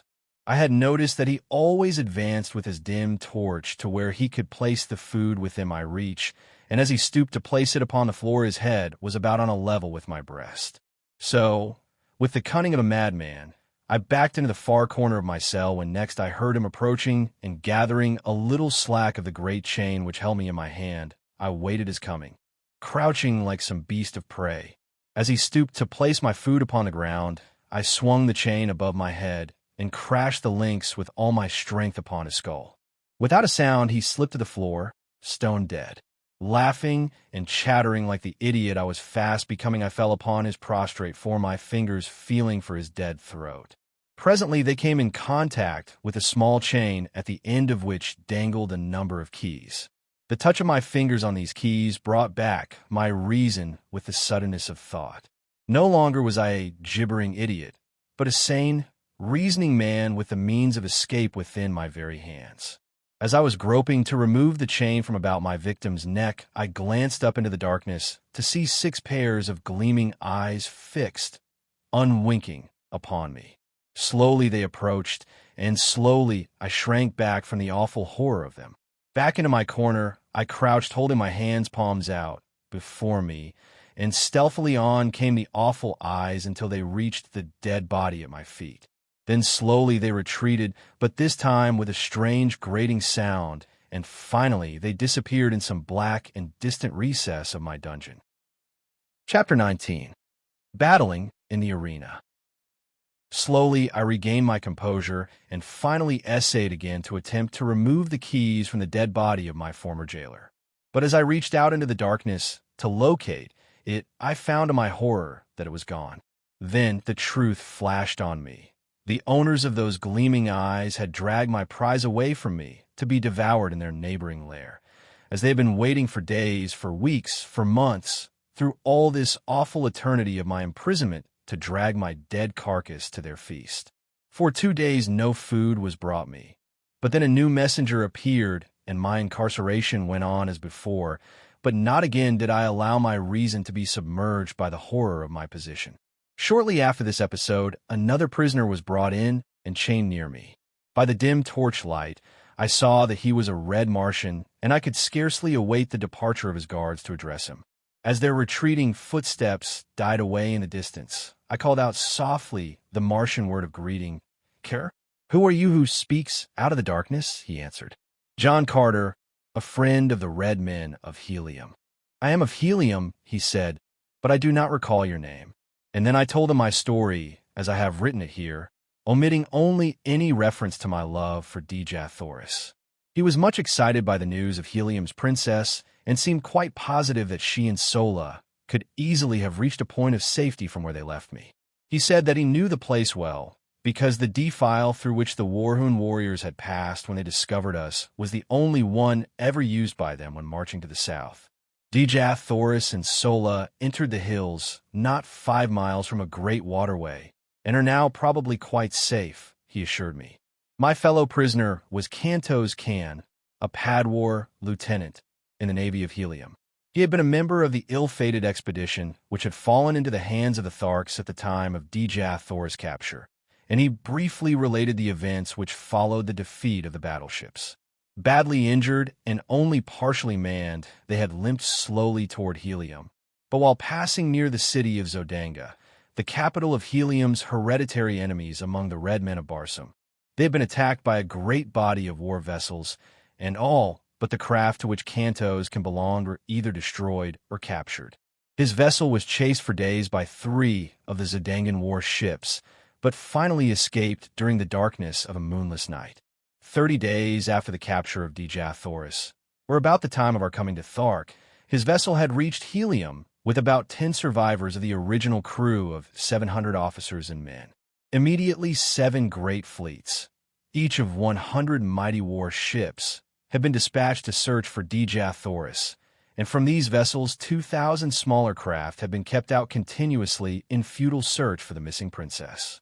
2 Green Martian communities have been wiped off the face of Barsoom by the avenging fleets, but no trace of Dejah Thoris had been found. They had been searching among the northern hordes, and only within the past few days had they extended their quest to the south. Kantos can have been detailed to one of the small one-man flyers, and had had the misfortune to be discovered by the Warhoons while exploring their city. The bravery and daring of the man won my greatest respect and admiration. Alone he had landed at the city's boundary, and on foot had penetrated to the buildings surrounding the plaza. For 2 days and nights he had explored their quarters and their dungeons in search of his beloved princess, only to fall into the hands of a party of Warhoons as he was about to leave, after assuring himself that Dejah Thoris was not a captive there. During the period of our incarceration, Kantos, Can, and I became well acquainted and formed a warm, personal friendship. A few days only elapsed, however, before we were dragged forth from our dungeon for the great games. We were conducted early one morning to an enormous amphitheater, which instead of having been built upon the surface of the ground, was excavated below the surface. It had partially filled with debris, so that how large it had originally been was difficult to say. In its present condition, it held the entire 20,000 Warhoons of the assembled hordes. The arena was immense, but extremely uneven and unkempt. Around it the Warhoons had piled building stone from some of the ruined edifices of the ancient city to prevent the animals and the captives from escaping into the audience, and at each end had been constructed cages to hold them until their turns came to meet some horrible death upon the arena. Kantos, Can, and I were confined together in one of the cages. In the others were wild Kalos, Thoats, mad Zitadars, green warriors, and women of other hordes, and many strange and ferocious wild beasts of Barsoom, which I had never before seen. The din of their roaring, growling, and squealing was deafening, and the formidable appearance of any one of them was enough to make the stoutest heart feel grave forebodings. Kantos can explain to me that at the end of the day, one of these prisoners would gain freedom and the others would lie dead about the arena. The winners in the various contests of the day would be pitted against each other until only 2 remain alive, the victor in the last encounter being set free, whether animal or man. The following morning the cages would be filled with a new consignment of victims, and so on throughout the 10 days of the games. Shortly after we had been caged, the amphitheater began to fill, and within an hour every available part of the seating space was occupied. Dak Kova, with his Jeds and chieftains, sat at the center of one side of the arena upon a large raised platform. At a signal from Dak Kova, the doors of 2 cages were thrown open and a dozen Green Martian females were driven to the center of the arena. Each was given a dagger, and then, at the far end, a pack of 12 Kalos, or wild dogs, were loosed upon them. As the brutes, growling and foaming, rushed upon the almost defenseless women, I turned my head that I might not see the horrid sight. The yells and laughter of the green horde bore witness to the excellent quality of the sport, and when I turned back to the arena, as Kantos can told me it was over, I saw 3 victorious Kalos snarling and growling over the bodies of their prey. The women had given a good account of themselves. Next, a mad Zitadar was loosed among the remaining dogs, and so it went throughout the long, hot, horrible day. During the day, I was pitted against first men and then beasts, but as I was armed with a long sword and always outclassed my adversary in agility and generally in strength as well, it proved but child's play to me. Time and time again, I won the applause of the bloodthirsty multitude, and toward the end, there were cries that I be taken from the arena and be made a member of the hordes of Warhoon. Finally, there were but 3 of us left, a great green warrior of some far northern horde, Kanto's Can, and myself. The other 2 were to battle, and then I to fight the conqueror for the liberty, which was accorded the final winner. Kanto's Can had fought several times during the day, and like myself, had always proven victorious, but occasionally by the smallest of margins, especially when pitted against the Green Warriors. I had little hope that he could best his giant adversary who had mowed down all before him during the day. The fellow towered nearly 16 feet in height, while Kanto's Can was some inches under 6 feet. As they advanced to meet one another, I saw for the first time a trick of Martian swordsmanship which centered Kanto's Can's every hope of victory and life on one cast of the dice. For, as he came to within about 20 feet of the huge fellow, he threw his sword arm far behind him over his shoulder, and with a mighty sweep hurled his weapon point foremost at the Green Warrior. It flew true as an arrow, and piercing the poor devil's heart, laid him dead upon the arena. Kanto's Can and I were now pitted against each other, but as we approached to the encounter, I whispered to him to prolong the battle until nearly dark in the hope that we might find some means of escape. The horde evidently guessed that we had no hearts to fight each other, and so they howled in rage as neither of us placed a fatal thrust. Just as I saw the sudden coming of dark, I whispered to Kanto's Can to thrust his sword between my left arm and my body. As he did so, I staggered back, clasping the sword tightly with my arm, and thus fell to the ground with his weapon apparently protruding from my chest. Kanto's Can perceived my coup, and stepping quickly to my side, he placed his foot upon my neck, and withdrawing his sword from my body, gave me the final death blow through the neck, which is supposed to sever the jugular vein, but in this instance the cold blade slipped harmlessly into the sand of the arena. In the darkness which had now fallen, none could tell, but that he had really finished me. I whispered to him to go and claim his freedom and then look for me in the hills east of the city, and so he left me. When the amphitheater had cleared, I crept stealthily to the top, and as the great excavation lay far from the plaza and in an untenanted portion of the great dead city, I had little trouble in reaching the hills beyond. Chapter 20. In the Atmosphere Factory. For 2 days, I waited there for Kanto's Can, but as he did not come, I started off on foot in a northwesterly direction toward a point where he had told me lay the nearest waterway. My only food consisted of vegetable milk from the plants, which gave so bounteously of this priceless fluid. Through 2 long weeks I wandered, stumbling through the nights, guided only by the stars and hiding during the days behind some protruding rock or among the occasional hills I traversed.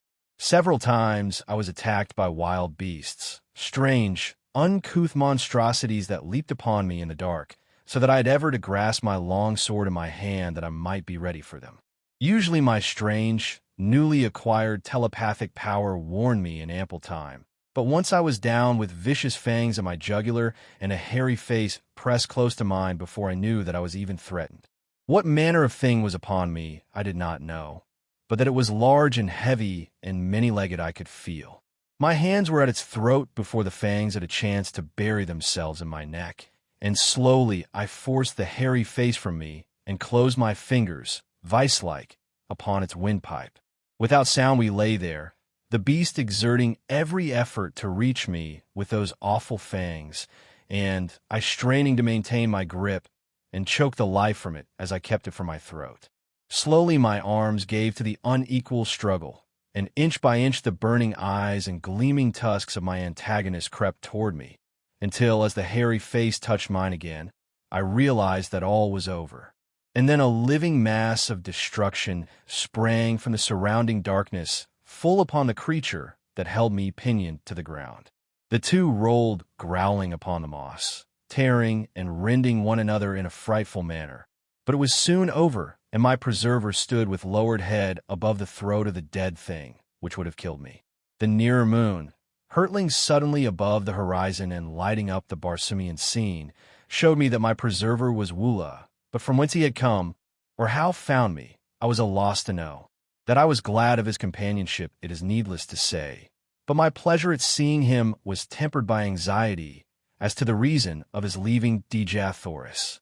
Only her death, I felt sure, could account for his absence from her, so faithful I knew him to be to my commands. By the light of the now brilliant moons, I saw that he was but a shadow of his former self, and as he turned from my caress and commenced greedily to devour the dead carcass at my feet, I realized that the poor fellow was more than half-starved. I, myself, was in but little better plight, but I could not bring myself to eat the uncooked flesh, and I had no means of making a fire. When Wula had finished his meal, I again took up my weary and seemingly endless wandering in quest of the elusive waterway. At daybreak of the 15th day of my search, I was overjoyed to see the high trees that denoted the object of my search. About noon, I dragged myself wearily to the portals of a huge building which covered perhaps 4 square miles and towered 200 feet in the air. It showed no aperture in the mighty walls other than the tiny door at which I sank exhausted, nor was there any sign of life about it.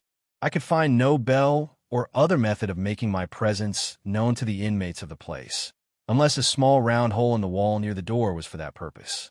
It was of about the bigness of a lead pencil, and thinking that it might be in the nature of a speaking tube, I put my mouth to it and was about to call into it when a voice issued from it asking me whom I might be, where from, and the nature of my errand. I explained that I had escaped from the Warhoons and was dying of starvation and exhaustion. You were the mettle of a green warrior and are followed by a callow, yet you are the figure of a red man. In color you are neither green nor red. In the name of the 9th ray, what manner of creature are you? I'm a friend of the red man of Barsoom, and I am starving. In the name of humanity, open to us, I replied. Presently the door commenced to recede before me until it had sunk into the wall 50 feet. Then it stopped and slid easily to the left, exposing a short, narrow corridor of concrete, at the further end of which was another door, similar in every respect to the one I had just passed. No one was in sight. Yet immediately we passed the first door, it slid gently into place behind us and receded rapidly to its original position in the front wall of the building. As the door had slipped aside, I had noted its great thickness, fully 20 feet, and as it reached its place once more after closing behind us, great cylinders of steel had dropped from the ceiling behind it and fitted their lower ends into apertures countersunk in the floor. A second and third door receded before me and slipped to one side as the first, before I reached a large inner chamber where I found food and drink set out upon a great stone table. A voice directed me to satisfy my hunger and to feed my callow, and while I was thus engaged, my invisible host put me through a severe and searching cross-examination.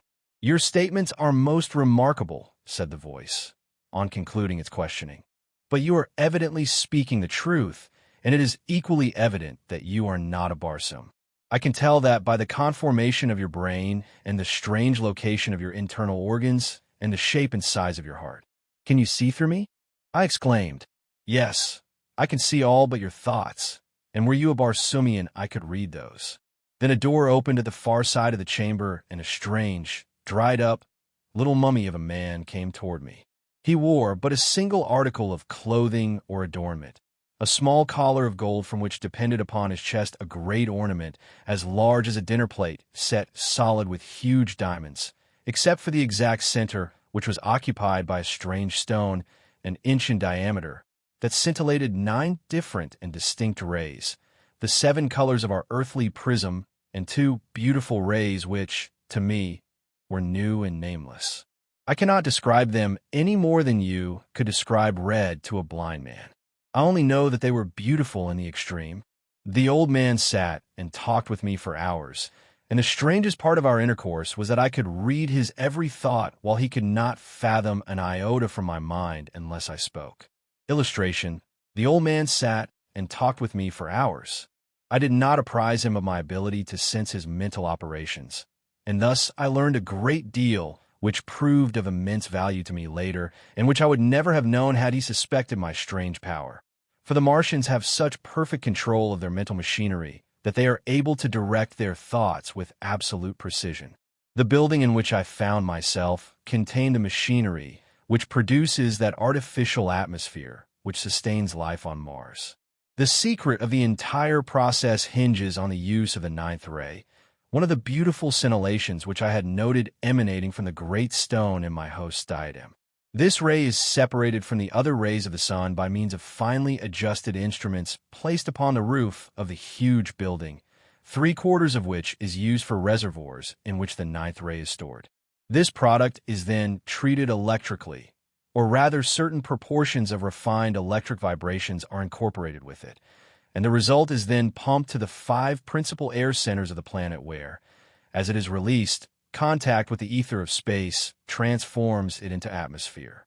There is always sufficient reserve of the ninth ray stored in the great building to maintain the present Martian atmosphere for 1,000 years, and the only fear, as my new friend told me, was that some accident might befall the pumping apparatus. He led me to an inner chamber where I beheld a battery of 20 radium pumps, any one of which was equal to the task of furnishing all Mars with the atmosphere compound. For 800 years, he told me, he had watched these pumps, which are used alternately a day, each at a stretch, or a little over 24½ Earth hours. He has one assistant who divides the watch with him. Half a Martian year, about 344 of our days, each of these men spend alone in this huge, isolated plant. Every red Martian is taught during earliest childhood the principles of the manufacture of atmosphere, but only 2 at one time ever hold the secret of ingress to the great building, which, built as it is with walls 150 feet thick, is absolutely unassailable, even the roof being guarded from assault by aircraft by a glass covering 5 feet thick. The only fear they entertain of attack is from the Green Martians or some demented red man, as all Barsoomians realize that the very existence of every form of life of Mars is dependent upon the uninterrupted working of this plant. One curious fact I discovered as I watched his thoughts was that the outer doors are manipulated by telepathic means.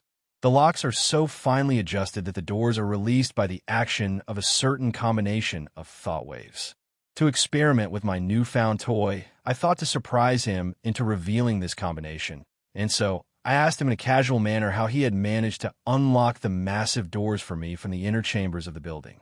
As quick as a flash, there leaped to his mind 9 Martian sounds, but as quickly faded as he answered that this was a secret he must not divulge.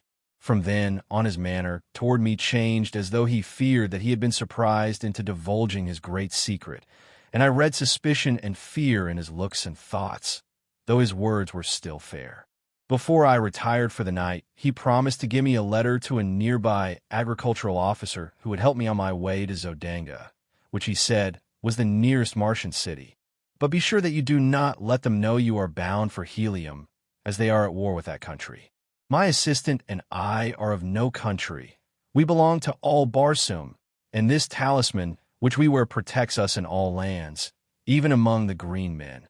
Though we do not trust ourselves to their hands if we can avoid it, he added. And so good night, my friend, he continued. May you have a long and restful sleep. Yes, a long sleep.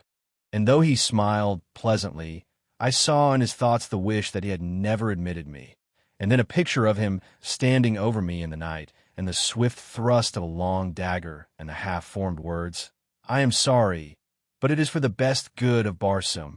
As he closed the door of my chamber, behind him his thoughts were cut off from me, as was the sight of him, which seemed strange to me in my little knowledge of thought transference. What was I to do? How could I escape through these mighty walls?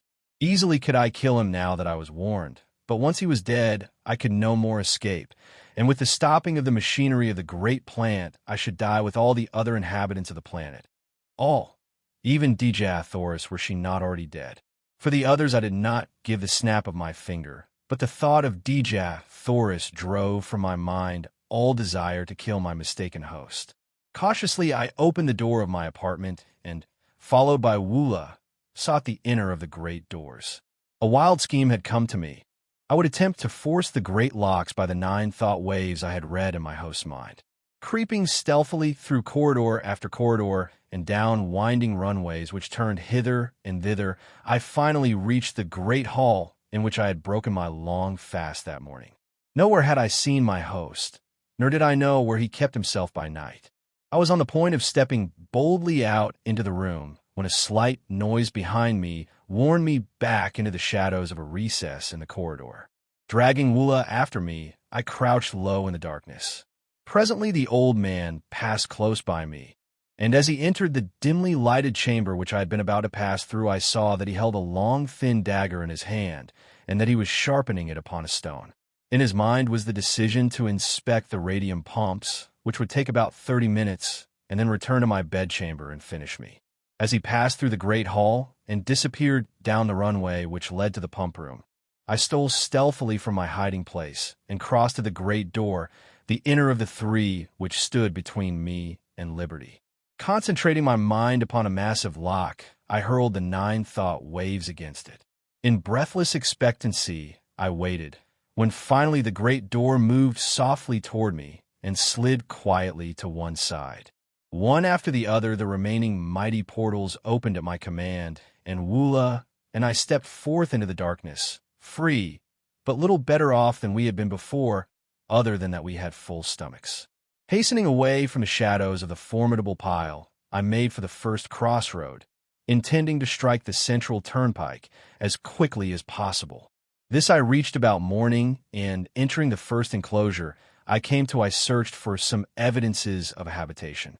There were low, rambling buildings of concrete barred with heavy, impassable doors, and no amount of hammering and hallooing brought any response. Weary and exhausted from sleeplessness, I threw myself upon the ground, commanding Wula to stand guard. Some time later, I was awakened by his frightful growlings and opened my eyes to see 3 red Martians standing a short distance from us and covering me with their rifles. I am unarmed and no enemy, I hastened to explain. I have been a prisoner among the green men and am on my way to Zodanga. All I ask is food and rest for myself and my Kalo and the proper directions for reaching my destination. They lowered their rifles and advanced pleasantly toward me, placing their right hands upon my left shoulder after the manner of their custom of salute, and asking me many questions about myself and my wanderings. They then took me to the house of one of them, which was only a short distance away. The buildings I had been hammering at in the early morning were occupied only by stock and farm produce. The house proper, standing among a grove of enormous trees, and, like all red Martian homes, had been raised at night some 40 or 50 feet from the ground on a large round metal shaft which slid up or down within a sleeve sunk in the ground, and was operated by a tiny radium engine in the entrance hall of the building. Instead of bothering with bolts and bars for their dwellings, the red Martians simply run them up out of harm's way during the night. They also have private means for lowering or raising them from the ground without if they wish to go away and leave them. These brothers, with their wives and children, occupied 3 similar houses on this farm. They did no work themselves, being government officers in charge. The labor was performed by convicts, prisoners of war, delinquent debtors, and confirmed bachelors who were too poor to pay the high celibate tax which all red Martian governments impose. They were the personification of cordiality and hospitality, and I spent several days with them, resting and recuperating from my long and arduous experiences. When they had heard my story, I omitted all reference to Dejah Thoris and the old man of the atmosphere plant. They advised me to color my body to more nearly resemble their own race and then attempt to find employment in Zodanga, either in the army or the navy. The chances are small that your tale will be believed until after you have proven your trustworthiness and won friends among the higher nobles of the court. This you can most easily do through military service, as we are a warlike people on Barsoom, explained one of them, and save our richest favors for the fighting man. When I was ready to depart, they furnished me with a small domestic bull thoat, such as is used for saddle purposes by all red Martians. The animal is about the size of a horse and quite gentle, but in color and shape an exact replica of his huge and fierce cousin of the wilds. The brothers had supplied me with a reddish oil with which I anointed my entire body, and one of them cut my hair, which had grown quite long, in the prevailing fashion of the time, square at the back and banged in front, so that I could have passed anywhere upon Barsoom as a full-fledged red Martian. My medal and ornaments were also renewed in the style of a Zodangan gentleman, attached to the house of Tor, which was the family name of my benefactors. They filled a little sack at my side with Zodanga money. The medium of exchange upon Mars is not dissimilar from our own, except that the coins are oval. Paper money is issued by individuals as they require it and redeemed twice yearly. If a man issues more than he can redeem, the government pays his creditors in full, and the debtor works out the amount upon the farms or in mines, which are all owned by the government. This suits everybody except the debtor, as it has been a difficult thing to obtain sufficient voluntary labor to work the great isolated farmlands of Mars, stretching as they do like narrow ribbons from pole to pole, through wild stretches peopled by wild animals and wilder men. When I mentioned my inability to repay them for their kindness to me, they assured me that I would have ample opportunity if I lived long upon Barsoom. And bidding me farewell, they watched me until I was out of sight upon the broad white turnpike. Chapter 21. An Air Scout for Zodanga.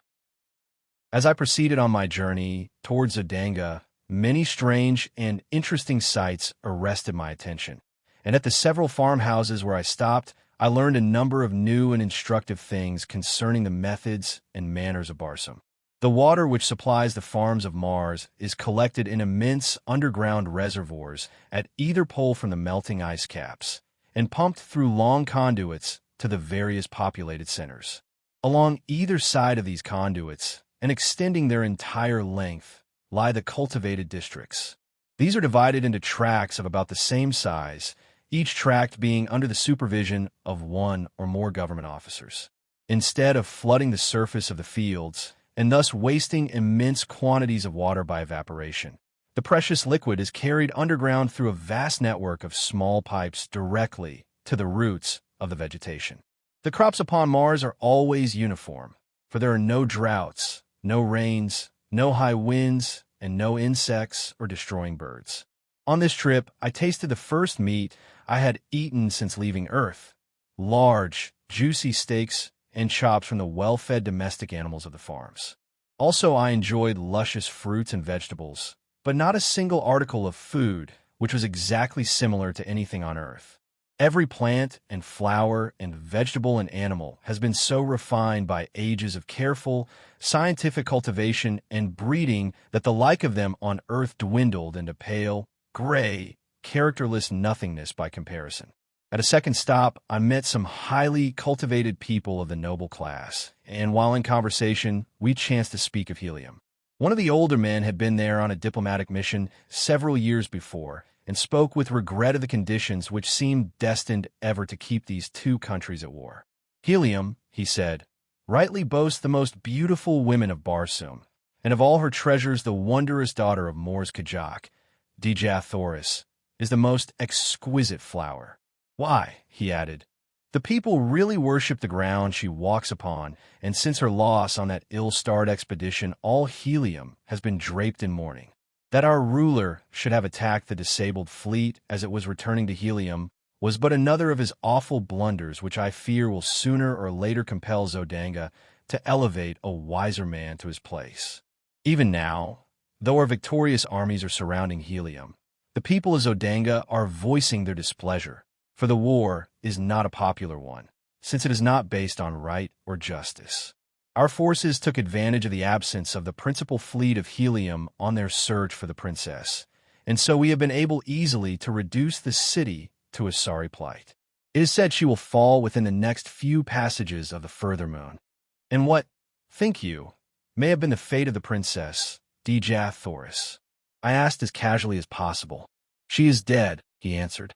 This much was learned from a green warrior recently captured by our forces in the south.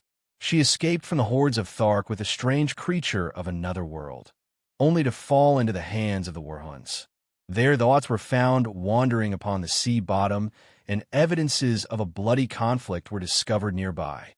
While this information was in no way reassuring, neither was it at all conclusive proof of the death of Dejah Thoris, and so I determined to make every effort possible to reach Helium as quickly as I could, and carry to Tardos more such news of his granddaughter's possible whereabouts as lay in my power.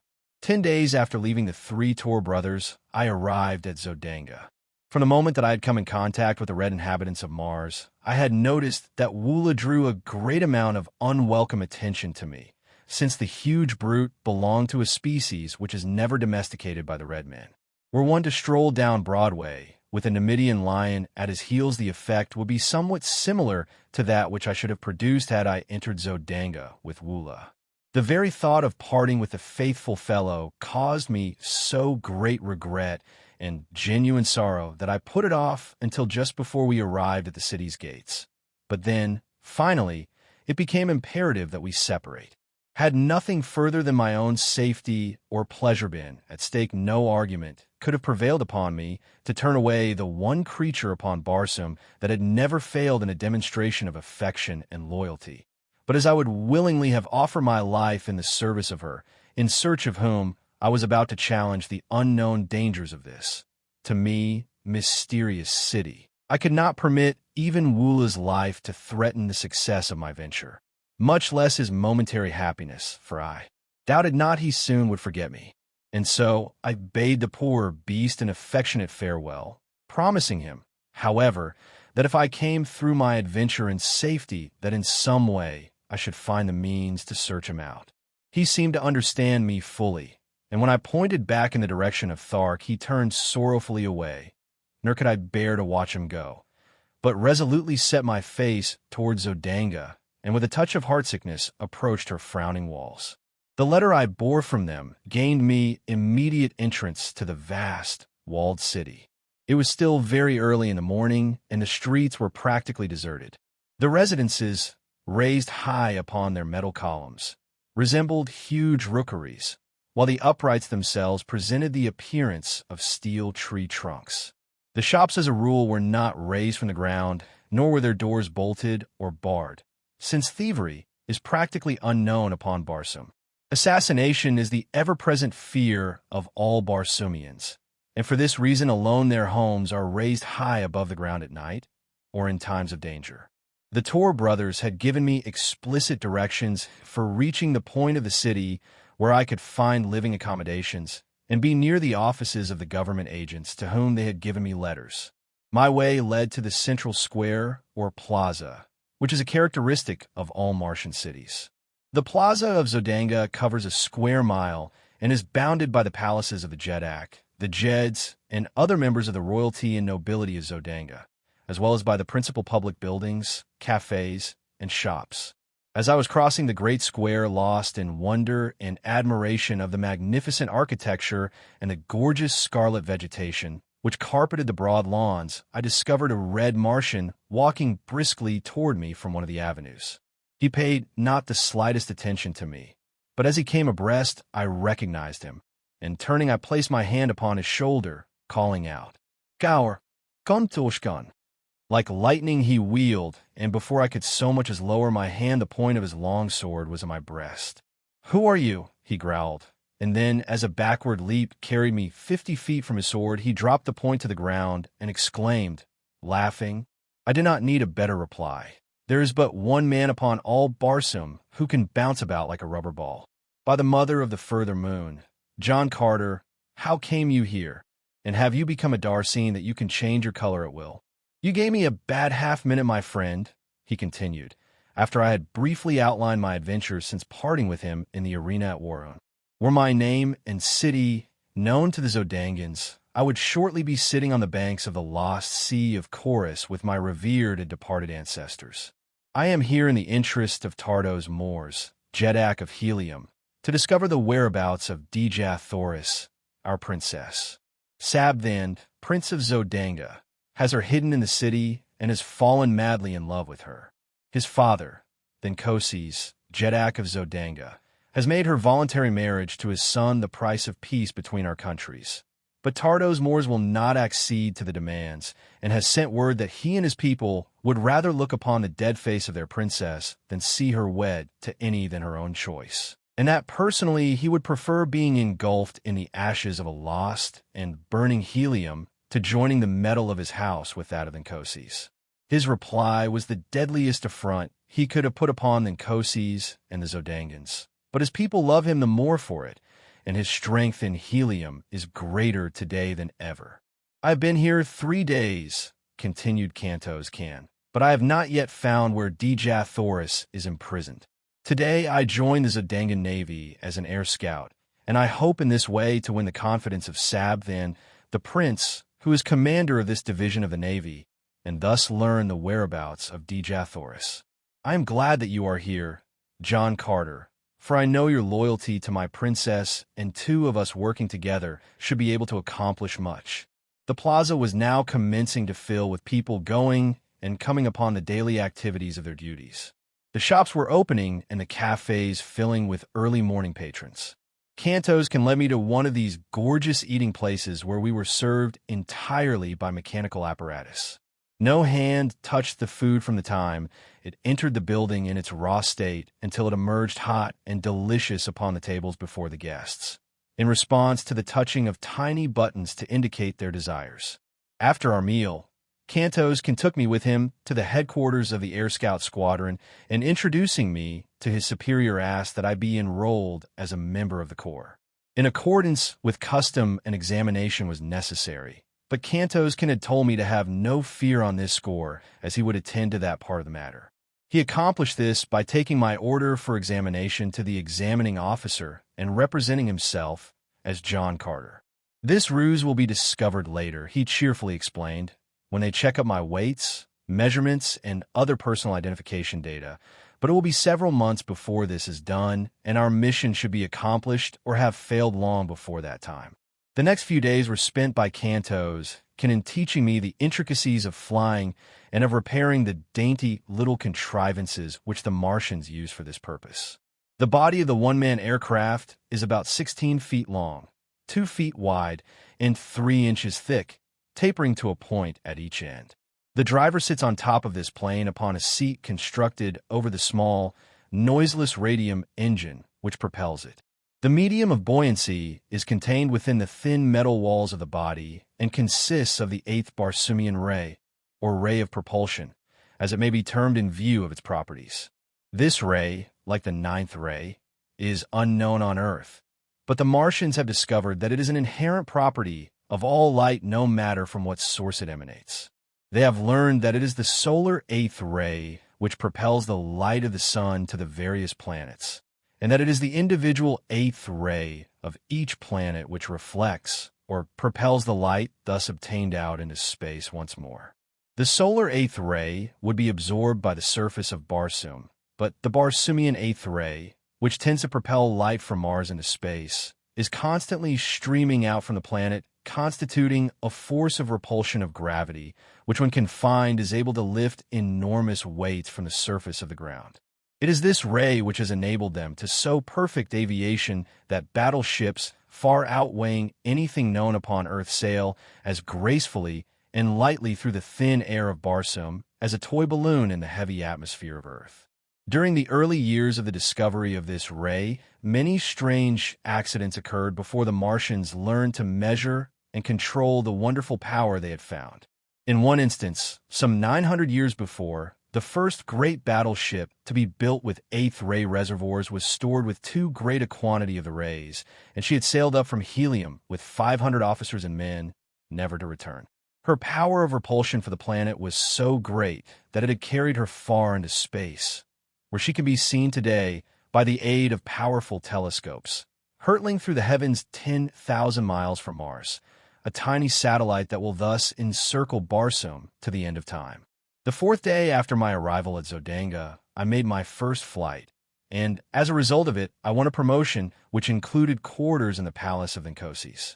As I rose above the city, I circled several times as I had seen Cantos can do, and then throwing my engine into top speed, I raced at terrific velocity toward the south, following one of the great waterways which enters Zodanga from that direction.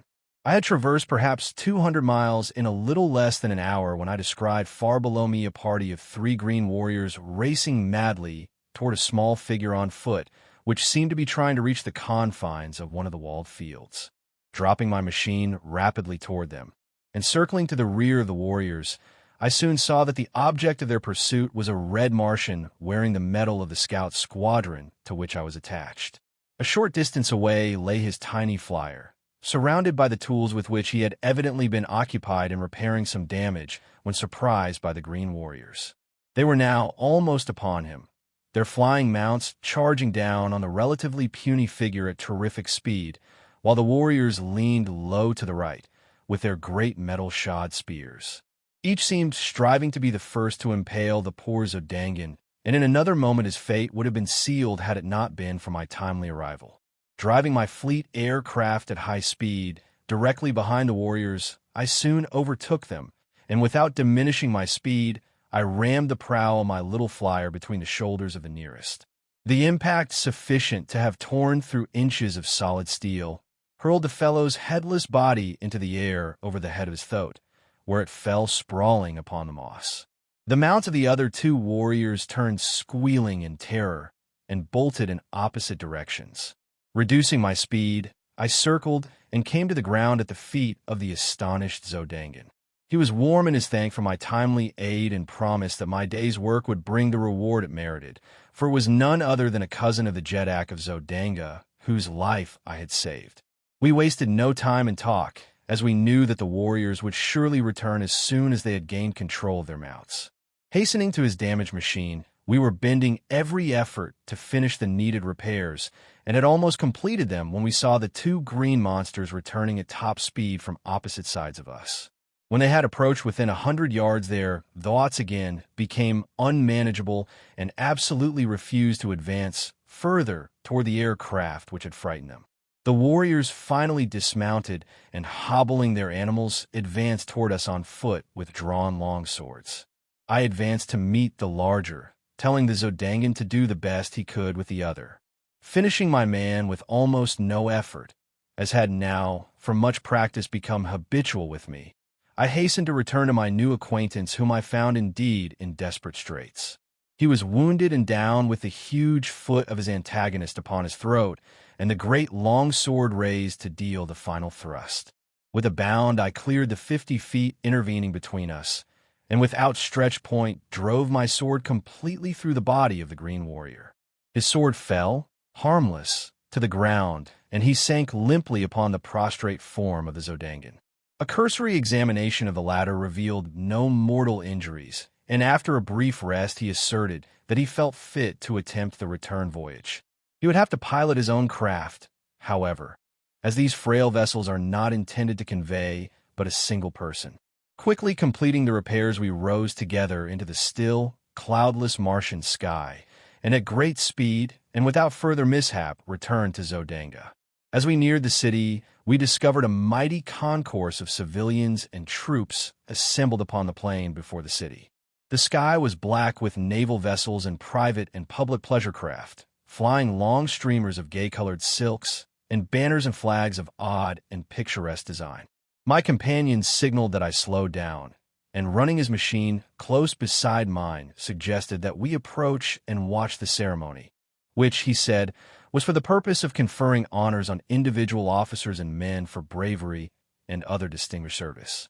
He then unfurled a little ensign, which denoted that his craft bore a member of the royal family of Zodanga, and together we made our way through the maze of low-lying air vessels until we hung directly over the Jeddak of Zodanga and his staff. All were mounted upon the small domestic bulldogs of the Red Martians, and their trappings and ornamentation bore such a quantity of gorgeously colored feathers that I could not but be struck with the startling resemblance the concourse bore to a band of the Red Indians of my own earth. One of the staff called the attention of the Nkoses to the presence of my companion above them, and the ruler motioned for him to descend. As they waited for the troops to move into position facing the Jeddak, the two talked earnestly together, the Jeddak and his staff occasionally glancing up at me. I could not hear their conversation, and presently it ceased, and all dismounted, as the last body of troops had wheeled into position before their emperor. A member of the staff advanced toward the troops, and calling the name of a soldier, commanded him to advance. The officer then recited the nature of the heroic act, which had won the approval of the Jeddak, and the latter advanced and placed a metal ornament upon the left arm of the lucky man. 10 men had been so decorated when the aide called out, "John Carter, Air Scout." Never in my life had I been so surprised, but the habit of military discipline is strong within me, and I dropped my little machine lightly to the ground and advanced on foot as I'd seen the others do. As I halted before the officer, he addressed me in a voice audible to the entire assemblage of troops and spectators.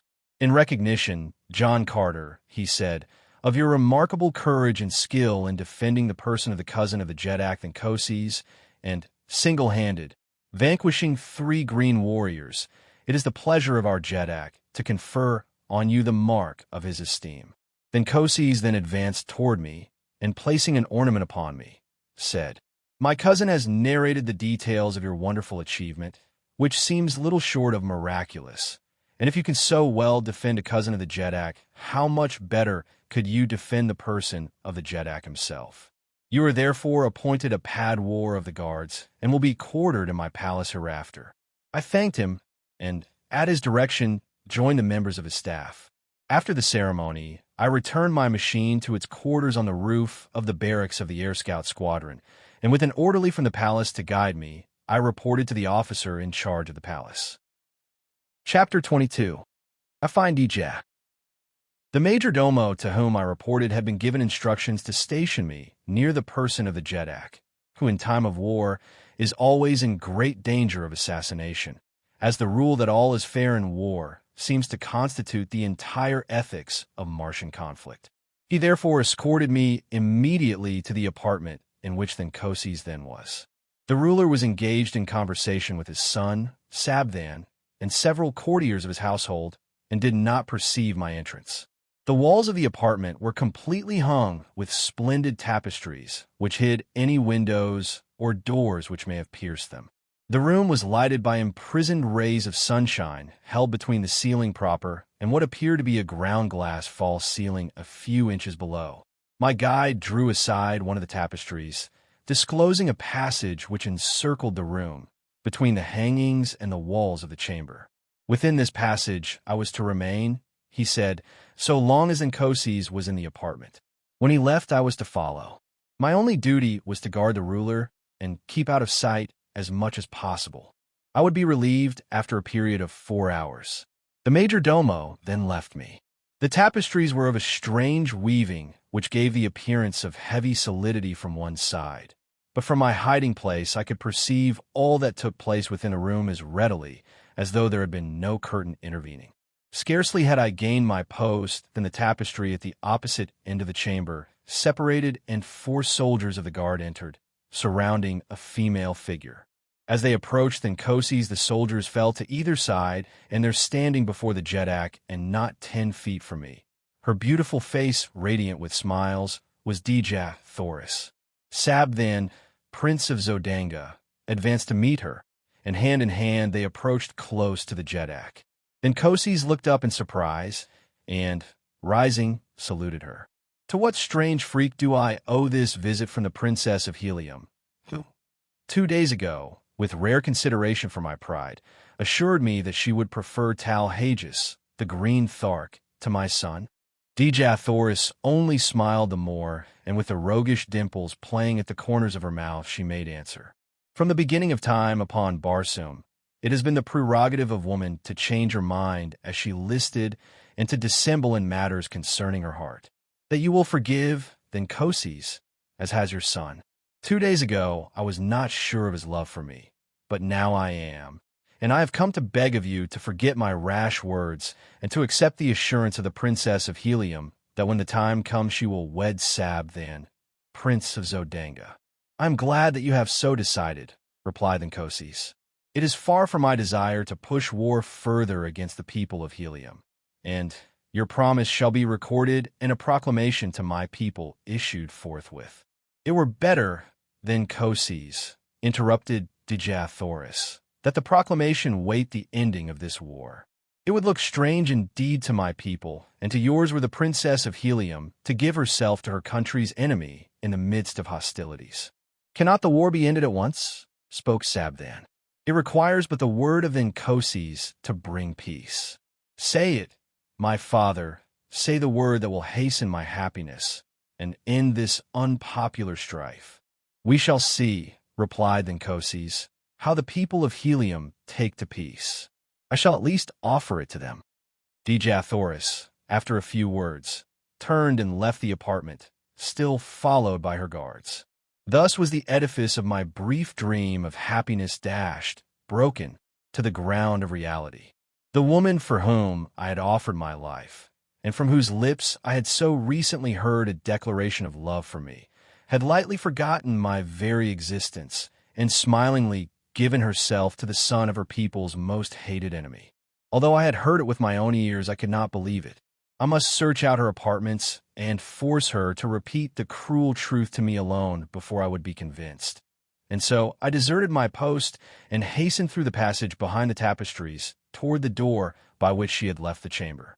Slipping quietly through this opening, I discovered a maze of winding corridors, branching and turning in every direction. Running rapidly down first one and then another of them, I soon became hopelessly lost and was standing panting against a side wall when I heard voices near me. Apparently, they were coming from the opposite side of the partition against which I leaned, and presently I made out the tones of Dejah Thoris. I could not hear the words, but I knew that I could not possibly be mistaken in the voice. Moving on a few steps, I discovered another passageway at the end of which lay a door. Walking boldly forward, I pushed into the room, only to find myself in a small antechamber, in which were the 4 guards who had accompanied her. One of them instantly arose and accosted me, asking the nature of my business. "I am from Inkoses," I replied, "and wish to speak privately with Dejah Thoris, Princess of Helium." "In your order?" asked the fellow. I did not know what he meant, but replied that I was a member of the guard, and without waiting for a reply from him, I strode toward the opposite door of the antechamber, behind which I could hear Dejah Thoris conversing. But my entrance was not to be so easily accomplished. The guardsman stepped before me, saying, "No one comes from Inkoses without carrying an order or the password. You must give me one or the other before you may pass. The only order I require, my friend, to enter where I will, hangs at my side," I answered, tapping my long sword. "Will you let me pass in peace or no?" For reply he whipped out his own sword, calling to the others to join him, and thus the 4 stood, with drawn weapons, barring my further progress. "You are not here by the order of Inkoses," cried the one who had first addressed me. "And not only shall you not enter the apartments of the Princess of Helium, but you shall go back to the Inkoses under guard to explain this unwarranted temerity. Throw down your sword. You cannot hope to overcome 4 of us," he added with a grim smile. My reply was a quick thrust which left me but 3 antagonists, and I can assure you that they were worthy of my mettle. They had me backed against the wall in no time, fighting for my life. Slowly I worked my way to a corner of the room, where I could force them to come at me only one at a time, and thus we fought upward of 20 minutes, the clanging of steel on steel producing a veritable bedlam in the little room. The noise had brought Dejah Thoris to the door of her apartment, and there she stood throughout the conflict with Sola at her back, peering over her shoulder. Her face was set and emotionless, and I knew that she did not recognize me, nor did Sola. Finally, a lucky cut brought down a second guardsman, and then, with only 2 opposing me, I changed my tactics and rushed them down after the fashion of my fighting that had won me many a victory. The third fell within 10 seconds after the second, and the last lay dead upon the bloody floor a few moments later. They were brave men and noble fighters, and it grieved me that I had been forced to kill them, but I would have willingly depopulated all Barsoom could I have reached the side of my Dejah Thoris in no other way. Sheathing my bloody blade, I advanced toward my Martian princess, who still stood mutely gazing at me without sign of recognition. "Who are you, Zodanga?" she whispered. "Another enemy to harass me in my misery?" "I'm a friend," I answered, "a once-cherished friend." "No friend of Helium's princess wears that medal," she replied. And yet the voice. "I have heard it before. It is not. It cannot be. No, for he is dead." "It is, though, my princess, none other than John Carter," I said. "Do you not recognize, even through paint and strange metal, the heart of your chieftain?" As I came close to her, she swayed toward me with outstretched hands, but as I reached to take her in my arms, she drew back with a shudder and a little moan of misery. Too late, she grieved. "Oh, my chieftain that was, and whom I thought dead, had you but returned 1 little hour before. but now it is too late, too late. What do you mean, Dejah Thoris? I cried. That you would not have promised yourself to the Zodangan prince had you known that I lived? Think you, John Carter, that I would give my heart to you yesterday and today to another? I thought that it lay buried with your ashes in the pits of Warhoon. And so today I have promised my body to another to save my people from the curse of a victorious Zodangan army. But I am not dead, my princess. I have come to claim you, and all Zodanga cannot prevent it. It is too late, John Carter. My promise is given, and on Barsoom that is final. The ceremonies which follow later are but meaningless formalities. They make the fact of marriage no more certain than does the funeral cortege of a Jedak again place the seal of death upon him. I am as good as married, John Carter. No longer may you call me your princess. No longer are you my chieftain. I know but little of your customs here upon Barsoom, Dejah Thoris, but I do know that I love you, and if you meant the last words you spoke to me that day, as the hordes of Warhoon were charging down upon us, no other man shall ever claim you as his bride. You meant them then, my princess, and you mean them still. Say that it is true. I meant them, John Carter, she whispered. I cannot repeat them now, for I have given myself to another. Ah, if you had only known our ways, my friend, she continued, half to herself. The promise would have been yours long months ago, and you could have claimed me before all others. It might have meant the fall of Helium, but I would have given my empire for my Tharkian chief. Then, aloud, she said, Do you remember the night when you offended me? You called me your princess without having asked my hand of me, and then you boasted that you had fought for me. You did not know, and I should not have been offended. I see that now. But there was no one to tell you what I could not, that upon Barsoom there are two kinds of women in the cities of the Red Men. The one they fight for that they may ask them in marriage, the other kind they fight for also, but never ask their hands.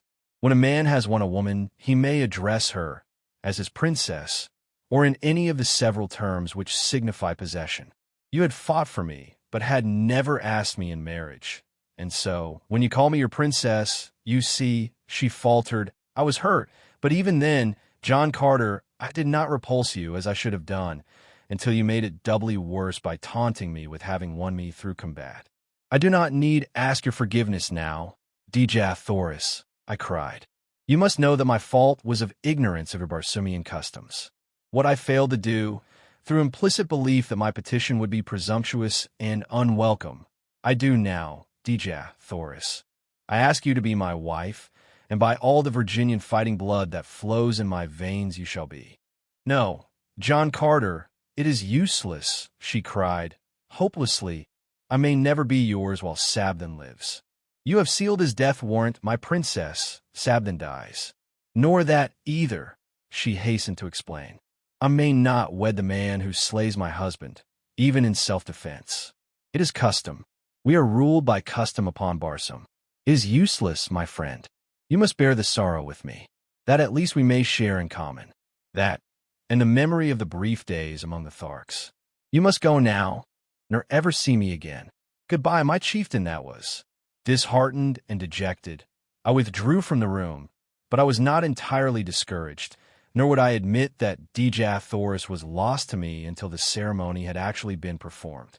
As I wandered along the corridors, I was as absolutely lost in the mazes of winding passageways as I had been before I discovered Dejah Thoris' apartments. I knew that my only hope lay in escape from the city of Zodanga, for the matter of the 4 dead guardsmen would have to be explained, and as I could never reach my original post without a guide, suspicion would surely rest on me so soon as I was discovered wandering aimlessly through the palace. Presently, I came upon a spiral runway leading to a lower floor, and this I followed downward for several stories until I reached the doorway of a large apartment in which were a number of guardsmen. The walls of this room were hung with transparent tapestries, behind which I secreted myself without being apprehended. The conversation of the guardsmen was general, and awakened no interest in me until an officer entered the room and ordered 4 of the men to relieve the detail who were guarding the Princess of Helium. Now, I knew my troubles would commence in earnest, and indeed they were upon me all too soon, for it seemed that the squad had scarcely left the guardroom before one of their number burst in again breathlessly, crying that they had found their 4 comrades butchered in the antechamber. In a moment, the entire palace was alive with people. Guardsmen, officers, courtiers, servants, and slaves ran helter-skelter through the corridors and apartments carrying messages and orders, and searching for signs of the assassin. This was my opportunity, and slim as it appeared, I grasped it. For as a number of soldiers came hurrying past my hiding place, I fell in behind them, and followed through the mazes of the palace until, in passing through a great hall, I saw the blessed light of day coming in through a series of larger windows. Here I left my guides, and, slipping to the nearest window, sought for an avenue of escape. The windows opened upon a great balcony which overlooked one of the broad avenues of Zodanga. The ground was about 30 feet below, and at a like distance from the building was a wall fully 20 feet high, constructed of polished glass about a foot in thickness. To a red Martian, escape by this path would have appeared impossible, but to me, with my earthly strength and agility, it seemed already accomplished. My only fear was in being detected before darkness fell, for I could not make the leap in broad daylight, while the court below and the avenue beyond were crowded with Zodangans. Accordingly, I searched for a hiding place, and finally found one by accident, inside a huge hanging ornament which swung from the ceiling of the hall, and about 10 feet from the floor. Into the capacious bowl-like vase I sprang with ease, and scarcely had I settled down within it than I heard a number of people enter the apartment. The group stopped beneath my hiding place, and I could plainly overhear their every word. "It is the work of Heliumites," said one of the men. "Yes, O Jedak, but how had they access to the palace?" "I could believe that even with the diligent care of your guardsmen, a single enemy might reach the inner chambers. But how a force of 6 or 8 fighting men could have done so unobserved is beyond me. We shall soon know, however, for here comes the royal psychologist." Another man now joined the group, and, after making his formal greetings to his ruler, said, "O mighty Jedak, it is a strange tale I read in the dead minds of your faithful guardsmen. They were felled not by a number of fighting men, but by a single opponent." He paused to let the full weight of this announcement impress his hearers, and that his statement was scarcely credited was evidenced by the impatient exclamation of incredulity which escaped the lips of Nkoses. "What manner of weird tale are you bringing me, Noten?" he cried. "It is the truth, my Jedak," replied the psychologist. In fact, the impressions were strongly marked on the brain of each of the 4 guardsmen. Their antagonist was a very tall man, wearing the medal of one of your own guardsmen, and his fighting ability was little short of marvelous, for he fought fair against the entire 4 and vanquished them by his surpassing skill and superhuman strength and endurance. Though he wore the medal of Zodanga, my Jedak, such a man was never seen before in this or any other country upon Barsoom. The mind of the Princess of Helium, whom I have examined and questioned, was a blank to me. She has perfect control, and I could not read one iota of it. She said that she witnessed a portion of the encounter, and that when she looked there was but one man engaged with the guardsmen, a man whom she did not recognize as ever having seen. "Where is my erstwhile savior?" spoke another of the party, and I recognized the voice of the cousin of Nkoses, whom I had rescued from the Green Warriors. "By the medal of my first ancestor," he went on, "but the description fits him to perfection, especially as to his fighting ability." "Where is this man?" cried Nkoses. "Have him brought to me at once." "What know you of him, cousin?" It seems strange to me now that I think upon it that there should have been such a fighting man in Zodanga, of whose name, even, we were ignorant before today. And his name, too, John Carter. Who ever heard of such a name upon Barsoom? Word was soon brought that I was nowhere to be found, either in the palace or at my former quarters in the barracks of the Air Scout Squadron. Cantos they had found and questioned, but he knew nothing of my whereabouts, and as to my past, he had told them he knew as little, since he had but recently met me during our captivity among the Warhoons. "Keep your eyes on this other one," commanded Nkoses. "He also is a stranger, and likely as not they both hail from Helium, and where one is we shall sooner or later find the other." quadruple the air patrol, and let every man who leaves the city by air or ground be subjected to the closest scrutiny. Another messenger now entered with word that I was still within the palace walls. The likeness of every person who has entered or left the palace grounds today has been carefully examined, concluded the fellow, and not one approaches the likeness of this new pad war of the guards, other than that which was recorded of him at the time he entered. Then we will have him shortly, commented Then contentedly. And in the meanwhile we will repair to the apartments of the Princess of Helium and question her in regard to the affair. She may know more than she cared to divulge to you. Noten. Cool, mate. They left the hall, and as darkness had fallen without, I slipped lightly from my hiding place and hastened to the balcony. Few were in sight, and choosing a moment when none seemed near, I sprang quickly to the top of the glass wall, and from there to the avenue beyond the palace grounds. Chapter 23. Lost in the Sky. Without effort at concealment, I hastened to the vicinity of our quarters, where I felt sure I should find Cantos, Kansas. As I neared the building, I became more careful, as I judged, and rightly, that the place would be guarded. Several men in civilian metal loitered near the front entrance, and in the rear were others. My only means of reaching, unseen, the upper story where our apartments were situated was through an adjoining building, and after considerable maneuvering, I managed to attain the roof of a shop several doors away. Leaping from roof to roof, I soon reached an open window in the building where I hoped to find the Heliumite, and in another moment I stood in the room before him. He was alone and showed no surprise at my coming, saying he had expected me much earlier, as my tour of duty must have ended some time since. I saw that he knew nothing of the events of the day at the palace, and when I had enlightened him, he was all excitement. The news that Dejah Thoris had promised her hand to Sab then filled him with dismay. "It cannot be," he exclaimed. "It is impossible. Why no man in all Helium but would prefer death to the selling of our loved princess to the ruling house of Zodanga? She must have lost her mind to have assented to such an atrocious bargain. You, who do not know how we of Helium love the members of our ruling house, cannot appreciate the horror with which I contemplate such an unholy alliance. What can be done?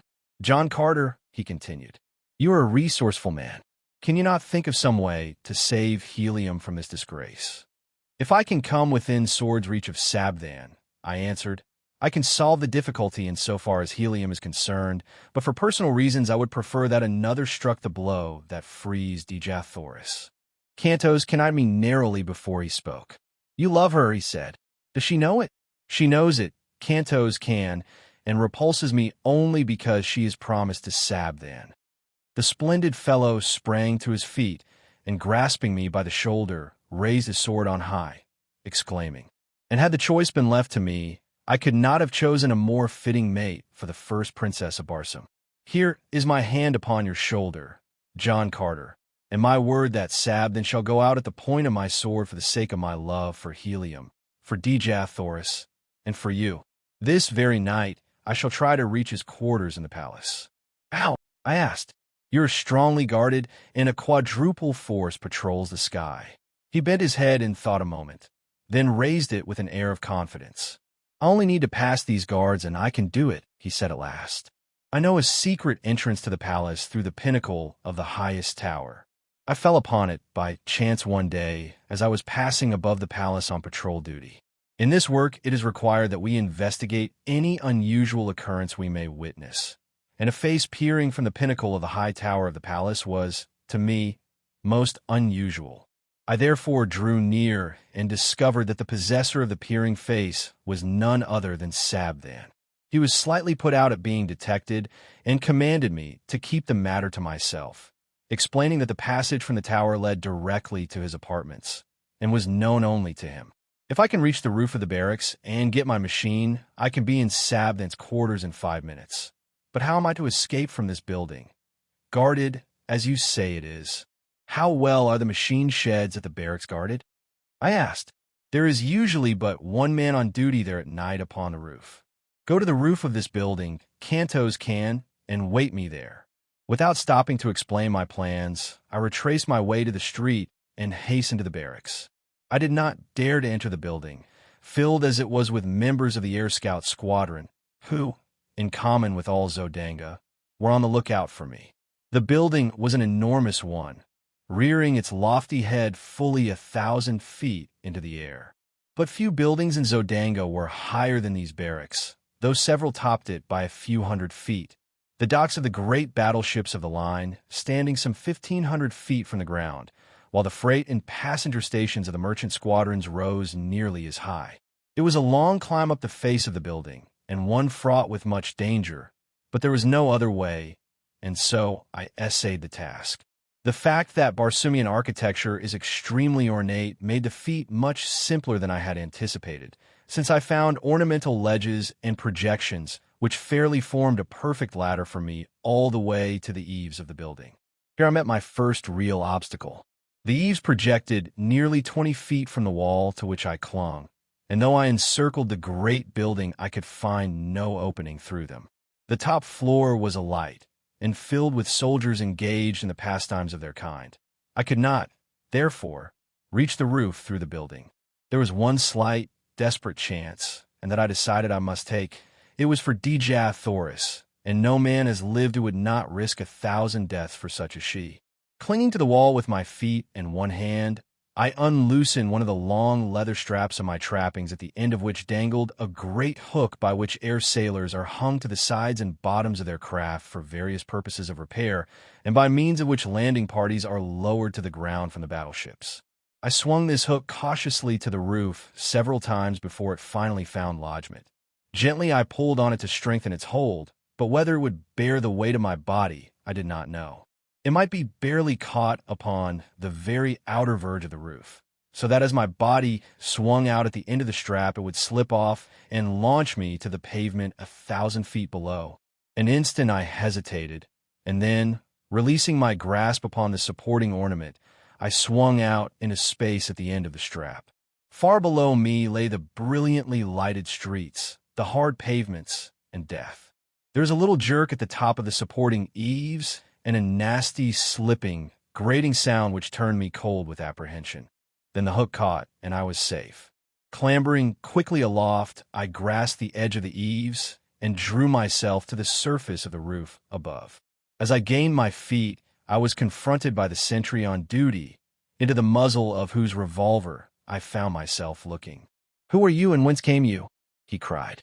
"I'm an air scout, friend, and very near a dead one, for just by the merest chance I escaped falling to the avenue below," I replied. "But how came you upon the roof, man? No one has landed or come up from the building for the past hour. Quick, explain yourself, or I call the guard. Look you here, sentry, and you shall see how I came and how close a shave I had in not coming at all," I answered, turning toward the edge of the roof, where, 20 feet below, at the end of my strap, hung all my weapons. The fellow, acting on impulse of curiosity, stepped to my side and to his undoing, for as he leaned to peer over the eaves, I grasped him by his throat and his pistol arm and threw him heavily to the roof. The weapon dropped from his grasp, and my fingers choked off his attempted cry for assistance. I gagged and bound him and then hung him over the edge of the roof as I myself had hung a few moments before. I knew it would be morning before he would be discovered. I needed all the time that I could gain. Donning my trappings and weapons, I hastened to the sheds, and soon had out both my machine and Canto's cans. Making as fast behind mine, I started my engine, and skimming over the edge of the roof, I dove down into the streets of the city, far below the plain usually occupied by the air patrol. In less than a minute, I was settling safely upon the roof of our apartment, beside the astonished Canto's can. I lost no time in explanation, but plunged immediately into a discussion of our plans for the immediate future. It was decided that I was to try to make helium, while Canto's was to enter the palace and dispatch Sabdan. If successful, he was then to follow me. He set my compass for me, a clever little device which will remain steadfastly fixed upon any given point on the surface of Barsoom, and bidding each other farewell, we rose together and sped in the direction of the palace, which lay in the route which I must take to reach Helium. As we neared the high tower, a patrol shot down from above, throwing its piercing searchlight full upon my craft, and a voice roared out a command to halt, following with a shot as I paid no attention to his hail. Cantos can dropped quickly into the darkness, while I rose steadily and at terrific speed raced through the Martian sky, followed by a dozen of the air scout craft which had joined the pursuit, and later by a swift cruiser carrying 100 men and a battery of rapid-fire guns. By twisting and turning my little machine, now rising and now falling, I managed to elude their searchlights most of the time, but I was also losing ground by these tactics, and so I decided to hazard everything on a straightaway course and leave the result to fate and the speed of my machine.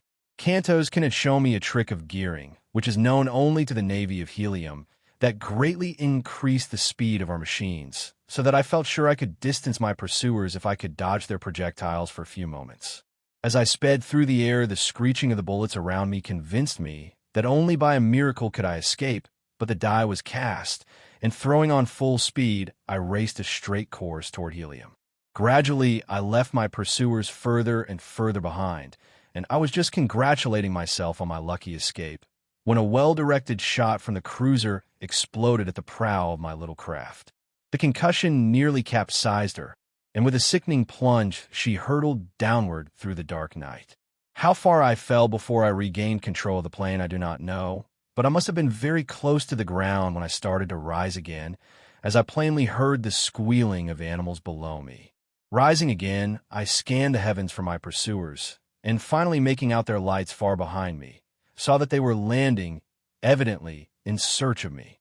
Not until their lights were no longer discernible did I venture to flash my little lamp upon my compass, and then I found to my consternation that a fragment of the projectile had utterly destroyed my only guide, as well as my speedometer. It was true I could follow the stars in the general direction of Helium, but without knowing the exact location of the city or the speed at which I was traveling, my chances for finding it were slim.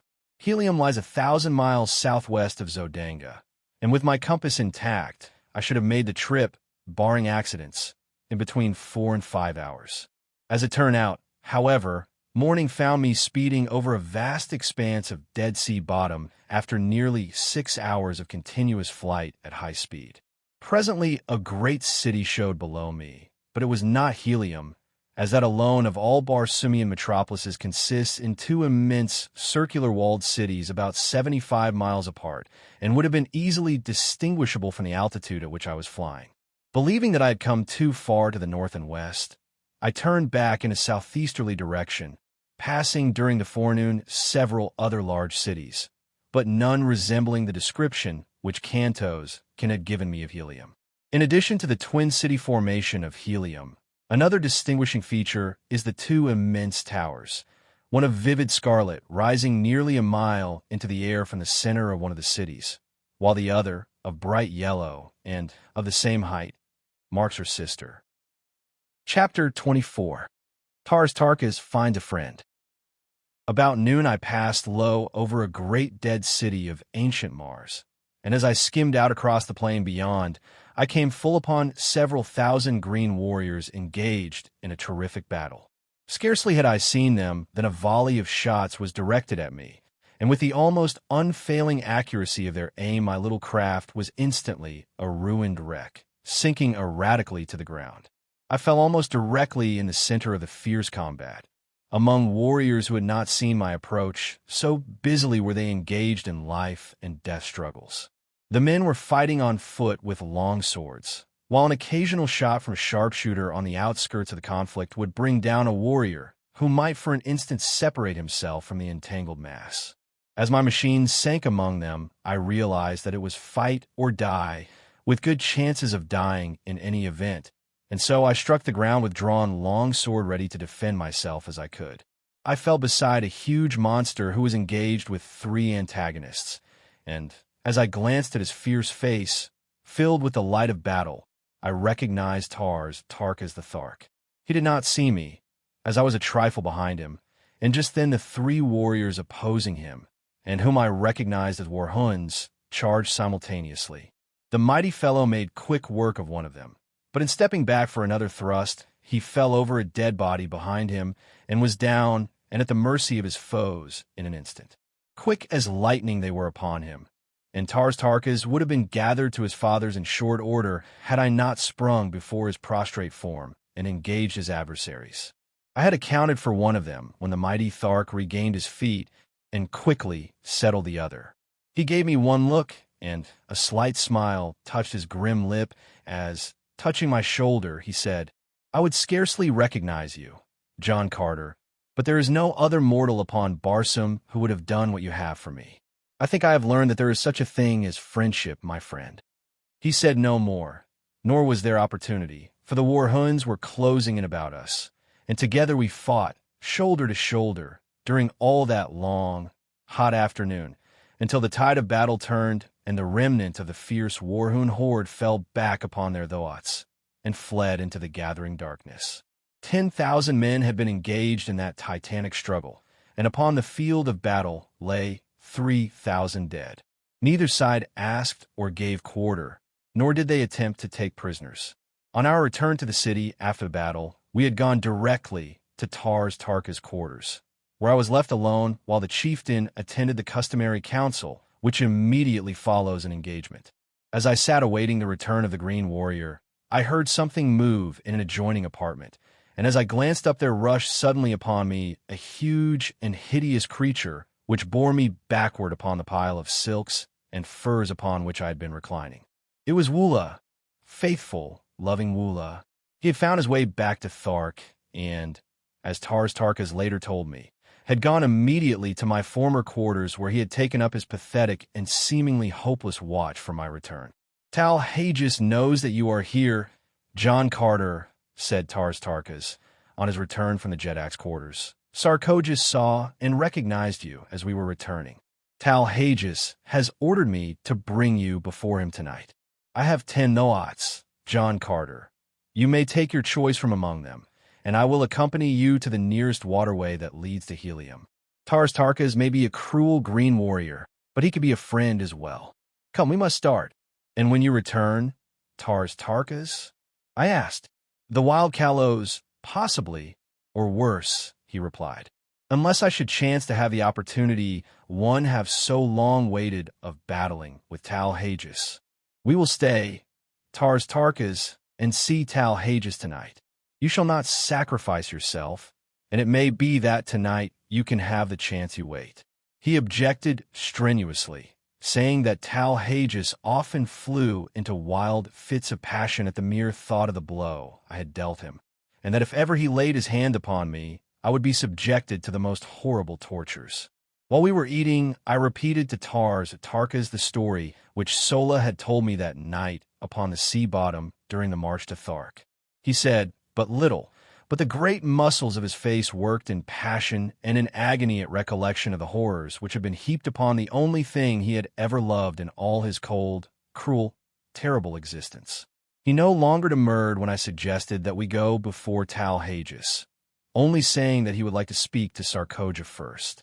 At his request, I accompanied him to her quarters, and the look of venomous hatred she cast upon me was almost adequate recompense for any future misfortunes this accidental return to Thark might bring me. "Sarkoja," said Tarkas, 40 years ago you were instrumental in bringing about the torture and death of a woman named Gozava. I have just discovered that the warrior who loved that woman has learned of your part in the transaction. He may not kill you, Sarkoja. It is not our custom, but there is nothing to prevent him tying one end of a strap about your neck and the other end to a wild throat, merely to test your fitness to survive and help perpetuate our race. Having heard that he would do this on the morrow, I thought it only right to warn you, for I am a just man.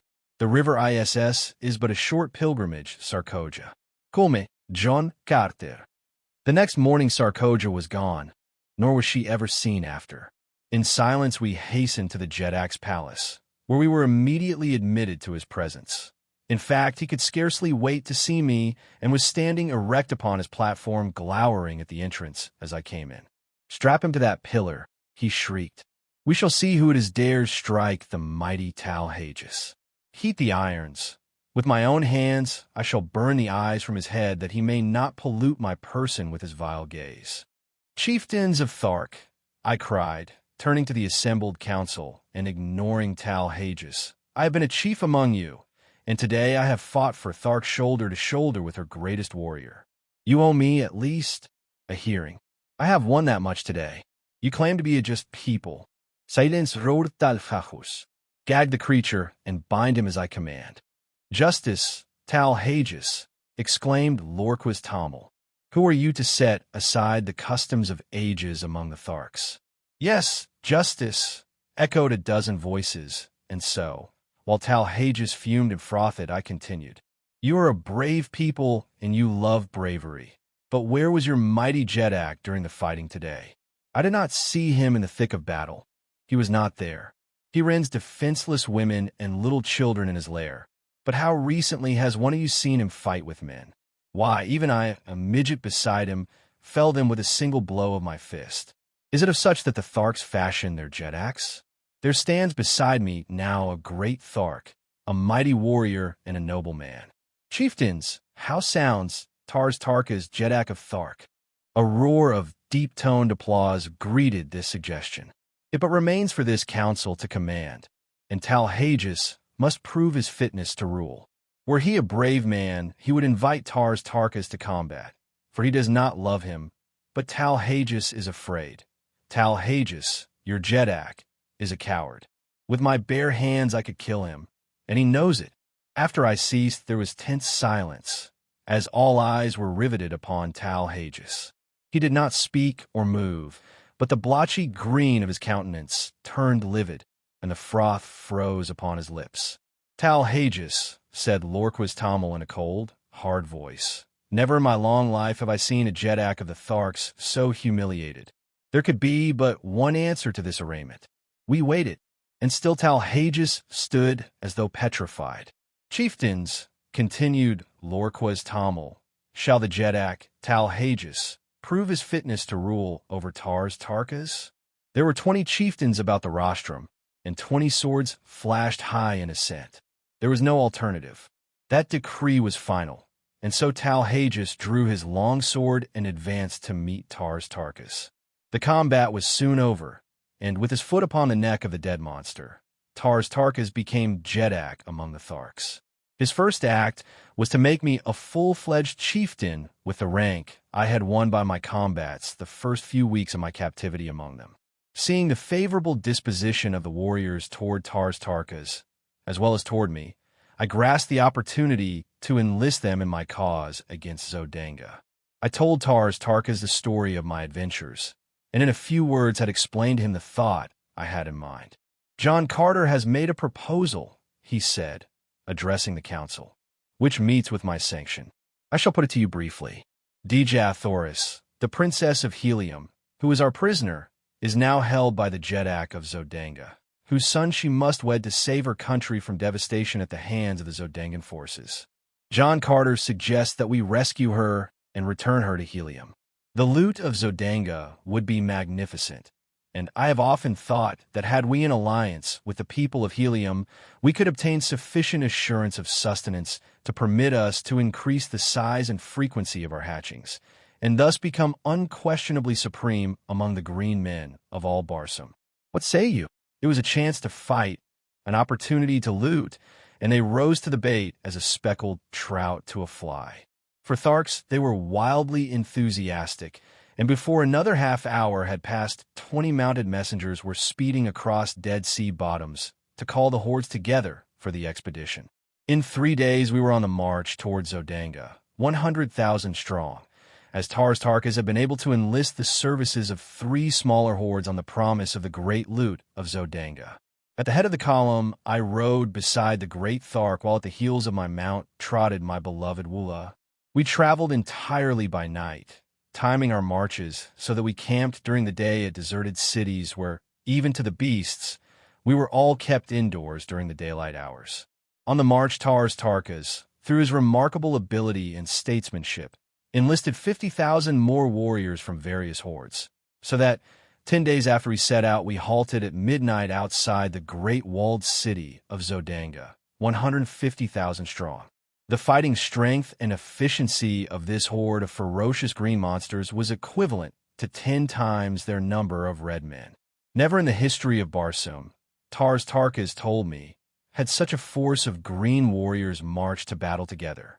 It was a monstrous task to keep even a semblance of harmony among them, and it was a marvel to me that he got them to the city without a mighty battle among themselves. But as we neared Zodanga, their personal quarrels were submerged by their greater hatred for the Red Men, and especially for the Zodangans, who had for years waged a ruthless campaign of extermination against the Green Men, directing special attention toward despoiling their incubators. Now that we were before Zodanga, the task of obtaining entry to the city devolved upon me, and directing Tarkas to hold his forces in 2 divisions out of earshot of the city, with each division opposite a large gateway. I took 20 dismounted warriors and approached one of the small gates that pierced the walls at short intervals. These gates have no regular guard, but are covered by sentries who patrol the avenue that encircles the city just within the walls, as our metropolitan police patrol their beats. The walls of Zodanga are 75 feet in height and 50 feet thick. They are built of enormous blocks of carborundum, and the task of entering the city seemed, to my escort of green warriors, an impossibility. The fellows who had been detailed to accompany me were of one of the smaller hordes, and therefore did not know me. Placing 3 of them with their faces to the wall and arms locked, I commanded 2 more to mount to their shoulders, and a 6th I ordered to climb upon the shoulders of the upper 2. The head of the topmost warrior towered over 40 feet from the ground. In this way, with 10 warriors, I built a series of 3 steps from the ground to the shoulders of the topmost man. Then, starting from a short distance behind them, I ran swiftly up from one tier to the next, and with a final bound from the broad shoulders of the highest, I clutched the top of the great wall and quietly drew myself to its broad expanse. After me, I dragged 6 lengths of leather from an equal number of my warriors. These lengths we had previously fastened together, and passing one end to the topmost warrior, I lowered the other end cautiously over the opposite side of the wall, toward the avenue below. No one was in sight, so, lowering myself to the end of my leather strap, I dropped the remaining 30 feet to the pavement below. I had learned from Cantos the secret of opening these gates, and in another moment my 20 great fighting men stood within the doomed city of Zodanga. I found to my delight that I had entered at the lower boundary of the enormous palace grounds. The building itself showed in the distance a blaze of glorious light, and on the instant I determined to lead a detachment of warriors directly within the palace itself, while the balance of the great horde was attacking the barracks of the soldiery. Dispatching one of my men to Tarkas for a detail of 50 Tharks, with word of my intentions, I ordered 10 warriors to capture and open one of the great gates, while with the 9 remaining I took the other. We were to do our work quietly. No shots were to be fired, and no general advance made until I had reached the palace with my 50 Tharks. Our plans worked to perfection. The 2 sentries we met were dispatched to their fathers upon the banks of the lost Sea of Chorus, and the guards at both gates followed them in silence. Chapter 25. The Looting of Zodanga. As the great gate where I stood swung open, my 50 Tharks, headed by Tarkas himself, rode in upon their mighty thoughts. I led them to the palace walls, which I negotiated easily without assistance.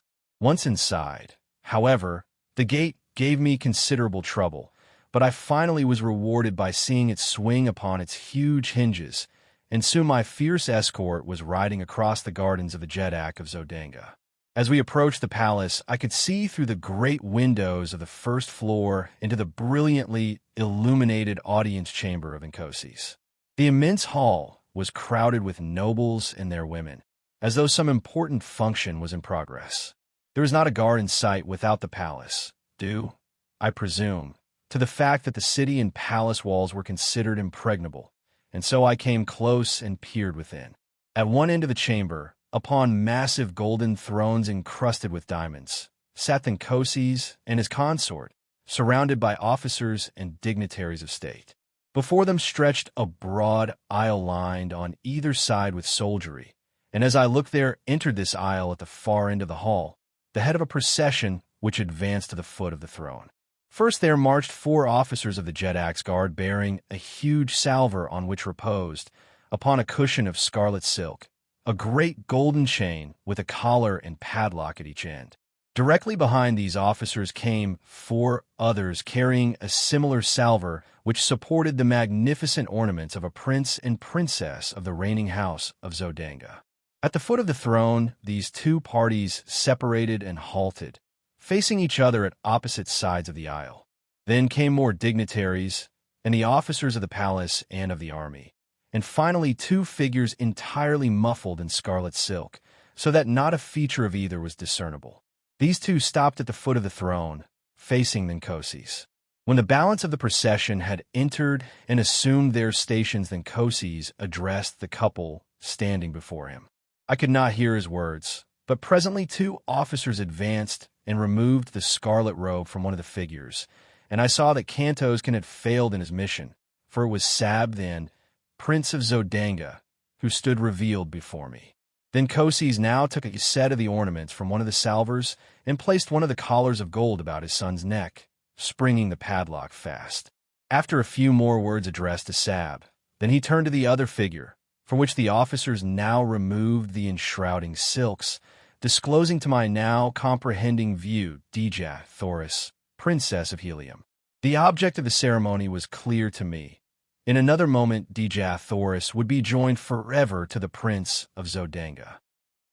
Chapter 26. Through Carnage to Joy. Sometime later, Tarkas and Cantos can return to report that Zodanga had been completely reduced. Her forces were entirely destroyed or captured, and no further resistance was to be expected from within. Several battleships had escaped, but there were thousands of war and merchant vessels under guard of Thark warriors. The lesser hordes had commenced looting and quarreling among themselves, so it was decided that we collect what warriors we could, man as many vessels as possible with Zodangan prisoners, and make for Helium without further loss of time. 5 hours later, we sailed from the roofs of the dock buildings with a fleet of 250 battleships, carrying nearly 100,000 green warriors, followed by a fleet of transports with our thoughts. Behind us, we left the stricken city in the fierce and brutal clutches of some 40,000 green warriors of the lesser hordes. They were looting, murdering, and fighting amongst themselves. In 100 places they had applied the torch, and columns of dense smoke were rising above the city as though to blot out from the eye of heaven the horrid sights beneath. In the middle of the afternoon, we sighted the scarlet and yellow towers of Helium, and a short time later a great fleet of Zodangan battleships rose from the camps of the besiegers without the city and advanced to meet us. The banners of Helium had been strung from stem to stern of each of our mighty craft, but the Zodangans did not need this sign to realize that we were enemies, for our Green Martian warriors had opened fire upon them almost as they left the ground. With their uncanny marksmanship, they raked the oncoming fleet with volley after volley. The twin cities of Helium, perceiving that we were friends, sent out hundreds of vessels to aid us, and then began the first real air battle I had ever witnessed. The vessels carrying our green warriors were kept circling above the contending fleets of Helium and Zodanga, since their batteries were useless in the hands of the Tharks who, having no navy, have no skill in naval gunnery. Their small-arm fire, however, was most effective, and the final outcome of the engagement was strongly influenced, if not wholly determined, by their presence. At first, the 2 forces circled at the same altitude, pouring broadside after broadside into each other. Presently, a great hole was torn in the hull of one of the immense battle craft from the Zodangan camp. With a lurch, she turned completely over, the little figures of her crew plunging, turning and twisting toward the ground 1,000 feet below. Then, with sickening velocity, she tore after them, almost completely burying herself in the soft loam of the ancient sea bottom. A wild cry of exultation arose from the Heliumite squadron, and with redoubled ferocity, they fell upon the Zodangan fleet. By a pretty maneuver, 2 of the vessels of Helium gained a position above their adversaries, from which they poured upon them from their keel bomb batteries a perfect torrent of exploding bombs. Then, one by one, the battleships of Helium succeeded in rising above the Zodangans, and in a short time a number of the beleaguering battleships were drifting hopeless wrecks toward the high scarlet tower of Greater Helium. Several others attempted to escape, but they were soon surrounded by thousands of tiny individual flyers, and above each hung a monster battleship of helium ready to drop boarding parties upon their decks. Within but little more than an hour from the moment the victorious Zodangan squadron had risen to meet us from the camp of the besiegers, the battle was over, and the remaining vessels of the conquered Zodangans were headed toward the cities of Helium under prize crews. There was an extremely pathetic side to the surrender of these mighty flyers, the result of an age-old custom which demanded that surrender should be signalized by the voluntary plunging to earth of the commander of the vanquished vessel. One after another, the brave fellows, holding their colors high above their heads, leaped from the towering bows of their mighty craft to an awful death. Not until the commander of the entire fleet took the fearful plunge, thus indicating the surrender of the remaining vessels, did the fighting cease and the useless sacrifice of brave men come to an end. We now signaled the flagship of Helium's navy to approach, and when she was within hailing distance I called out that we had the Princess Dejah Thoris on board, and that we wished to transfer her to the flagship that she might be taken immediately to the city. As the full import of my announcement bore in upon them, a great cry arose from the decks of the flagship, and a moment later the colors of the Princess of Helium broke from 100 points upon her upper works. When the other vessels of the squadron caught the meaning of the signals, flashed them, they took up the wild acclaim, and unfurled her colors in the gleaming sunlight. The flagship bore down upon us, and as she swung gracefully to and touched our side, a dozen officers sprang upon her decks. As their astonished gaze fell upon the hundreds of green warriors, who now came forth from the fighting shelters, they stopped aghast, but at sight of Kanto's Khan, who advanced to meet them, they came forward, crowding about him. Dejah Thoris and I then advanced, and they had no eyes for other than her. She received them gracefully, calling each by name, for they were men high in the esteem and service of her grandfather, and she knew them well. "Lay your hands upon the shoulder of John Carter," she said to them, turning toward me, "the man to whom Helium owes her princess as well as her victory today." They were very courteous to me and said many kind and complimentary things. But what seemed to impress them most was that I had won the aid of the fierce Tharks in my campaign for the liberation of Dejah Thoris and the relief of Helium. "You owe your thanks more to another man than to me," I said, "and here he is. Meet one of Barsoom's greatest soldiers and statesmen, Tarkas, Jeddak of Thark." With the same polished courtesy that had marked their manner toward me, they extended their greetings to the great Thark, nor, to my surprise, was he much behind them in ease of bearing or in courtly speech. Though not a garrulous race, the Tharks are extremely formal, and their ways lend themselves amazingly to dignified and courtly manners. Dejah Thoris went aboard the flagship, and was much put out that I would not follow, but, as I explained to her, the battle was but partly won. We still had the land forces of the besieging Zodangans to account for. I would not leave Tarkas until that had been accomplished. The commander of the naval forces of Helium promised to arrange to have the armies of Helium attack from the city in conjunction with our land attack, and so the vessels separated and Dejah Thoris was borne in triumph back to the court of her grandfather, Tardos Mors, Jeddak of Helium. In the distance lay our fleet of transports, with the Thoats of the Green Warriors, where they had remained during the battle. Without landing stages, it was to be a difficult matter to unload these beasts upon the open plain, but there was nothing else for it, and so we put out for a point about 10 miles from the city and began the task. It was necessary to lower the animals to the ground in slings, and this work occupied the remainder of the day and half the night. Twice we were attacked by parties of Zodangan cavalry, but with little loss, however, and after darkness shut down they withdrew. As soon as the last thoat was unloaded, Tarkas gave the command to advance, and in 3 parties we crept upon the Zodangan camp from the north, the south, and the east. About a mile from the main camp we encountered their outposts, and, as had been prearranged, accepted this as the signal to charge. With wild, ferocious cries, and amidst the nasty squealing of battle enraged, thoughts, we bore down upon the Zodangans.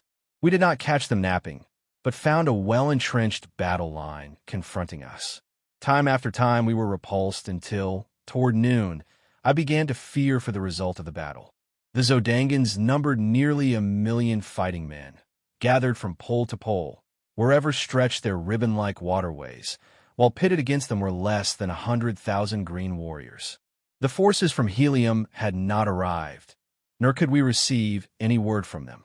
Just at noon, we heard heavy firing all along the line between the Zodangans and the cities, and we knew then that our much-needed reinforcements had come. Again Tarkas ordered the charge, and once more the mighty Thoats bore their terrible riders against the ramparts of the enemy. At the same moment, the battle line of Helium surged over the opposite breastworks of the Zodangans, and in another moment they were being crushed as between two millstones. Nobly they fought, but in vain. The plain before the city became a veritable shambles ere the last Zodangan surrendered. But finally the carnage ceased, the prisoners were marched back to Helium, and we entered the greater city's gates, a huge, triumphal procession of conquering heroes. The broad avenues were lined with women and children, among which were the few men whose duties necessitated that they remain within the city during the battle. We were greeted with an endless round of applause and showered with ornaments of gold, platinum, silver, and precious jewels. The city had gone mad with joy. My fierce Tharks caused the wildest excitement and enthusiasm. Never before had an armed body of green warriors entered the gates of Helium, and that they came now as friends and allies filled the red men with rejoicing. That my poor services to Dejah Thoris had become known to the Heliumites was evidenced by the loud crying of my name, and by the loads of ornaments that were fastened upon me and my huge thoat as we passed up the avenues to the palace. For even in the face of the ferocious appearance of Wola, the populace pressed close about me. As we approached this magnificent pile, we were met by a party of officers who greeted us warmly and requested that Tarkas and his Jeds with the Jedaks and Jeds of his wild allies, together with myself, dismount and accompany them to receive from Tardos more as an expression of his gratitude for his services. At the top of the great steps leading up to the main portals of the palace stood the royal party, and as we reached the lower steps, one of their number descended to meet us. He was an almost perfect specimen of manhood, tall, straight as an arrow, superbly muscled, and with the carriage and bearing of a ruler of men. I did not need to be told that he was Tardos Mors, Jedak of Helium. The first member of our party he met was Tarkas, and his first words sealed forever the new friendship between the races. That Tardos Mors, he said, earnestly, may meet the greatest living warrior of Barsoom is a priceless honor, but that he may lay his hand on the shoulder of a friend and ally is a far greater boon. Jedak of Helium, returned Tarkas, it has remained for a man of another world to teach the green warriors of Barsoom the meaning of friendship. To him we owe the fact that the hordes of Thark can understand you, that they can appreciate and reciprocate the sentiments so graciously expressed. Tardos Mors then greeted each of the green Jedaks and Jeds, and to each spoke words of friendship and appreciation. As he approached me, he laid both hands upon my shoulders. "Welcome, my son," he said, "that you are granted gladly, and without one word of opposition, the most precious jewel in all Helium, yes, on all Barsoom, is sufficient earnest of my esteem." We were then presented to Mors Kajak, Jed of Lesser Helium, and father of Dejah Thoris. He had followed close behind Tardos Mors, and seemed even more affected by the meeting than had his father. He tried a dozen times to express his gratitude to me, but his voice choked with emotion, and he could not speak. And yet he had, as I was to later learn, a reputation for ferocity and fearlessness as a fighter that was remarkable even upon warlike Barsoom. In common with all Helium, he worshipped his daughter, nor could he think of what she had escaped without deep emotion.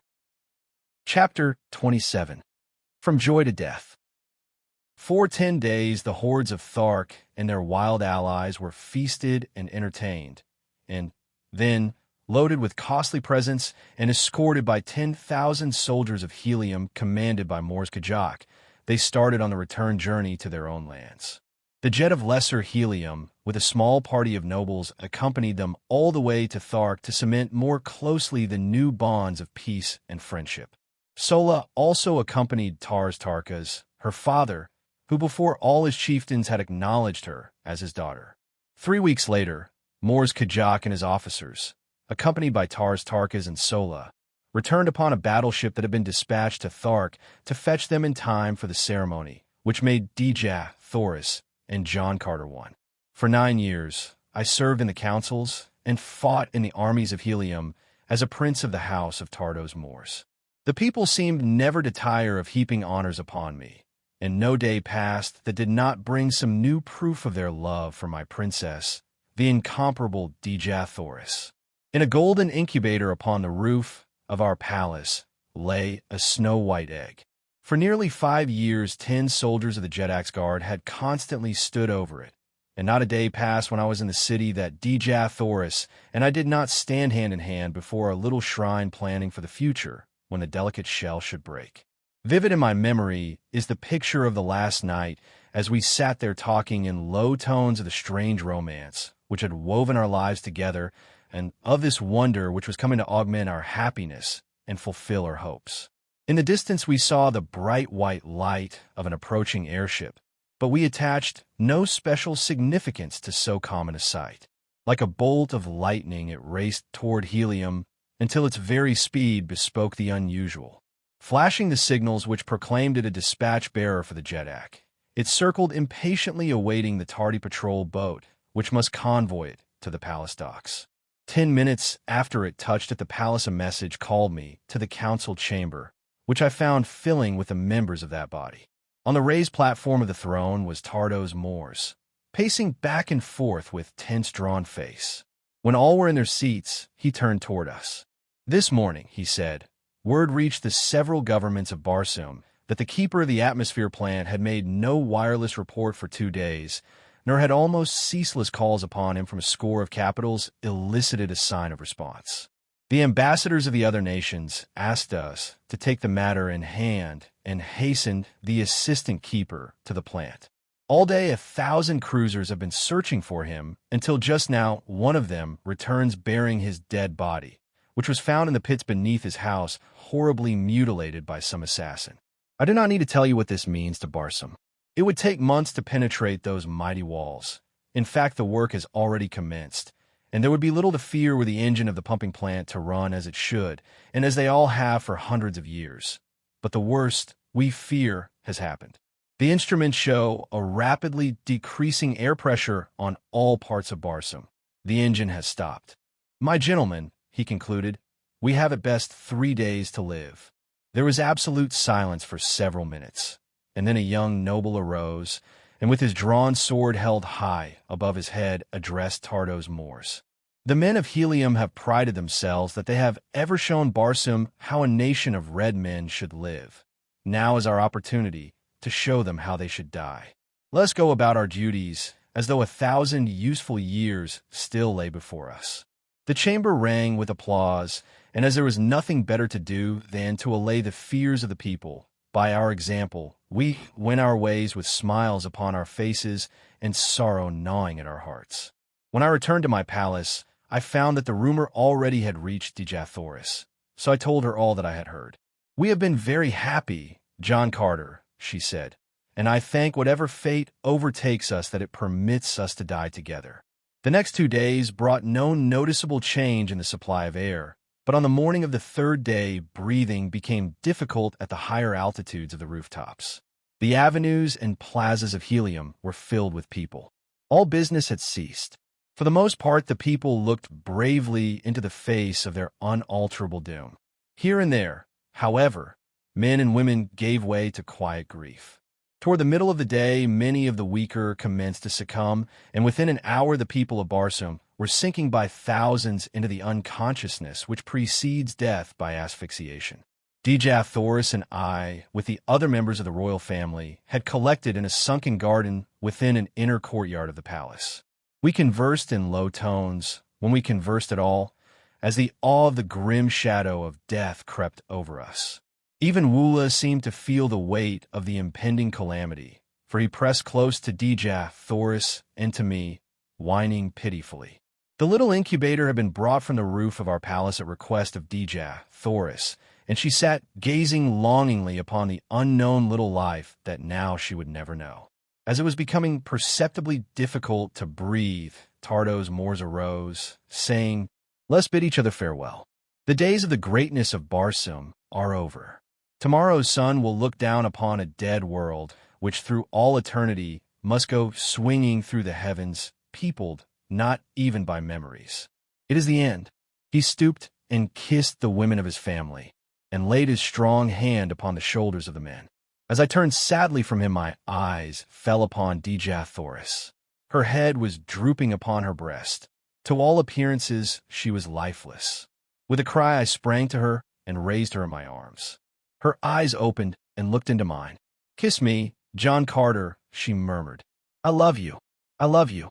It is cruel that we must be torn apart who were just starting upon a life of love and happiness." As I pressed her dear lips to mine, the old feeling of unconquerable power and authority rose in me. The fighting blood of Virginia sprang to life in my veins. "It shall not be, my princess," I cried. There must be some way, and John Carter, who has fought his way through a strange world for love of you, will find it." And with my words there crept above the threshold of my conscious mind a series of 9 long forgotten sounds. Like a flash of lightning in the darkness, their full purport dawned upon me. The key to the 3 great doors of the atmosphere plant. Turning suddenly toward Tardos Mors, as I still clasped my dying love to my breast, I cried, "A flyer, Jeddak! Quick, order your swiftest flyer to the palace top. I can save Barsoom yet." He did not wait to question, but in an instant a guard was racing to the nearest dock, and though the air was thin and almost gone at the rooftop, they managed to launch the fastest one-man air scout machine that the skill of Barsoom had ever produced. Kissing Dejah Thoris a dozen times and commanding Wula, who would have followed me, to remain and guard her, I abounded with my old agility and strength to the high ramparts of the palace. And in another moment, I was headed toward the goal of the hopes of all Barsoom. I had to fly low to get sufficient air to breathe, but I took a straight course across an old sea bottom, and so had to rise only a few feet above the ground. I traveled with awful velocity, for my errand was a race against time with death. The face of Dejah Thoris hung always before me. As I turned for a last look as I left the palace garden, I had seen her stagger and sink upon the ground beside the little incubator. That she had dropped into the last coma, which would end in death if the air supply remained unreplenished, I well knew. And so, throwing caution to the winds, I flung overboard everything but the engine and compass, even to my ornaments, and lying on my belly along the deck with one hand on the steering wheel and the other pushing the speed lever to its last notch, I split the thin air of dying Mars with the speed of a meteor. An hour before dark, the great walls of the atmosphere plant loomed suddenly before me, and with a sickening thud, I plunged to the ground before the small door, which was withholding the spark of life from the inhabitants of an entire planet. Beside the door, a great crew of men had been laboring to pierce the wall, but they had scarcely scratched the flint-like surface, and now most of them lay in the last sleep from which not even air would awaken them. Conditions seemed much worse here than at Helium, and it was with difficulty that I breathed at all. There were a few men still conscious, and to one of these I spoke. "If I can open these doors, is there a man who can start the engines?" I asked. "I can," he replied, "if you open quickly. I can last but a few moments more." "But it is useless. They are both dead, and no one else upon Barsoom knew the secret of these awful locks. For 3 days, men crazed with fear have surged about this portal in vain attempts to solve its mystery." I had no time to talk. I was becoming very weak, and it was with difficulty that I controlled my mind at all. But with a final effort, as I sank weakly to my knees, I hurled the 9 thought waves at that awful thing before me. The Martian had crawled to my side, and with staring eyes fixed on a single panel before us, we waited in the silence of death. Slowly the mighty door receded before us. I attempted to rise and follow it, but I was too weak. After it, I cried to my companion, "And if you reach the pump room, turn loose all the pumps." is the only chance Barsoom has to exist tomorrow. From where I lay, I opened the second door, and then the third, and as I saw the hope of Barsoom crawling weakly on hands and knees through the last doorway, I sank unconscious upon the ground. Chapter 28. At the Arizona Cave. It was dark when I opened my eyes again. Strange, stiff garments were upon my body, garments that cracked and powdered away from me as I rose to a sitting posture. I felt myself over from head to foot, and from head to foot I was clothed, though when I fell unconscious at the little doorway, I had been naked. Before me was a small patch of moonlit sky which showed through a ragged aperture. As my hands passed over my body, they came in contact with pockets, and in one of these a small parcel of matches wrapped in oiled paper. One of these matches I struck, and its dim flame lighted up what appeared to be a huge cave, toward the back of which I discovered a strange, still figure huddled over a tiny bench. As I approached it, I saw that it was the dead and mummified remains of a little old woman with long black hair, and the thing it leaned over was a small charcoal burner upon which rested a round copper vessel containing a small quantity of greenish powder. Behind her, depending from the roof upon rawhide thongs, and stretching entirely across the cave, was a row of human skeletons. From the thong which held them stretched another to the dead hand of the little old woman. As I touched the cord, the skeletons swung to the motion with a noise as of the rustling of dry leaves. It was a most grotesque and horrid tableau, and I hastened out into the fresh air, glad to escape from so gruesome a place. The sight that met my eyes as I stepped out upon a small ledge which ran before the entrance of the cave filled me with consternation. A new heaven and a new landscape met my gaze. The silvered mountains in the distance, the almost stationary moon hanging in the sky, the cacti-studded valley below me were not of Mars.